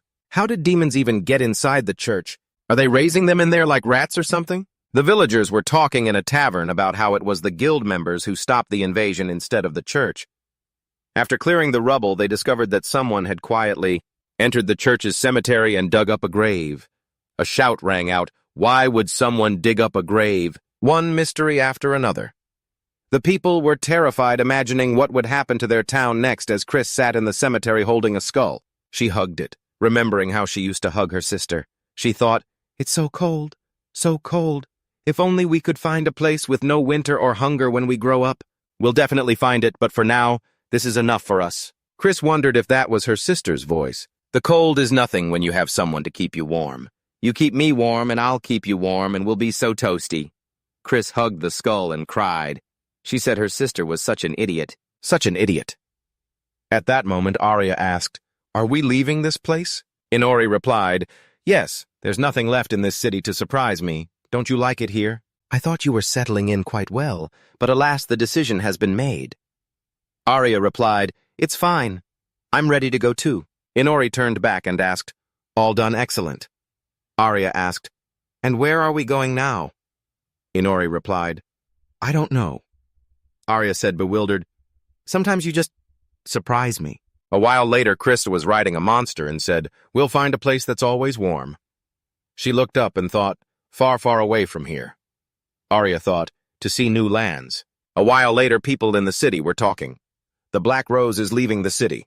A man said, "They say she's moving away." A young man said with teary eyes, "But I didn't even get to say a word to her." A girl entered the room and shouted, "You fanatic, here's your water and medicine." She looked at the open window confused and asked, "Where did she go?" A moment later, a voice echoed inside the house. "The freshly baked pastries, your tea set, all the gifts and everything else. I'm happy to report that it's all been safely transferred into the shadows. They're ready to depart." Arya smiled and said, "How convenient." Inori asked, "Well, shall we go?" She smiled and replied, "Yes." As they went outside, they suddenly heard loud shouts. "Arya, is she really leaving the city? Now who's going to protect us from the demon invasion?" A man crossed his arms and said, "That guy must have whispered something to her or done something evil." Then a young man reached out his hand and said, "Get away from him. She doesn't need people like him. Let her marry me." The MC picked up a bag and said, "They just finished packing and everyone's already worked up." The crowd shouted excitedly, "Arya!" She turned back with a small smile and a wave.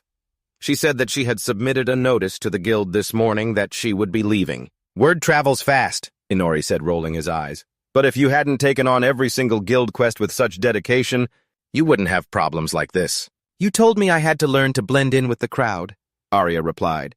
"You make it sound so easy. The guild was my first job. I couldn't help but give it my all." The MC said she had a nickname, and her eyes suddenly lit up. They continued down the road when they suddenly saw Fiona by the wall. She had her hands on her hips and asked, "Were you just going to leave like that without a word?" "I certainly didn't expect that," Arya said in surprise. "Fiona, are you allowed to walk around already?" Fiona smiled and asked, "Why would they suddenly forbid me? Thanks to you, I wasn't seriously injured. So where's Kiri?" Arya cried out in a panic. "What happened to him? Wasn't he just walking next to you?" The MC had climbed onto the bridge railing and was lying down to avoid being noticed. Arya said, "He ran off." "So that's how it is," Fiona smirked and replied. "That's just like him. Kiri? No. Inori hasn't changed." Arya looked at her in surprise and asked, "So you knew?" Fiona looked up and said, "A little." Arya seemed a bit embarrassed. "Please forgive them. And me."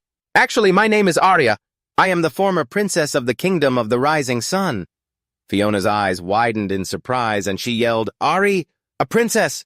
Arya cried out in embarrassment. "Ex-princess, and don't shout about it. And it's not Ari, it's Arya. Inori saved me and took me with him. I still know very little about him, but I don't mind following him and uncovering his mysteries." Fiona smiled and said she was glad she liked him. Arya blushed and shouted, "How can you just assume I like him?" "It's obvious," Fiona replied. "He's the one I chose. My instincts have never failed me." She told her to follow him. Arya smiled and said, "All right." She shouted, "Inori!" He jumped up startled, and Fiona yelled, "Usually I'd catch him every time he tried to escape. But for today anyway, I'll let it slide." Inori clicked his tongue in annoyance, and Fiona said, "And all his lies to me, his master? I'm willing to forgive those too. But if he dares to lie to Arya even once, I will never forgive him. And the fact that he doesn't fear divine punishment is no reason not to take my words seriously. If he dares to hurt her, I will come and punish him myself. After all, I am his master. Fiona turned and said, Arya, thank you for telling me your real name. She told her to take care of herself. A moment later, Fiona waved goodbye to her, thinking, this city has changed so much since they came here. They will continue to change the world around them. For now, I'm forced to say goodbye, but one day... A while later, birds were perched near a waterfall, and water cascaded down the cliff. Suddenly, the water spray was cut by a sharp sword, and Arya was moving forward. I couldn't have escaped the castle on my own. I couldn't have stopped the demons on my own, let alone prevent them. I didn't even realize some things. Both the impending coup in the kingdom and the dark side of the church. I still have a lot of work to do on myself, but I need to know where to start. Inori looked at her and asked, What's wrong with you? Did you decide to take a bath? Arya looked at him and, slightly embarrassed, cried out, Inori, no, I didn't. I was just... The MC pointed at a wild boar and said, All right, whatever you say. Let me get a better look. Here. Arya asked again, This is... The MC replied, It looks like a pig or a wild boar. I got the idea to try roasting it as is without draining its blood.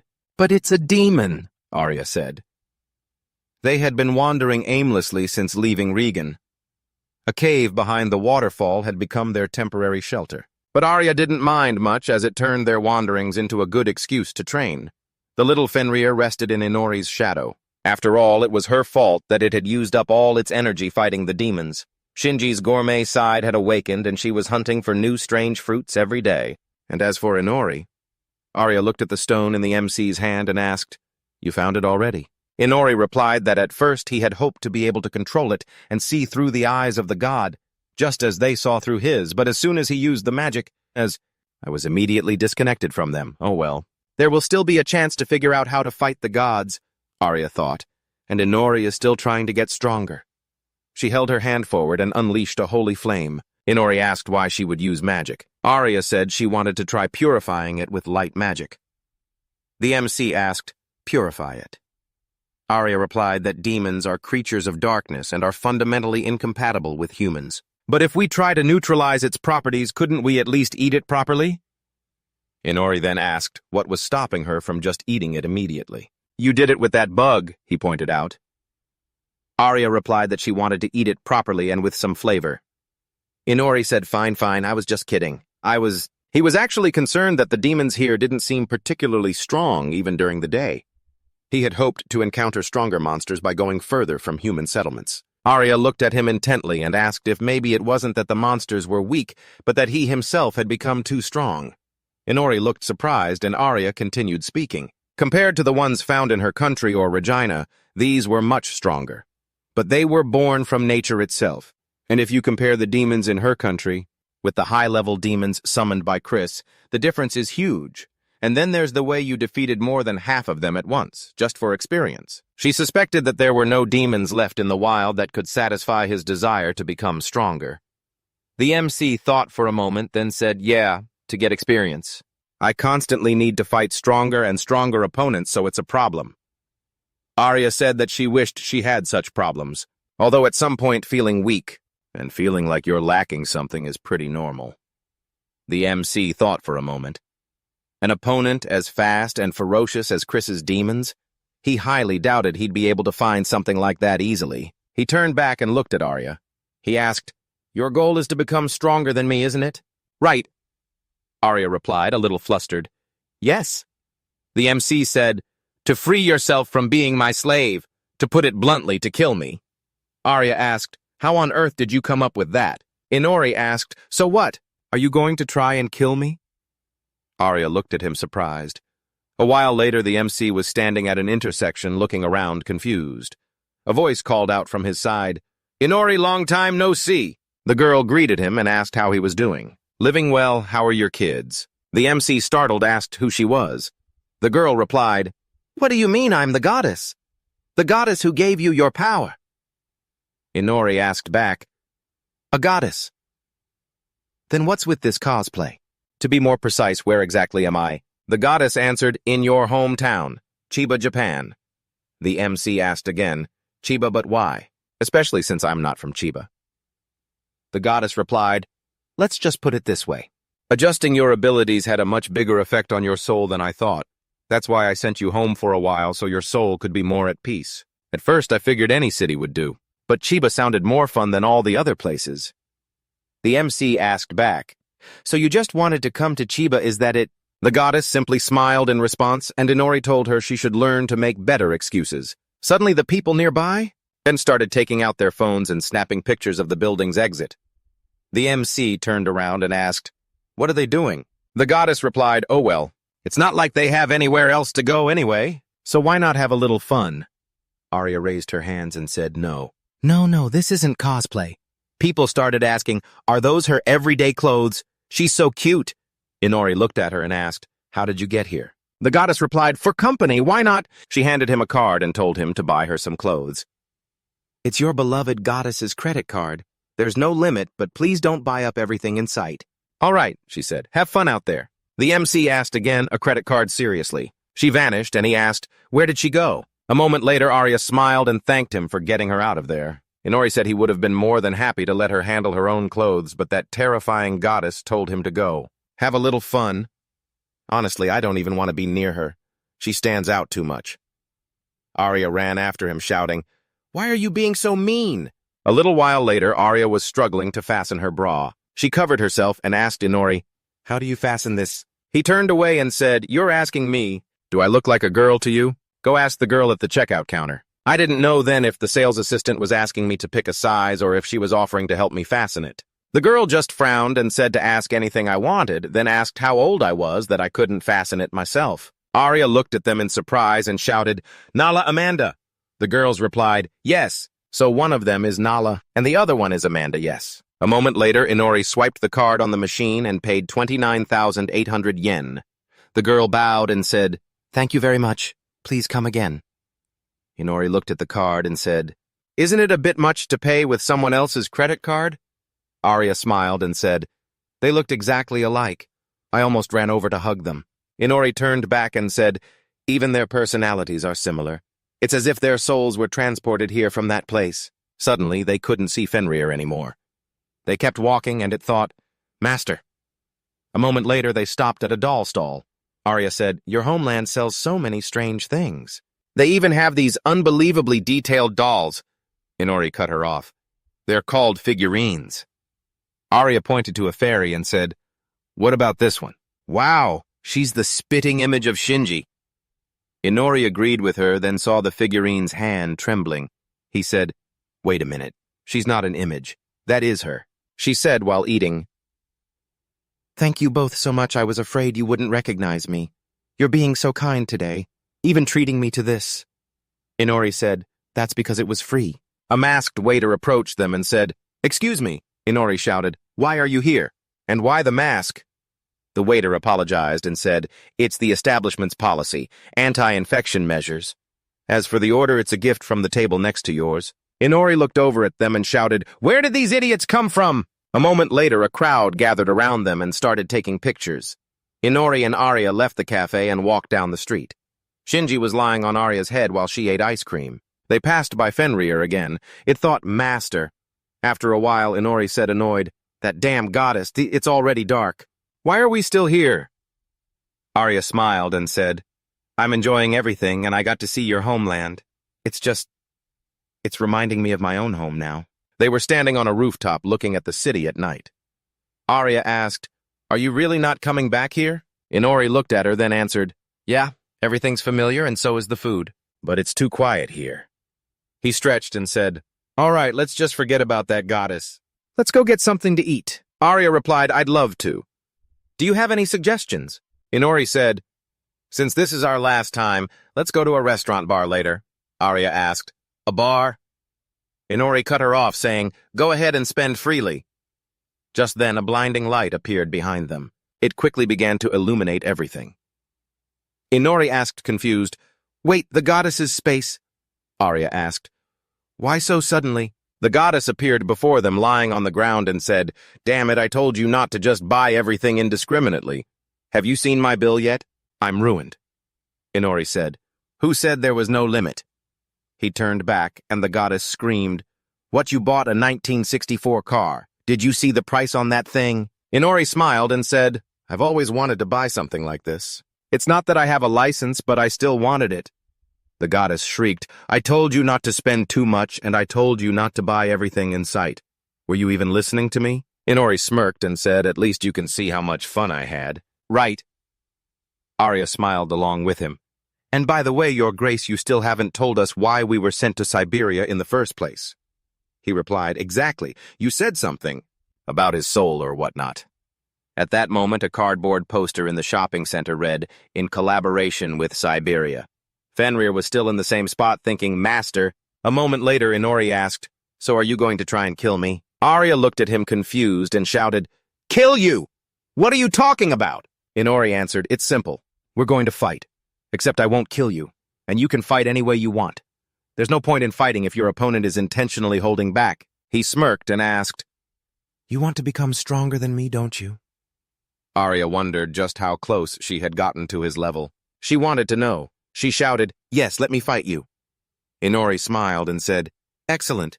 Fenrirer, come here. It appeared from underground and asked, You called for me? Master, Inori said, I want my people to wipe out all the dangerous monsters in the area. I won't be happy if they accidentally interfere with our battle. Fenrirer said, It will be done, but Master, the two of you don't need to fight each other. Inori asked, Aren't you also thinking of joining her? If deep down you want to kill me, Fenrirer shouted. What? Shinji screamed in fear, and Fenrirer said that he was merely expressing his humble opinion.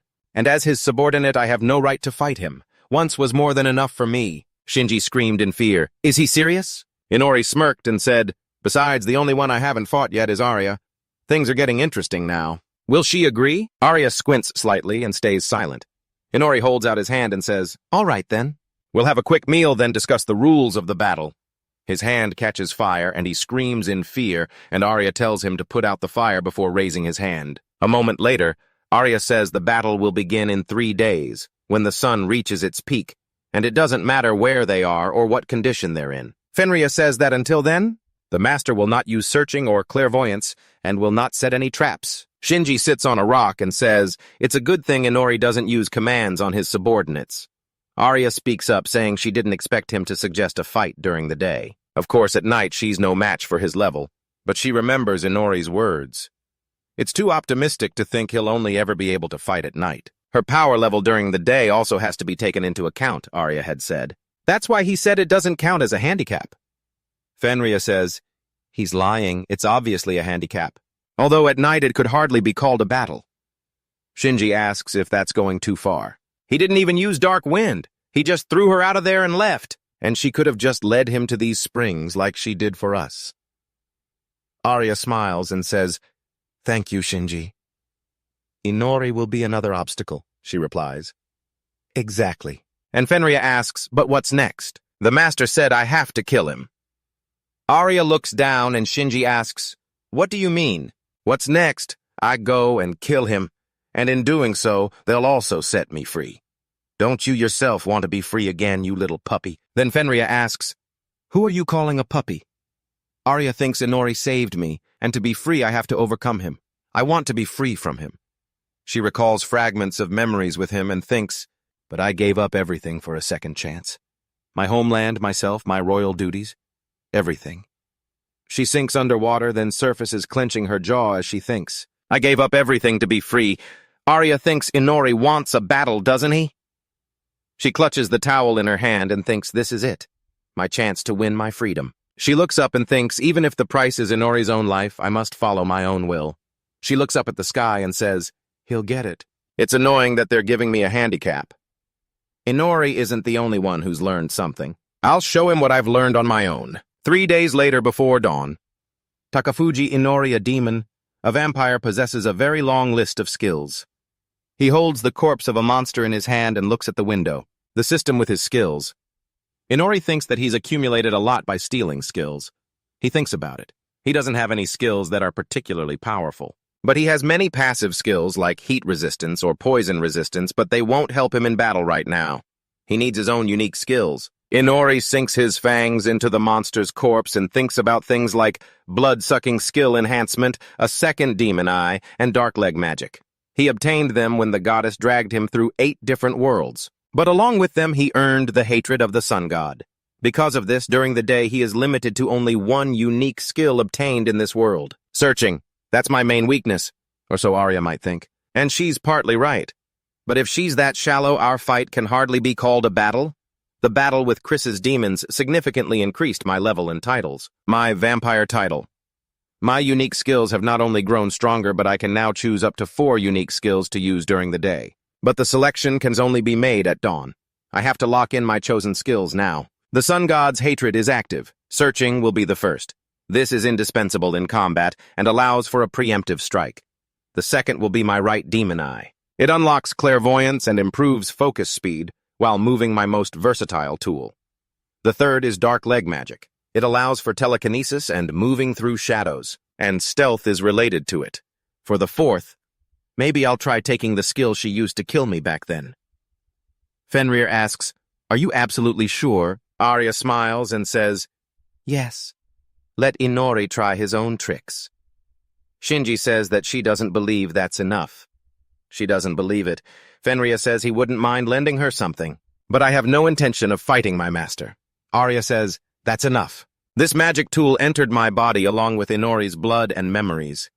She thanks Fenrirer for helping her get it. Unlike Inori, I can use magic weapons, the sword he gave me is now simply called a longsword, and it will be a great help to me in this battle. I've done everything I can in these 3 days, and hopefully this will also be useful. Shinji sighs and says, "It's useless." He's underestimated her. It's useless. Let her take this chance and kill him. Then Arya says, "The master said he wouldn't kill me, but please, don't let me die." Arya smiles and says, "It's okay. If I push Inori to the point where he's willing to kill me, then so be it."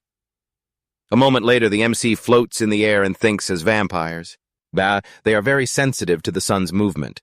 They can feel the moments of sunset and zenith as if the sun were right in front of them. The same goes for Arya. At that moment, Arya says, 5, 4, 3, 2, 1.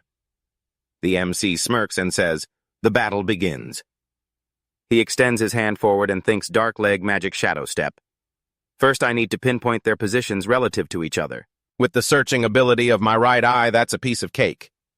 He releases his mana and thinks I'll seize the initiative and attack before she even realizes it. The search for the brilliant mana spread throughout the forest, and Inori thought that even with his enhanced tracking abilities, he still couldn't find her. Could she be even farther away? Of course, they hadn't restricted the combat area in any way, but there has to be a trace. No matter where she was hiding, the clairvoyance of his right eye would spot even the faintest of traces. Suddenly, a bright stone flew into his eye and a sword pierced his back. Arya gritted her teeth and Inori turned around bewildered. She thought aim straight for the heart and head for a few more stabs. Inori screamed, "It hurts so much!" He swung his leg and attacked Arya. Brilliant mana surged through the forest. It knocked down trees and spread farther and farther. A terrible thought came to him. He had accidentally pushed her with all his strength.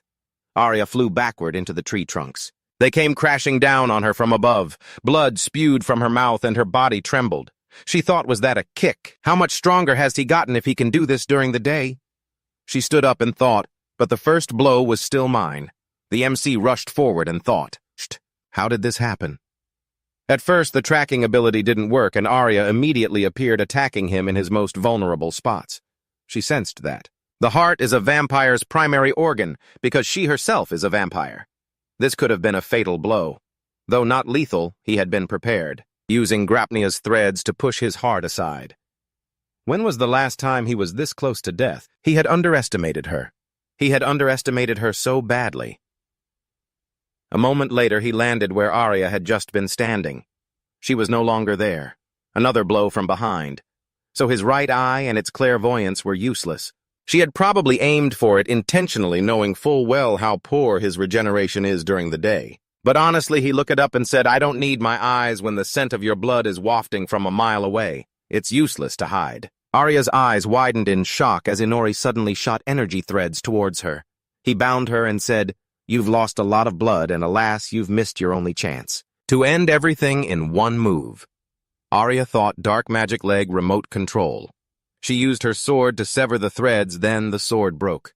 The MC observed her carefully and asked, "Does she have any strength left?" No matter who his opponent was, they couldn't get up right after that blow. Or is this another trick? Arya enveloped herself in healing mana, and Shinpi said, "Hey, this is going well, isn't it? If she's lucky, she might even win." Fenrirer said, "Just take it slow. In terms of strength, stamina, and recovery, the master still surpasses her in every way. However, she did very well. She neutralized his clairvoyance and tracking abilities, otherwise she wouldn't have stood a chance," Shinpi asked. "And what happens when he recovers them?" Fenrirer replied, "She'll lose instantly. But the blood trail no longer allows her to hide. The only option left is to fight him head-on before he can recover.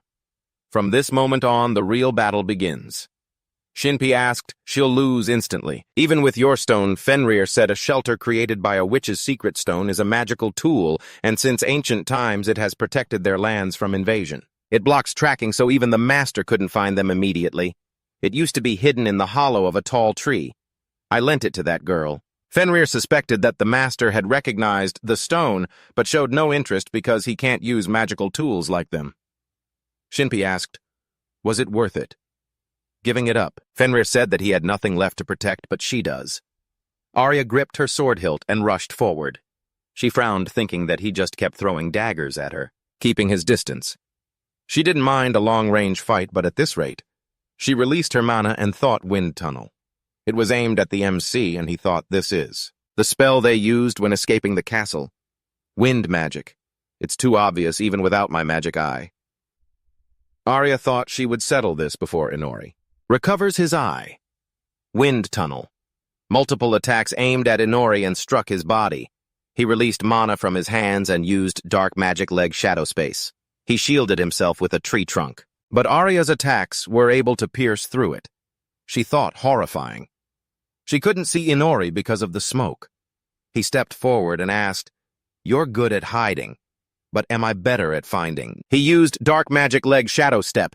He moved behind Arya and quickly attacked, knocking her to the ground.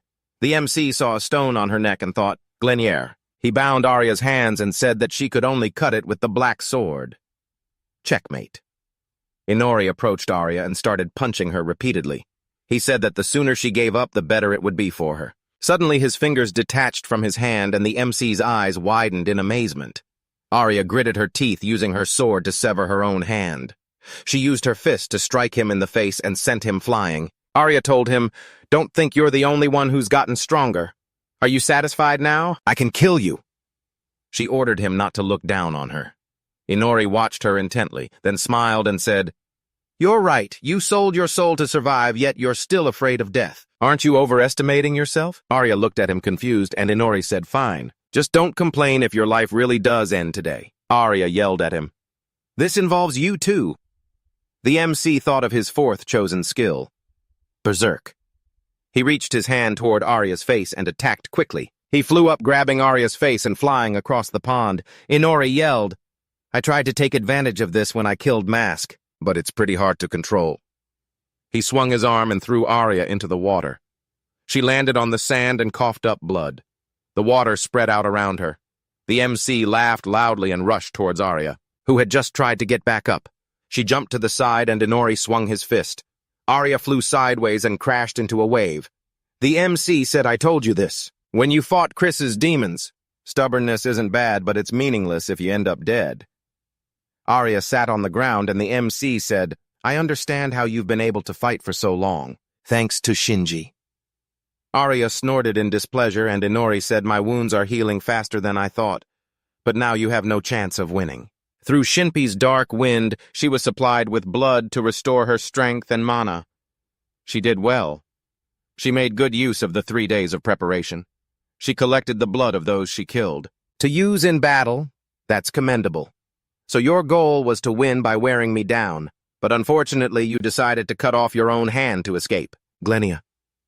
She lost a lot of blood. She can no longer use a strategy of attrition against him. And without a hand to hold the dark sword, she's lost her main weapon for close combat. Arya lowered her head and said, "Yes. I don't have many trump cards, and now I have even fewer." But then she shouted, "That's not a reason to give up."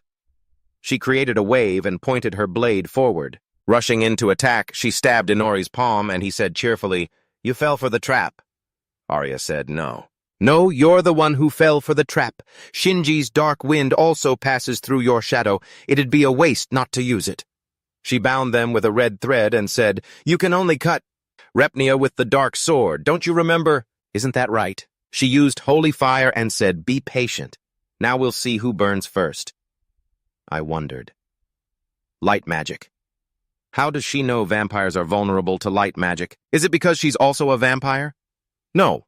Unlike me, she's fine in the sun and can use magic. Did she notice when Master used light magic? It on me during training? Or did she realize it from the wound on my mask? Inori asked, "When did you realize I couldn't handle light magic?" Arya said, "To be honest, never. I just decided to take a wild guess. After all, I have nothing left to fight with. Although, wasn't there a moment you were scared when you touched my flame?" She laughed and said, "That doesn't look like you at all. You look ridiculous." The flames spread across their bodies and the health bar started beeping. "I'm telling you, I'm dying. The fact that you're vulnerable to light doesn't make me immortal. And I don't have time to recover from the flames. Your berserk state triples all your stats when activated. I'll die first." "Absolutely not." His eyes saw the reflection of her endurance through the numbers. "I'm serious. And so am I. I won't believe the words of my enemy. Besides, for the first time in my life, I fought with a clear killing intent to win at all costs. I'm not afraid to say, I had a lot of fun." He looked up at the sky and said, "I order you to stop the magic." He returned to his normal form and the threads began to cut into his body. He said, "I told you I wouldn't kill you. I offered another way." Arya's mouth fell open. A moment later, she woke up and saw Fenrirer beside her. It said, "You're awake." She smiled and said, "Fenrirer, where am I?" It replied, "You're home, in the cave behind the waterfall." Arya looked at her hand and said, "My hand? It's still here."